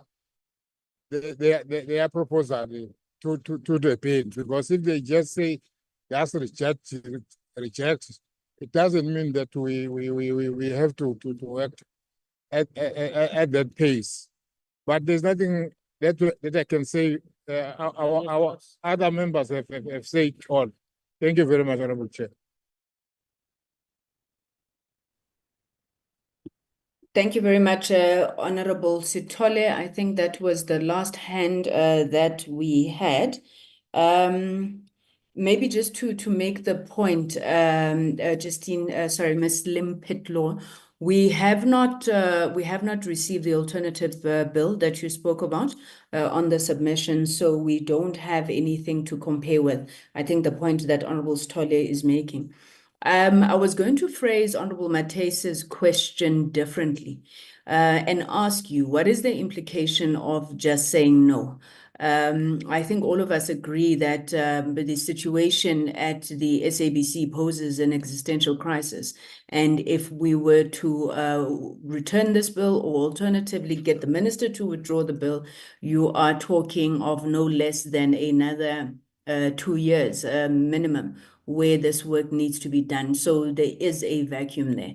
And I am wondering whether you have prioritized or what is it, placed in a hierarchical form, the rejections, what are some of the things that you would be able to live with in this bill? I think that may be important. I think also, when it comes to us deliberating on the avenues that are open to Parliament, I'm sure you'll appreciate that we can make certain amendments, but perhaps not of a nature that either change the scope of the bill or are material to such an extent that it is unrecognizable. And then I'm just also interested, are you satisfied with the draft white paper? Because you raised a number of issues that white paper spoke to, which are not contained in the bill, because I would assume that that is a starting point where we say, okay, this draft white paper that's nobody seems to know where it is at the present moment, at least has got some level of concurrence from industry, from civil society, and it offers us a position to move from. So are you satisfied with that draft white paper? So we know how to take that forward. Thank you very much. Over to you. Thank you very much, Chair, for the questions. Thank you very much to honorable members. I think I will start with the one on our constituency, speaking on behalf of SOS Coalition. We are made of various organizations, and we have organizations, a good variety within the organization. We represent community-based organizations. We also have the film and television sector within the SOS Coalition. But I think most importantly, we also have, broadcasters and media organizations such as your AIP, as well as community TV, CTV, Cape Town TV to be specific. So I think, in terms of our constituency, that's who we are made of as an organization. Broadly, we also have lawyers, activists, and individuals that are just interested in seeing the SABC, particularly public service media in South Africa, advance.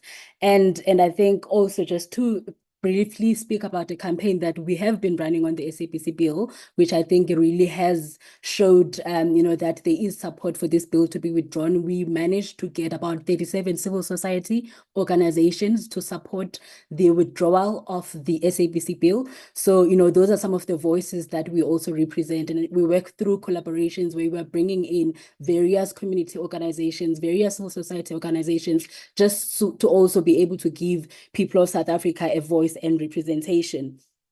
And then moving on to the question around funding, Chair. So, as a civil society organization, we are funded, by, local funders that, fund majority of, civil society organization. And I'll just, mention a few that a lot of people will know in the space, or funders such as Wraith that a lot of people know, fund, civil society organizations. There are funders such as the Millennium Trust, such as well, I can't think of the other one now, but I think I'm just mentioning funders that have also funded SOS from inception, such as the Open Society Foundation. And obviously, as a civil society organizations, funders come and go over the years, but those are predominantly organizations that have been carrying SOS, throughout the years, Chair. And I think just to lastly address the question around funding, I think, I want to briefly speak to the research that SOS is running. We undertaken a research project where we're looking at the sustainability of the SABC. We now have a discussion document that I think we will share with Parliament together with the alternative SABC bill that was mentioned. And that particular document actually makes recommendations in terms of what funding options the SABC needs to consider. And I'll mention just two, just to give the members an idea of what the other alternatives are. And I think the actual document, once you receive it, will be able to give you a much in-depth understanding of those particular options. And one of them is the national the National Fund for Journalism. And I think that comes from, journalism being recognized as a public good, and the National Fund for Journalism that would be established and ensure that, the SABC, as, the carrier of the public mandate, gets the biggest chunk of that fund to ensure that, news becomes sustainable, in South Africa, but also to ensure that it is widely accessible and independent. So that's one. And I think, because funding news is also part of funding the public mandate that, we know earlier on the SABC complained about.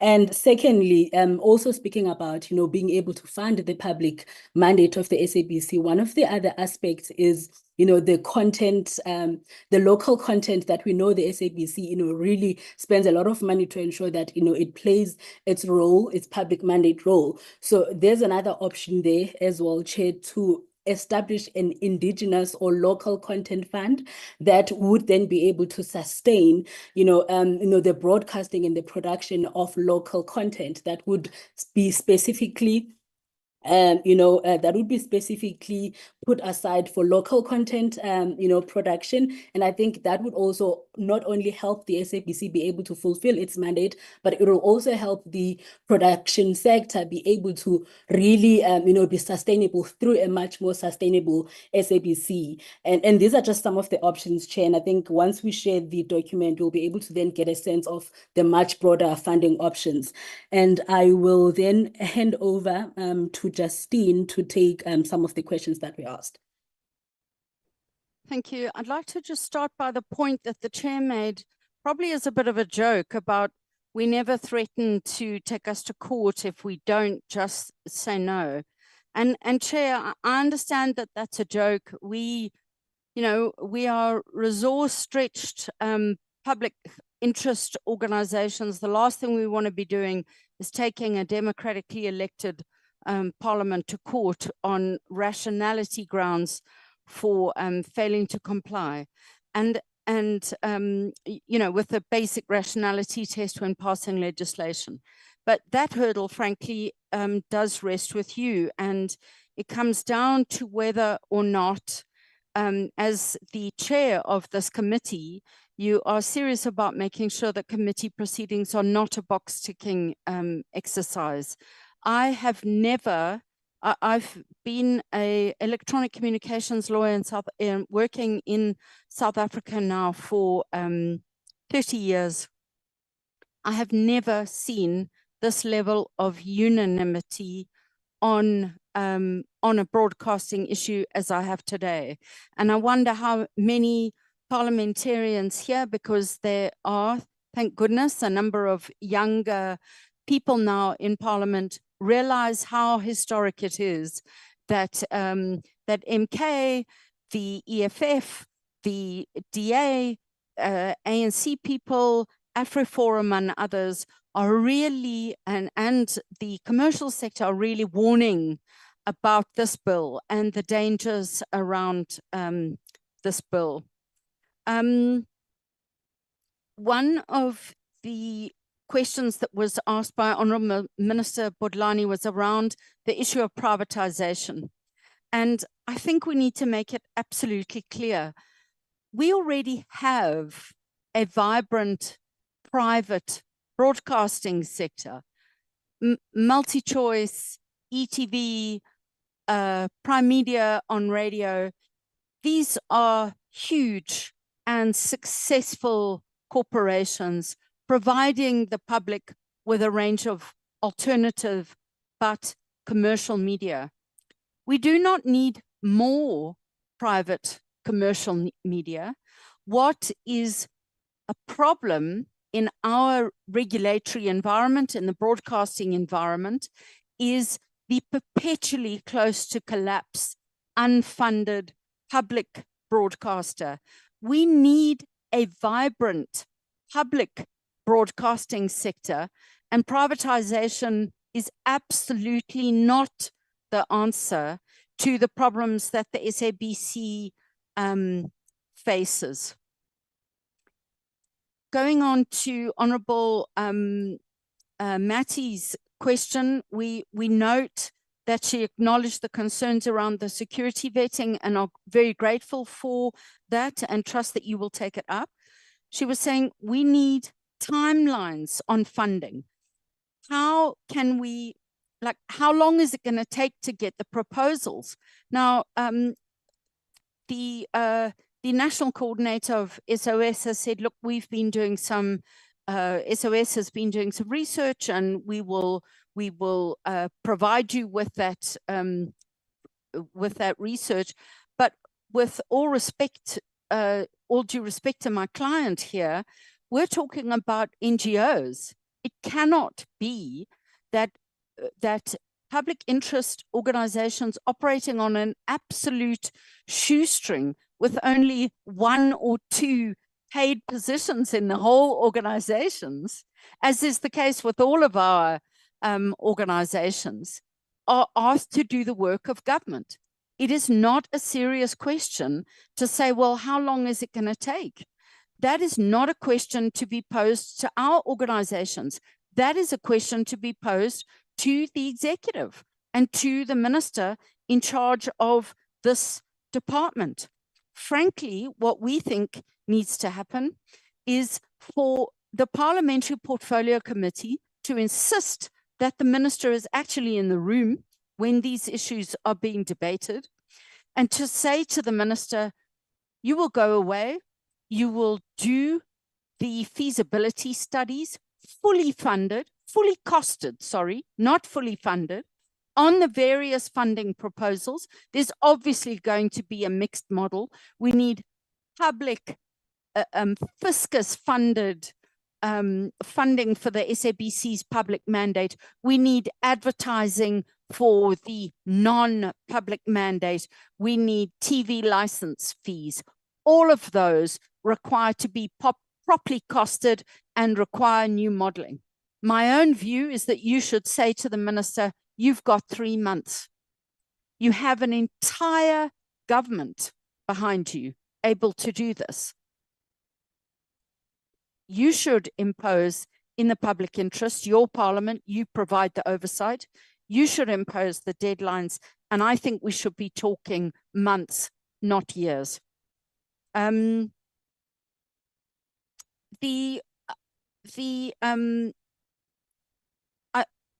Sorry, there was one point I wanted to make in relation to the privatization issue, and that is just to, again, perhaps I'm giving away my age, but some of the tigers on this committee in the past have come from the DA. People like the late Dean Smuts and the former Shadow Minister, Phumzile van Dam. Never did they speak about privatizing the SABC. They spoke about fixing the SABC once and for all so that it's fit for purpose. And frankly, that is the historic mission of all the parties represented here, particularly, I would say, given the party that the current minister comes from. It is for the executive to develop policy and draft legislation. It's not for the committee to do this.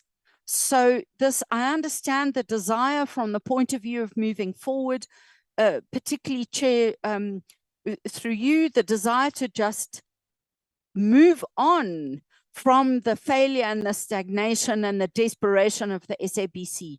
But frankly, that cannot happen in a policy vacuum. And every person is telling you that it cannot happen. Government needs to develop the policy. In order to do that, in order for it to be rational, it's got to be costed. There need to be actual funding models that have been costed, tried, tested, and researched. And that is the role of the executive, and they must be made to account on that. And my client, William Bird, is not wrong, representing MMA, is not wrong when he says, just say no.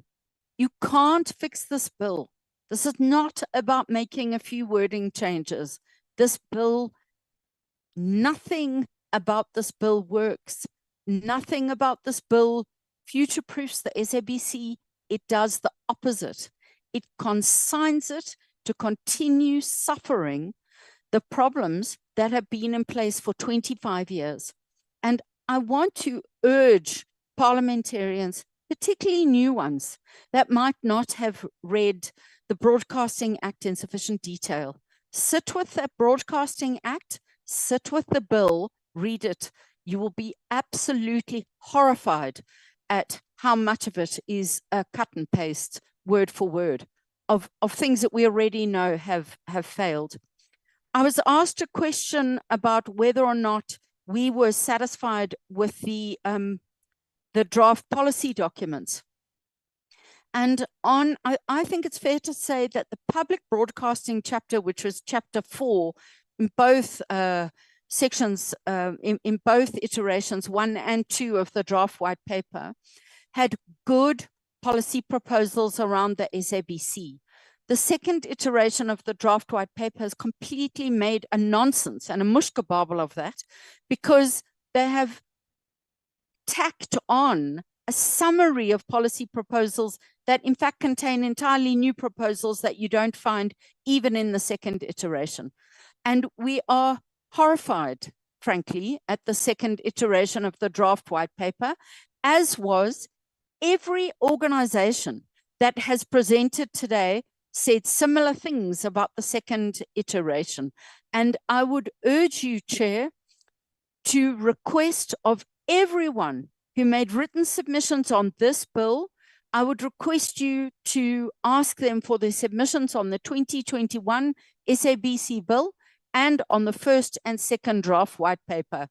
We are dealing here with systemic policy failures at the policy development level, and now now desperately trying to implement a policy which doesn't exist.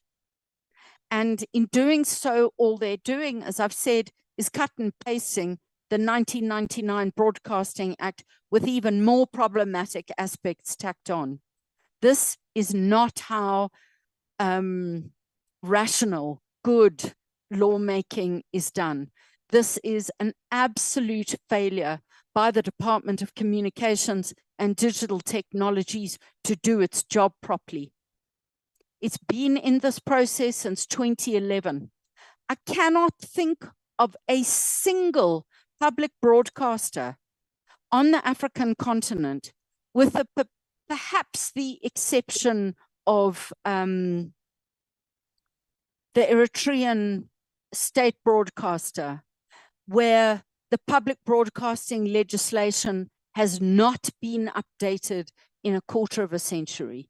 It is unfathomable. And yet here we are. And I understand the urge to get a bill passed, to get an act in place. But if it's exactly the same bill, and if the policy is not there, it will be absolutely open to legal challenge, and you will have many takers, because it will not be possible to prove that the process of passing this bill was rational. Thank you. Thank you very much, Justine. I'm sure members are itching to follow up and perhaps also respond to some of that provocation that you would have had in the comments that I've made. But let me really just appreciate the input. I think it does take us a long way, in terms of looking at the issues that we're supposed to deal with. And maybe just to say in passing, that, while you would have newer, sometimes even younger members of the portfolio committee, you've also had a lot of policies that have changed. Maybe not significantly, but also some very significant policy questions that are being asked by some of our parties, even whether there is a necessity for the public broadcaster.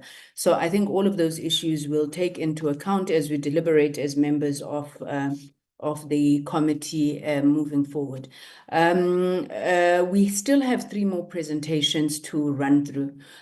So I'm going to once again just appeal that the presenters, as far as possible, are as succinct as possible. A lot of the issues have been covered. I reiterate, please do not repeat. Where you want to highlight certain issues, we would not in any way want to stifle your participation in this process. But I think we must also respect that many of you are quite busy and you would have taken your time and graced us with your presence. So we should not be disrespectful of that. So the last 3 presentations are from the NABSA, ICASA, and then the final presentation will be from COSATU. May I invite the NABSA? You may take the platform.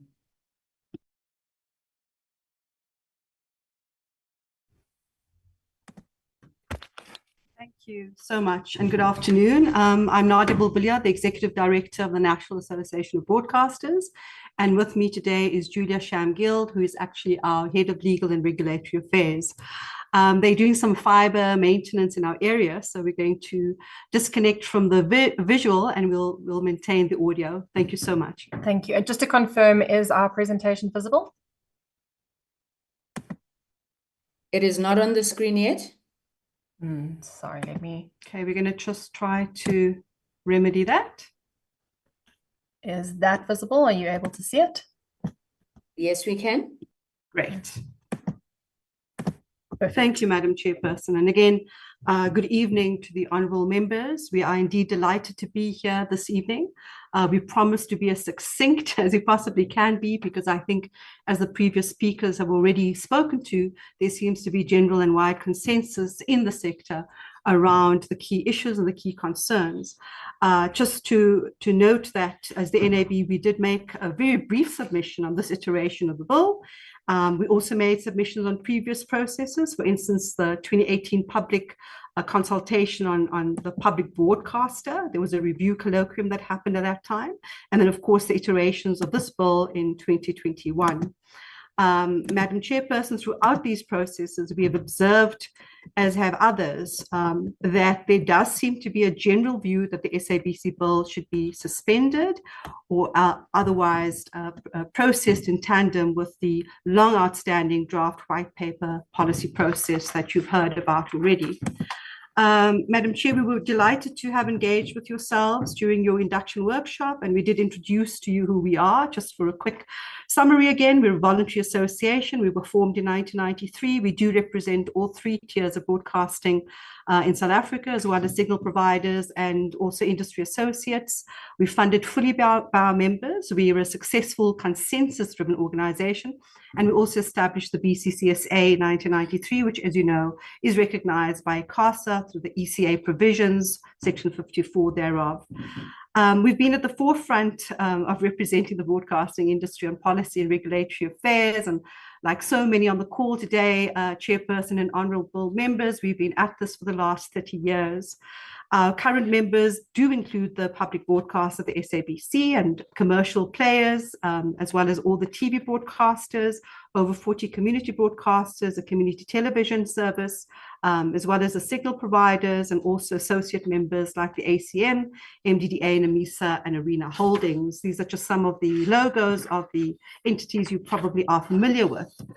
When we say we represent the industry, honorable members, we represent the industry in terms of positioning the core principal issues and concerns that faces the entire ecosystem of broadcasting. The SABC plays an absolutely critical and pivotal role in our three-tiered system. It is the only public broadcaster, so it has a national footprint mandate. It is critical to ensuring that all citizens have access to a wide range of radio and television content in all languages. Of course, this content must ensure that it serves the educational needs, information needs, and entertainment needs of all of us as South African citizens. So the viability and sustainability of SABC is central to the success of the entire system. As you know, the funding mix of the system is primarily based on advertising revenue. Previous speakers have talked to that very issue and have pointed out the very limited reliance on public funding, and I think we need to all be very alive to that issue. Furthermore, Honourable Chairperson, you are aware that the entire broadcasting sector is operating in rather outdated policy and regulatory systems and environment. Colleagues on this call have already pointed to the fact that the last time we did have a robust engagement was during the Green and White Paper processes towards the Broadcasting Act of 1999. So this policy vacuum that persists is something that has to be addressed with a matter of urgency. There are ways in which to truncate processes. There are ways that I think we all want to work in the best public interest to progress these matters. However, there is a big issue, and that really talks to the issue of the draft white paper, which has been ongoing now since October 2020, has still not been concluded. And this really should be foundational to this discussion here today. We are concerned, as many other stakeholders have pointed out, that the SABC bill has been developed in the absence of clear underlying policy. Of course, significant work has gone into developing both the draft white paper as well as the SABC bills, and we think that work should be carried forward towards finalizing clear policies.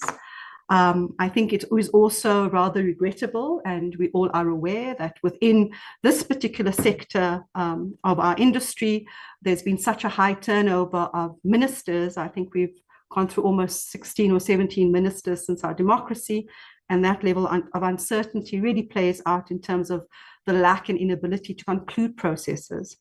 So a comprehensive policy review is urgent, it's necessary, it should address the concerns about the SABC bill that we've all heard of in very, very clear detail in the previous submissions. And of course, you've got more than 17 or 20 submissions just on this process alone that I'm sure the team is going through very diligently and carefully. Madam Chair and honourable members, there is widespread concern, and it is the stakeholders on this call as well as other stakeholders who are really concerned with the lack of real clear policy and clear direction. And these concerns are also expressed by the very sector regulator, ICASA, who will be speaking directly after us. So we promise to be very, very short and brief. I'm going to hand over to Julia, who's just going to spell out the key concern, very specific concerns, and then quick recommendations. And then we'll conclude and open for any questions you may have. Thanks, Julia. Thank you very much. To very briefly deal with the NAB's specific concerns, we note that the SABC bill specifically seeks to insert new definitions and terms. But the NAB notes that these terms have not yet been finalized in the draft white paper policy and have not been adopted in the ECA. The ECA has been put through for amendments, and these terms have not been adopted.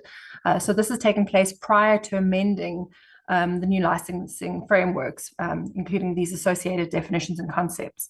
In addition, should the proposed amendments in the SABC bill be effected prior to the finalization of the draft white paper policy and these ECA amendments, it would result in the SABC being the only broadcaster subject to these statutory provisions.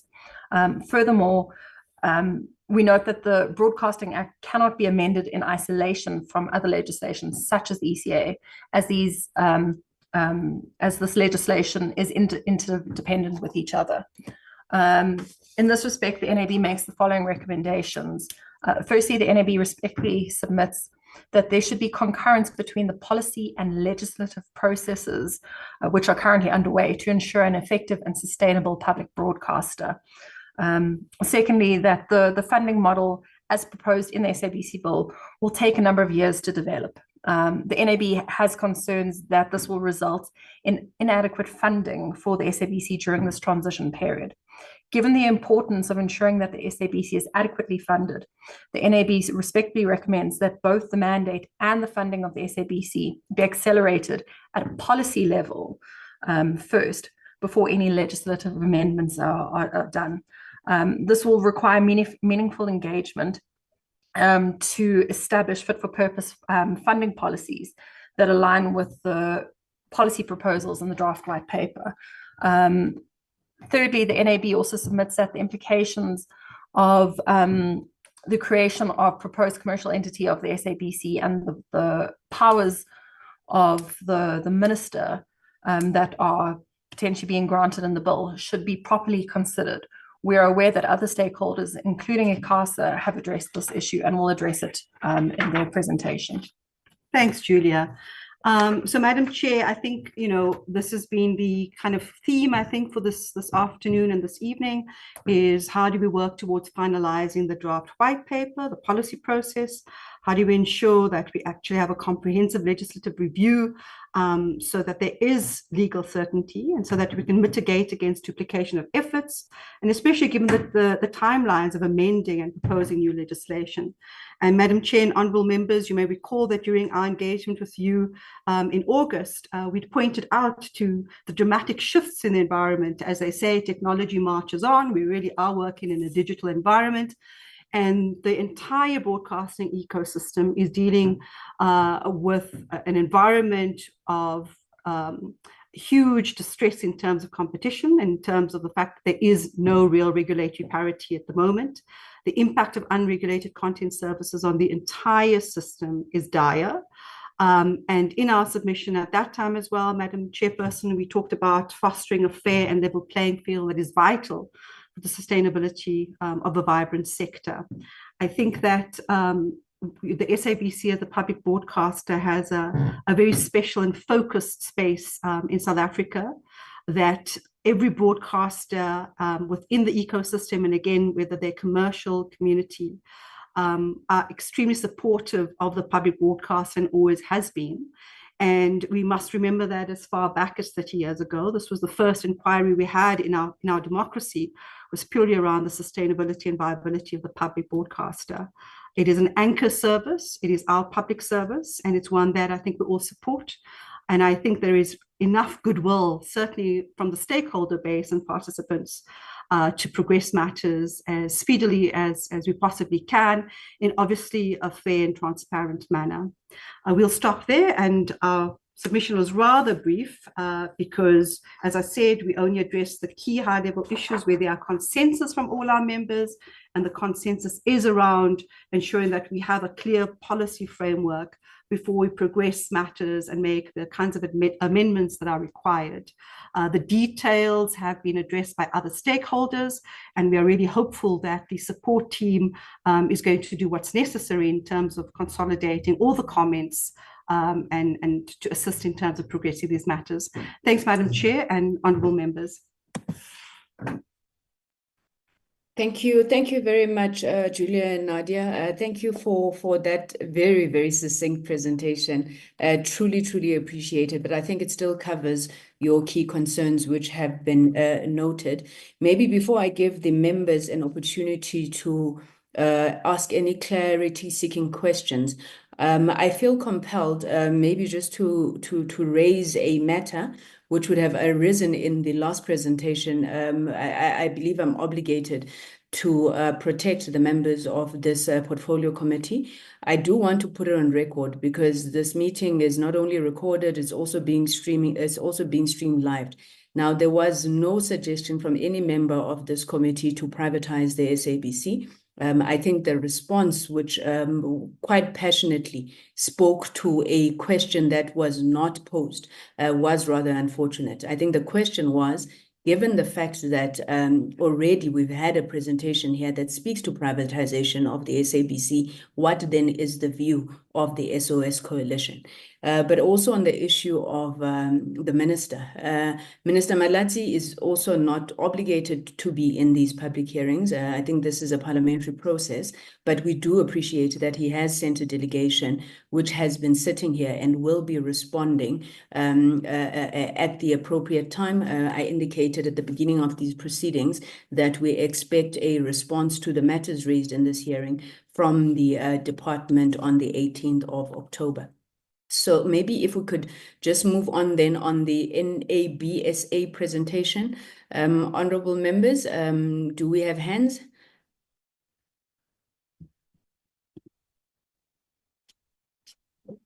Chair, please note me. You are noted, Honorable Bodlani. You are recognized. You may proceed. I do apologize, Chairperson. I've started driving home from a different province. Chair, I think for me, the biggest thing is to appreciate that the presenters really represent a spectrum of organizations that, from what we are hearing, speak in one voice. And again, it is the issue that I think we are really not far from each other in terms of our feelings on this bill. Because what we are all saying is that the department must give us good content so we can also make good laws. So I really appreciate this. And maybe just also as something that I think I have not mentioned from the beginning of the day. For me personally, the bill also does give the minister too much power. And this is something that almost all the presenters have spoken to. And I think we all agree that whether the minister is coming from a Green Party, Purple Party, or whatever party, there should never be a situation in South Africa where the minister has unfettered power to hire or fire to really make decisions which border on the day-to-day running of a state-owned company.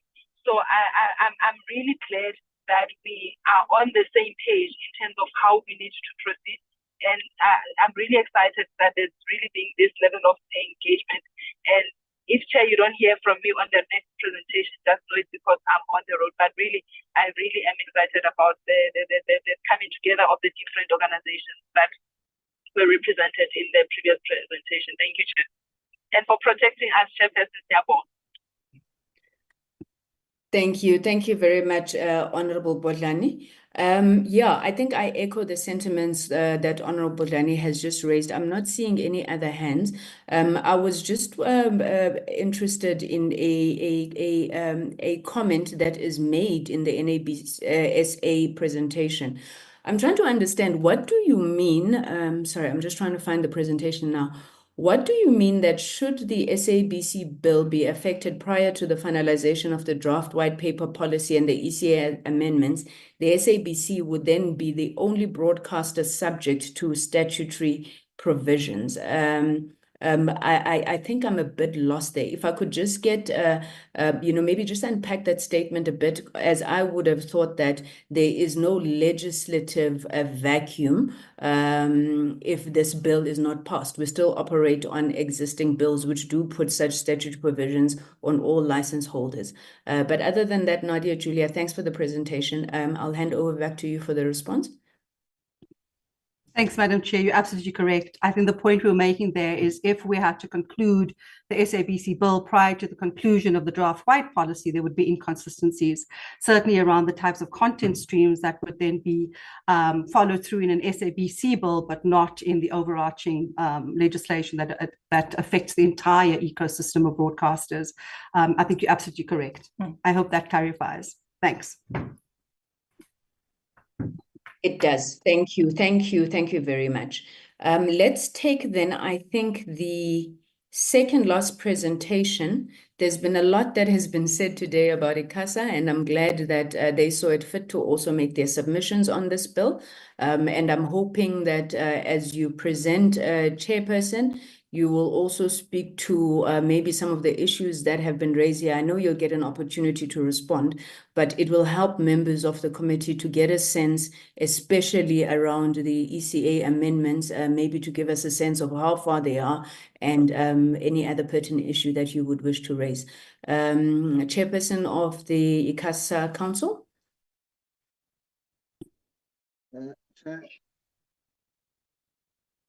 Good evening. Good evening, Councillor. Just trying to get my camera on. Can you see this? Because I can't see myself here. We can see you. We can see you, Oh, Chair.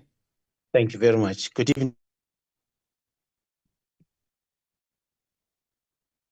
We have now lost you as you are muted. Apologies. I'm back now. Yeah, good evening, Chair and honorable members. Thank you for affording ICASA the opportunity to share with you our inputs and reflection on the bill as presented to the committee.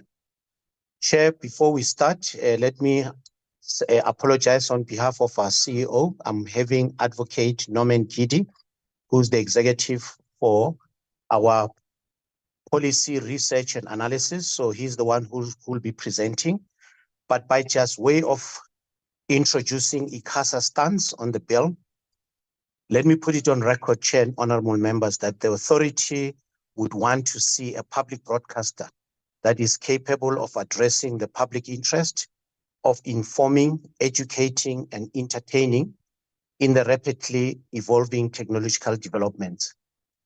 In our presentation, Chair, I would like to advise that in things to look for, especially from a regulatory point of view, will include governance. When a policy is being developed, as a regulator, it's going to be important that there should be a very clear distinct of roles, especially looking at the broadcaster, where we talk about the state and the public. It's going to be important that there's consistency in what is being written in the policy versus what is applicable in practice.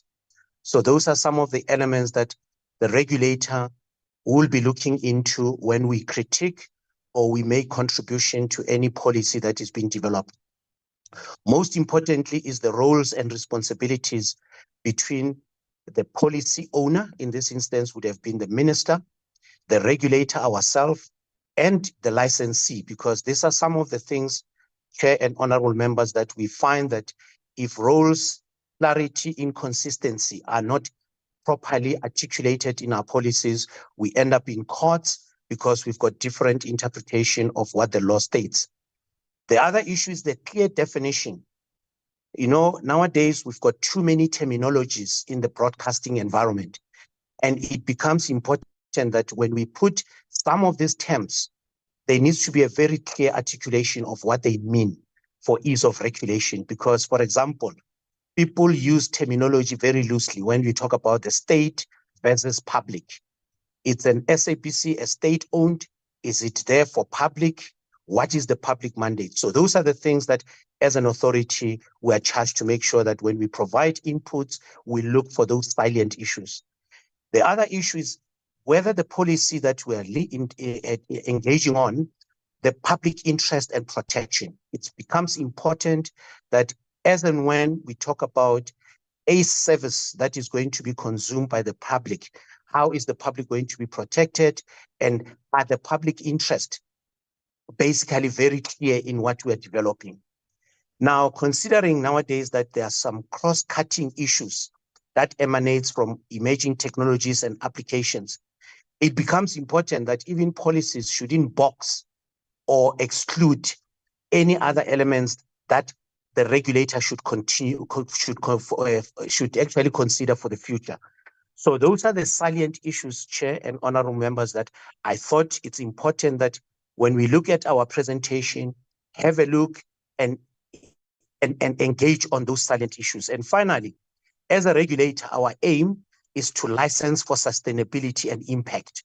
So if anything that is being presented in a form of a policy and we're expected to regulate, it's going to be important that that particular entity or the sector should find its sustainability in how we regulate. And most importantly, there must actually be an impact that all our citizens have. Let me hand over to Advocate Gidi Norman, if Norman will take you through our presentation as was prepared for the committee and for the public. Norman, let me hand over to you. Thank you.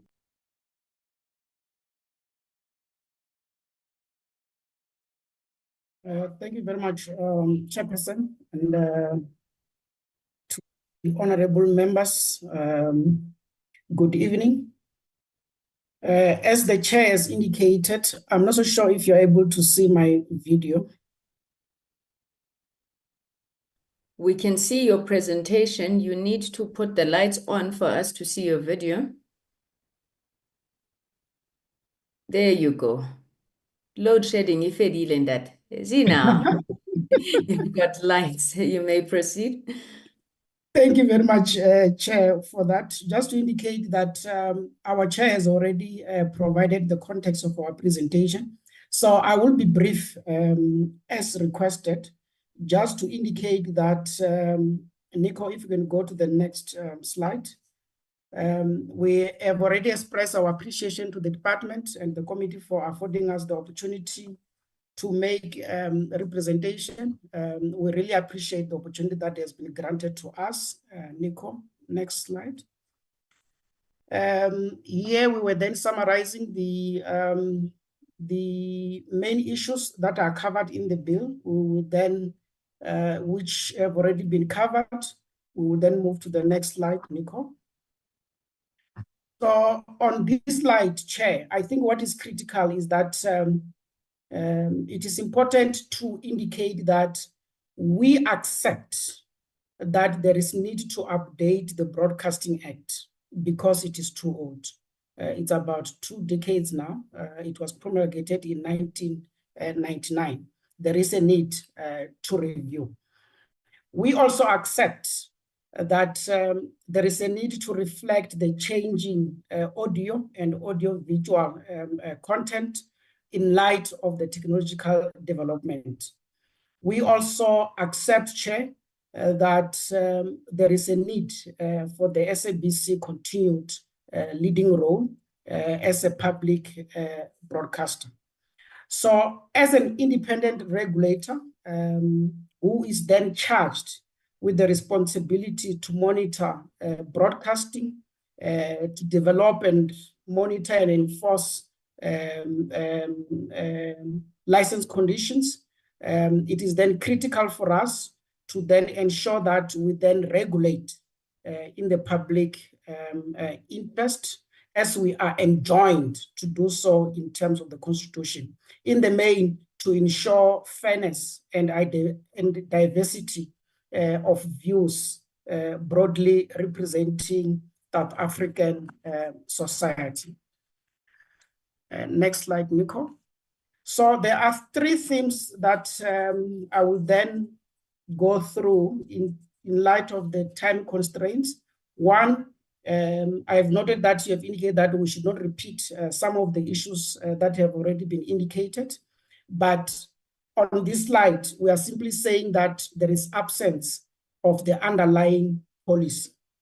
So the bill is then developed in the absence of the underlying policy, and it has not been preceded by a policy process that then informs this bill. And it has been indicated by a number of entities or stakeholders who have made their presentation today. It has no equivalent policy that then underpins it like we had with the green paper and white paper, which then create a challenge. Hence, in our written submission, we are then recommending that perhaps the bill needs to be withdrawn until such time that the white paper has been finalized. Chair, you then raised a question when the NAB was then presenting to then say, what does it mean if the bill then talks to audio and audio-visual and we do not have the equivalent provision in the ECA?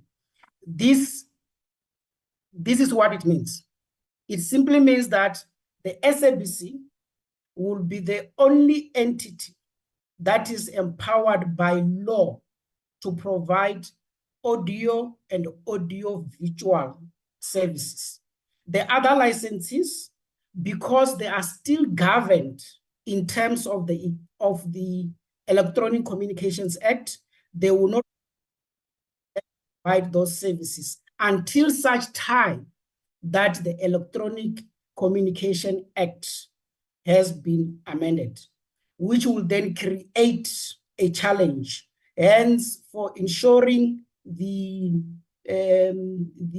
parity and leveling the playing field, it is then critical that the white paper should then be finalized so that it should then inform the amendments to the Broadcasting Act as well as the ECA. On this slide, Chair, it is the issue that the Chair has indicated that it is imperative that our definitions are clear so that there is no any confusion or interpretation issues. On the next slide, we are then indicating that there is a proposal that in case of conflict between this act and the Competition Act, then the latter should then prevail. And our submission is that simply because this act would be sector-specific law, it is then critical that it should be the one that takes precedent. It should be the one that should then prevail in case of any inconsistencies. On the next slide, Chair, we then deal with the next theme. And in the main, that relates to the powers of the minister. I think some stakeholders have then indicated their views that certain provision might then create challenges with respect to the independence of the SABC. And what we are then proposing with respect to clause 6, subsection 3, which provides that the minister may not direct the corporation, its subsidiaries or employees regarding the broadcasting content. We are then proposing that may not should then be replaced with must not, so that it then creates a clear prohibition in terms of what the minister is not entitled to do. And in the main, that this is just to maintain independence in terms of the selection, commissioning, as well as the production within the broadcasting sector. There is also another provision, which is clause 10.3, that talks to the issues of reporting. And we are of the view that in the similar manner that ICASA then presents its annual plan to Parliament, perhaps that should be the route that should then be followed with respect to the SABC in the main, to ensure the independence insofar as the selection, commissioning, and production of the broadcasting content. On the next slide, Chair, in the main here, it is also linked to the issue of the independence of the SABC. We are simply saying that we have noted what the department has done. Simply put, they have taken this provision regarding South African Broadcast Production Advisory Body from the Broadcasting Act, and they are then proposing that it should then be included in the Electronic Communications Act. But there are no changes that have been made at all. And we are saying, in light of the developments and in light of the need to reflect the audio and audio-visual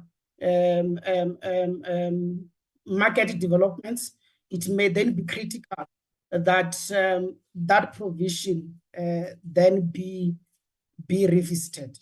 I think SOS, MMA, and SANEF, they've also indicated that we need to be forward-looking in terms of what is indicated in the bill, so that we do not necessarily repeat the provisions which were there in 1999. Chair, moving to the next issue, which is funding. We have not dealt with it on our presentation, but we have noted the suggestions that you have indicated that we might need to provide written submission on the funding model. There are two options, Chair, for the Parliament to consider. One option is what was proposed by the department, simply put, that the law should then empower the minister and the cabinet to develop the funding framework within a set time frame. And the second option is that the funding model should then be included in the actual bill. So if the proposal from the committee and from the chair is that we need to then go and look at the proposals with respect to the funding model, that is something that we will then be able to do. Chair, there were some issues that were raised regarding the work that ICASA is doing. I think there was a point which was made by ETV. In the main, they are indicating that in their view, there are some delays in terms of finalizing some of the inquiries that ICASA is conducting. What we have noted, Chair, is that ETV indicated that this is an issue which might need a separate discussion, and we agree, and we are then indicating that once the committee is ready to invite us so that we can brief them with respect to the number of inquiries that we are conducting, we will then be able to do so. However, it is then critical to then indicate that ETV is fully aware that it is participating in the authorities' inquiries, and whatever reasons that relate to the processes that the authority is currently following, ETV is. There was also an issue about the possibility of ICASA being unable to monitor some of the things that might be included in the bill or the charter of the SABC. Chair, you will then recall that when we then appeared before the committee during the induction, we have indicated the funding challenges that the authority is currently facing. And we have indicated that we are working on the funding model. And once that process has been done, we will then be able to then submit a proposal to Parliament. In that proposal, it will then also give a clear indication to the members of the Parliament as to what are the things that the authority is not able to do currently due to lack of funding, and what are the things that the authority is able to do. I think once that has been done, it will then give a clear picture to the committee.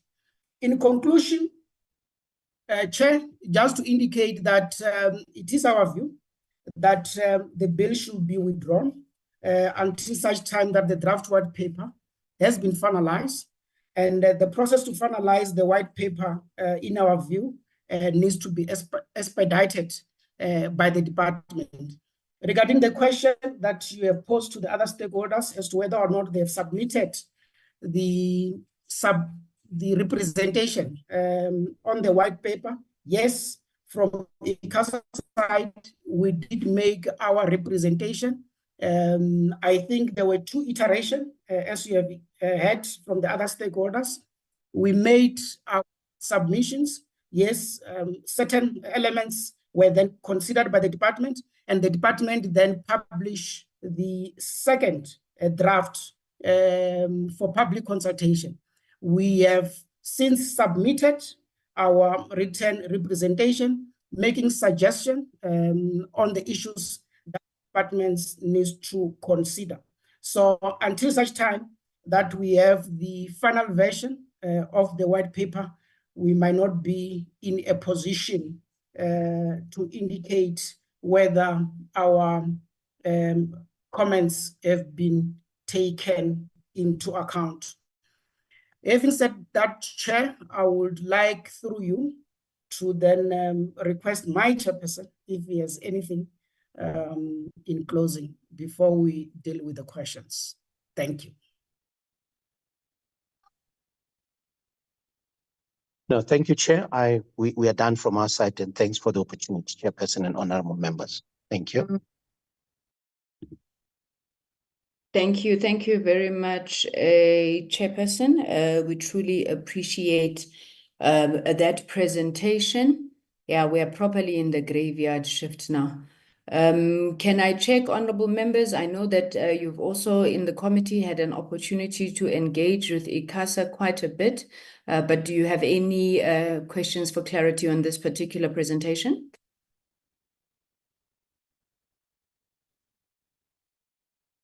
I am not seeing any hands. I'm not seeing any hands.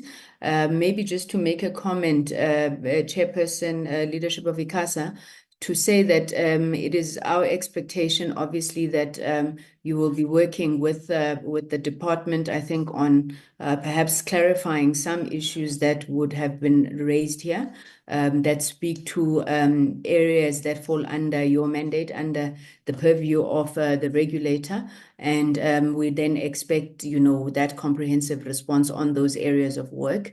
And we would also appreciate the written submissions the colleague referred to.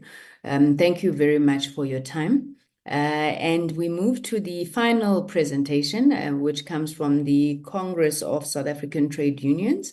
I'm not sure who's doing the presentation. I think I had seen Mr. Ehrenreich in the meeting, yes. Over to you on behalf of COSATU, Mr. Ehrenreich. Good afternoon, Chair. Good afternoon, members, all protocol observed, and good afternoon to the colleagues who are on the call. Chair, I'm going to be very brief in our presentation. My name is Tony Ehrenreich. I'm doing the presentation for COSATU, and I'm doing it on behalf of Comrade Matthew Parks, who ordinarily would have done the presentation.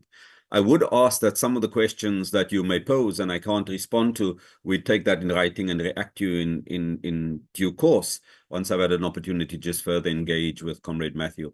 But we proceed with the presentation. If you can move to the first slide, please.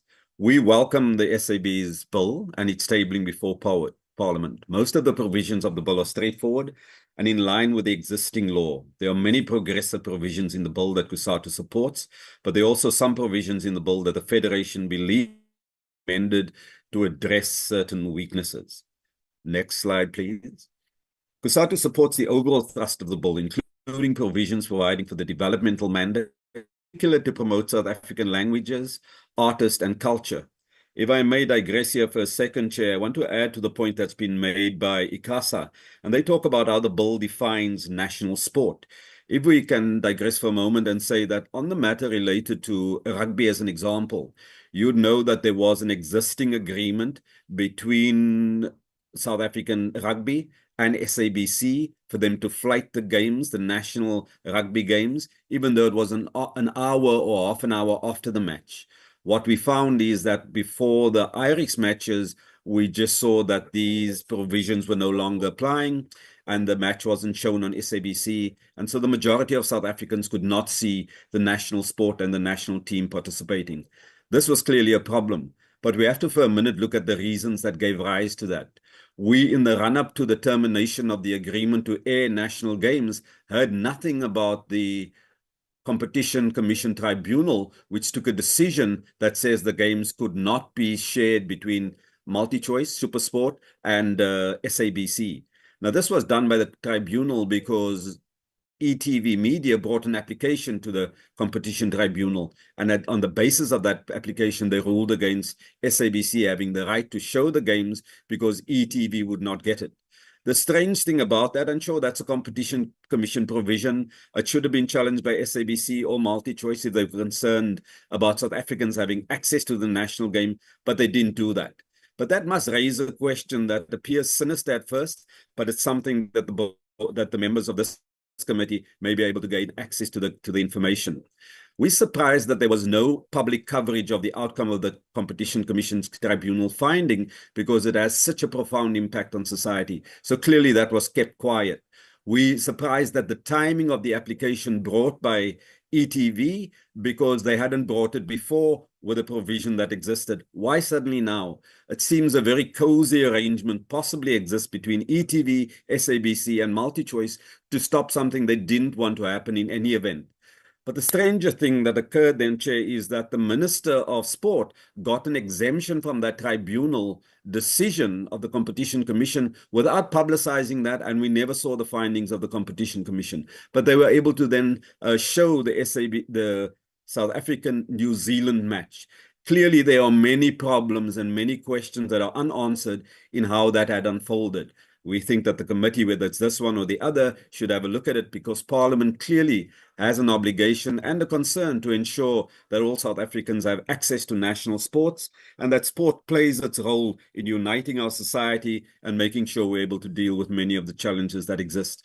So we leave that issue there, but we ask that the committee and Parliament look into that because we think that there's something seriously amiss in the way that it was brought about and the underlying machinations that may have taken place given the timing of this application to the Competition Commission Tribunal, as well as the fact that it was not publicized, so nobody could challenge that decision.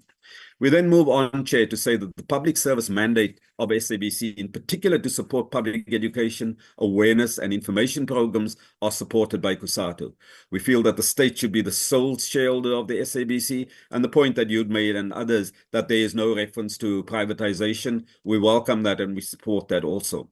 The next point is the limitations on the role of the minister to prevent undue interference in SABC's editorial content and the functioning of the board. The final point is the minister must develop and adjust the funding model of the SABC every 3 years.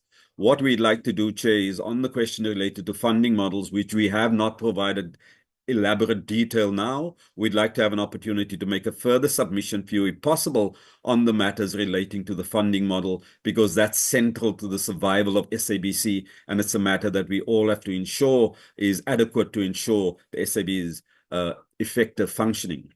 The next area is of concern that we have. The first one is on the board appointments. COSATU supports the overall thrust of the bill, but there are areas of concern that the Federation believes should be amended to avoid unintended consequences and to ensure objectives are met, as well to avoid repeating mistakes that have hindered SAB in the past. And we know that these are well publicized. All of the members would have seen many of the areas of challenges that had existed. If we can move to the next slide, please.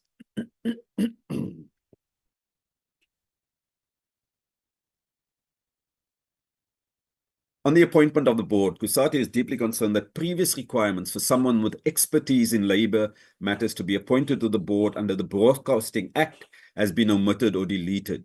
It is critical in our view that the board includes representation from organized labor in line with international best practices, but also in line with the fact that the Companies Act in South Africa is going to be redefined to ensure that we promote the participation of workers on the boards of companies to ensure that there's better oversight and governance that reacts to all of the areas of impact on the operations of the institution.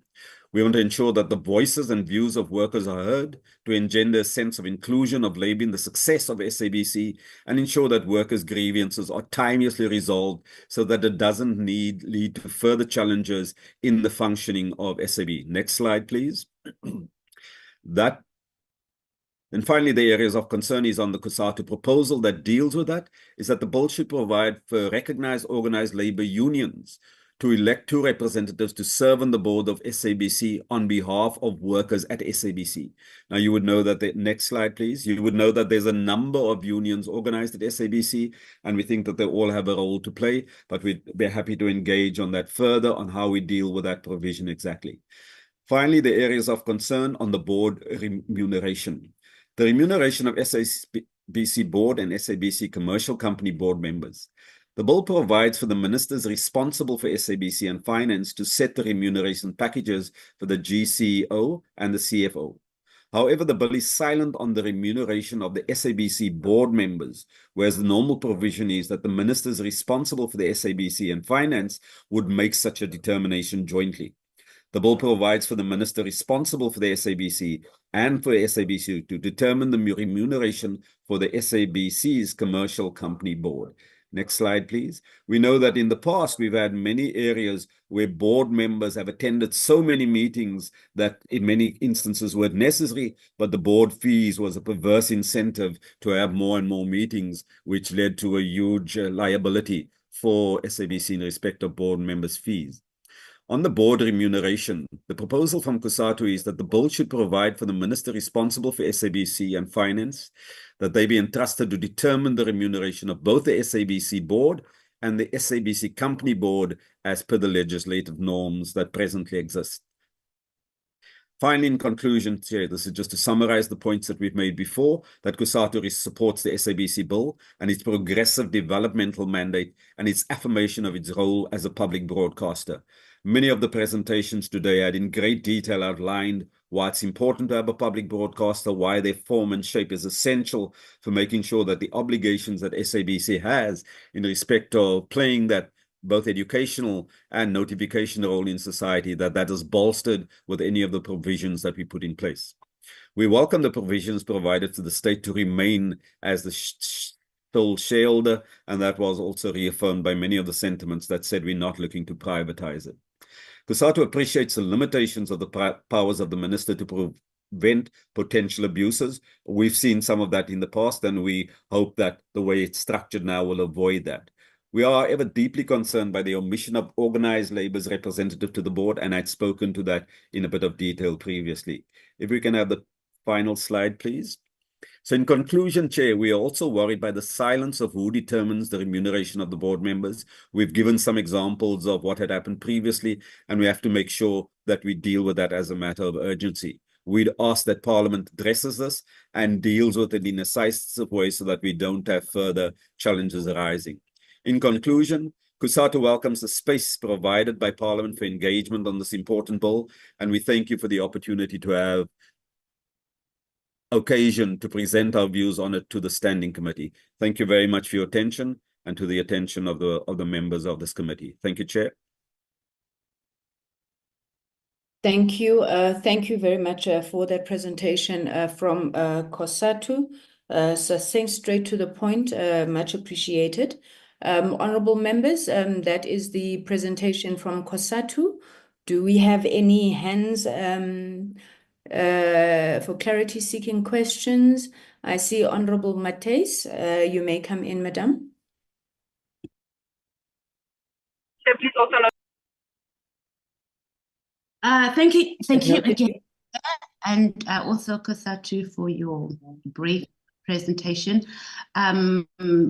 Particularly, you noting the sporting issues that we have around ETV, DSTV, and SABC, and particularly in relation to rugby. So that is something that I have noted, and in our deliberations, of course, we will try and get more clarity and what would be the best way forward for the country in that regard. I mean, we obviously agree that sporting must be able to reach even the poorest of the poor, and when we only have DSTV, which is a paid broadcaster, broadcasting this, it's not in the best interest of the country. And I really also thought ICASA would also deal with that. I didn't raise my hand for ICASA because I feel also that as an entity themselves, they are lacking even in fulfilling their own mandate. So it was quite rich for them to come and make a presentation here. But let's pass that. Just a specific question to COSATU. Are you recommending that there should be a board member that is allocated specifically to deal with staffing issues or workers issues And if so, where would you make submissions exactly how you see or you envision that rather being captured in the bill? Thank you, Chair. That's my input.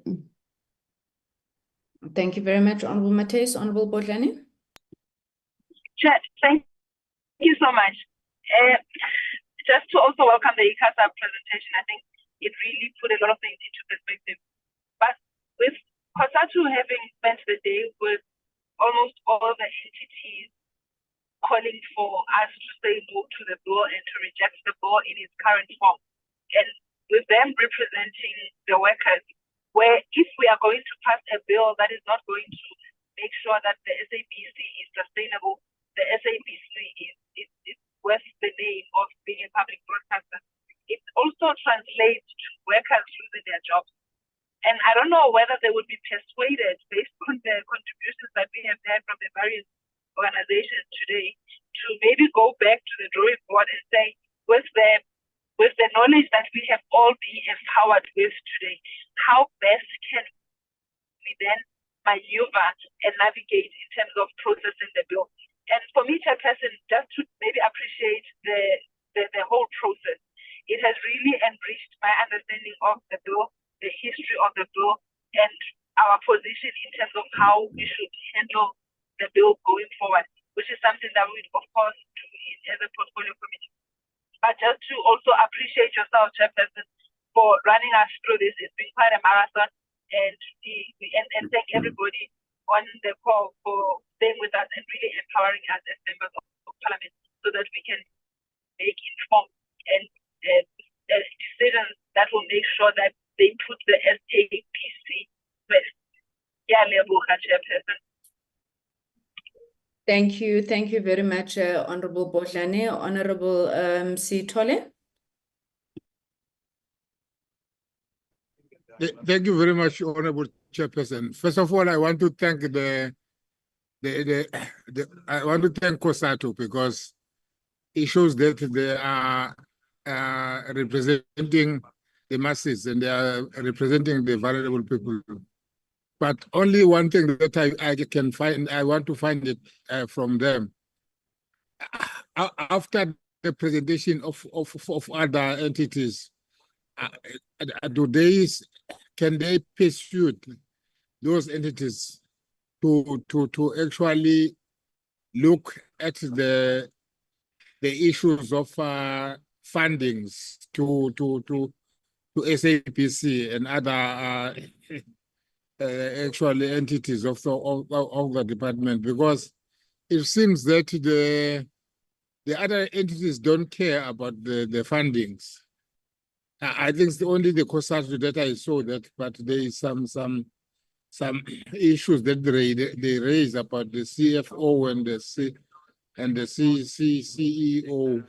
If that one can be clarified. Thank you very much, Honorable Chair. Thank you very much, Honorable Sithole. I'm going to hand over back to you, Mr. Enrich. Please just one thing, the number of board members on the SABC currently representing Labour. If you could just give us that number. I'm sorry, I don't have it on hand. Thank you. Over to you, sir. Thank you very much, Chair. The number at the moment, as far as I know, is 0. So we don't have any particular appointed member of the board that represents Labour. But we'll double check that and come back to you, Chair. On the representation of Labour, though, our proposal is that we should have 2 persons on the board, and this should be in line with both international practices and the general ethos that's emerging from the Companies Act that makes provision for worker representation on boards on private companies. So that's clearly part of the trend in our country to deepen democracy and make sure that we have a diversity of views shaping the direction of any one of our institutions. Because if anything, the width of our country and where we're going shows us that there's lots of value in diverse views and the engagement that emerges out of that. On the process, Chair, we would never say that we can't be persuaded by the submissions made. There were powerful submissions made today. We may not have heard all of them, but certainly some of those that we were part of, we thought there was compelling arguments, and some of those certainly worth looking at and engaging with some of our partners around it to understand more carefully what it means and what its implications are for the stance that we've taken. For the moment, we've communicated the mandate from our organization to you, Chair. We're constantly reviewing the changed environment that we have to respond to. And should there be need for us to adjust our position in line with some of the presentations made today or some of the information shared, we'd certainly do that. We're not at that point at the moment, so our submission as provided to you today stands. Then finally, Chair, to Comrade Matthys, the first point is around the board members for Labour, is also a point that she made, and we've reaffirmed and explained that point in relation to our ambition around the Companies Act. On the rugby thing, we'd be happy to have a conversation with any one of the colleagues in Parliament, because we think what happened in the rugby discussion is that the real reasons that underpin the rugby games not being shown to South Africans on SABC, that those real reasons have not been shared with the public.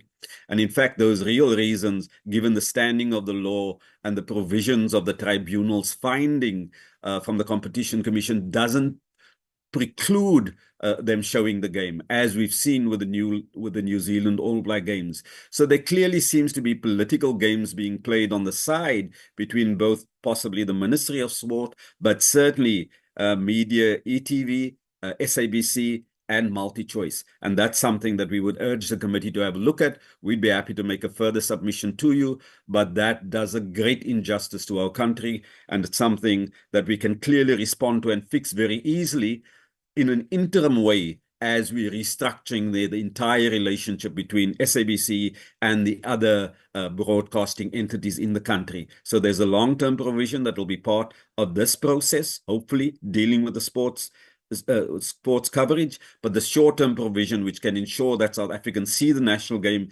is possible to do very easily if we deal with the real issues that have been tabled by SA Rugby as the reasons for stopping it. The Competition Commission can help us, and that should help us to refine this matter. I thank you, Chair.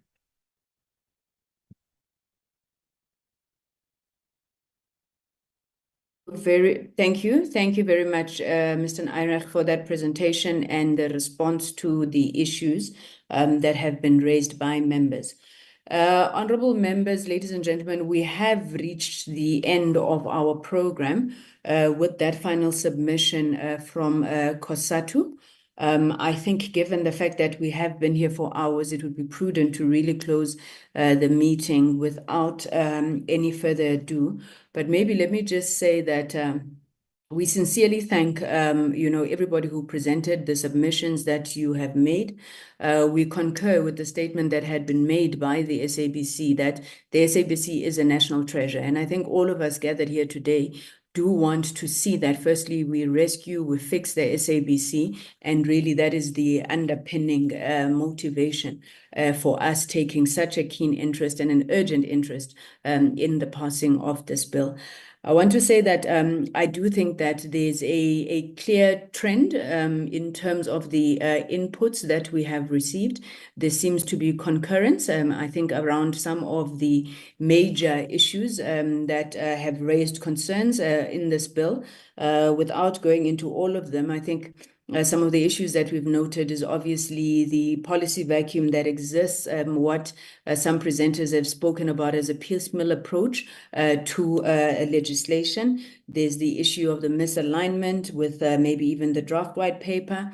But I think I also heard you saying that the bill does not go far enough. It's not ambitious enough to be able to future-proof the SABC, but ensure that it's able to thrive and compete in a fast digital world. There were a lot of issues that were raised around governance, the composition of the board, the size of the board, the executive directors, the COO in particular. You spoke very clearly on ministerial powers, that they should not be unfettered, especially when it comes to removal and appointment of board members, and really just safeguarding, the independence of the SABC and keeping it free from political interference. I've also heard the concerns that were raised, largely around the commercial entity, the reason why it's necessary, if at all, and some suggestions on what needs to be done there. I think there were a few comments that spoke to issues of poor drafting of the legislation, interpretations, and so forth. And then I think the big elephant in the room, well, it's not even, it takes over the room actually, is the issue of the financial viability and the sustainability of the SABC. We have heard a number of suggestions in terms of a funding model. What this meeting is agreeing, I think, from your presentations, what we're hearing is the fact that we cannot wait for a period of 3 years, as the bill currently proposes, for us to finalize, government to finalize that funding bill, or the funding model of the SABC. I think COSATU taking it further to say that it should actually even be reviewed every 3 years.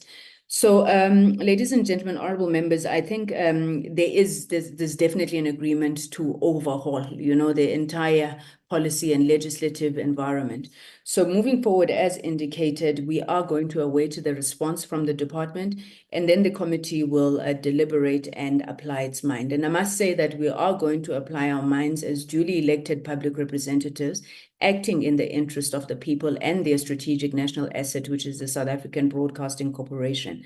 We also understand our mandate to be lawmakers. We are not just rubber stampers of laws that come to the committee. If you look at the rules of the National Assembly, they're very clear that legislation is initiated firstly either by the department or government. It is initiated by committees, it is initiated by individuals, but also it is amended by committees in line with Rule 286 of the rules of the National Assembly. So we'll apply our minds, and one commitment that I must make is that I don't think that there's any level of threatening intimidation around the issues around this bill that will sway this committee in any way whatsoever.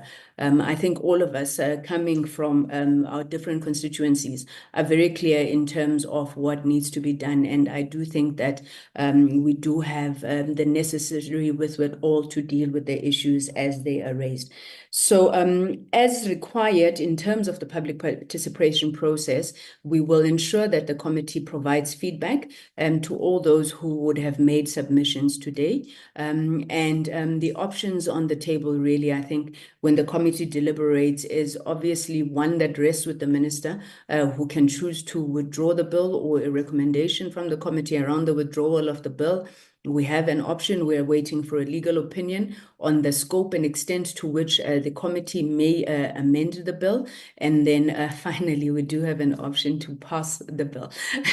That I'm saying in jest. I think, honestly, ladies and gentlemen, everybody who participated today, we do not take your submissions lightly, and I think they have greatly enriched the process.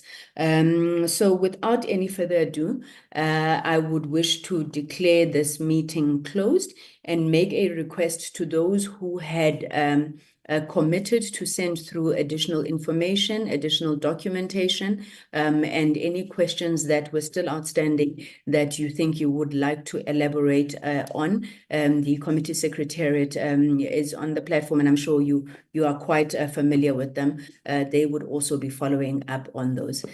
So thank you very much, and I hope you enjoy what's left of your evening. Good night, and the meeting is adjourned.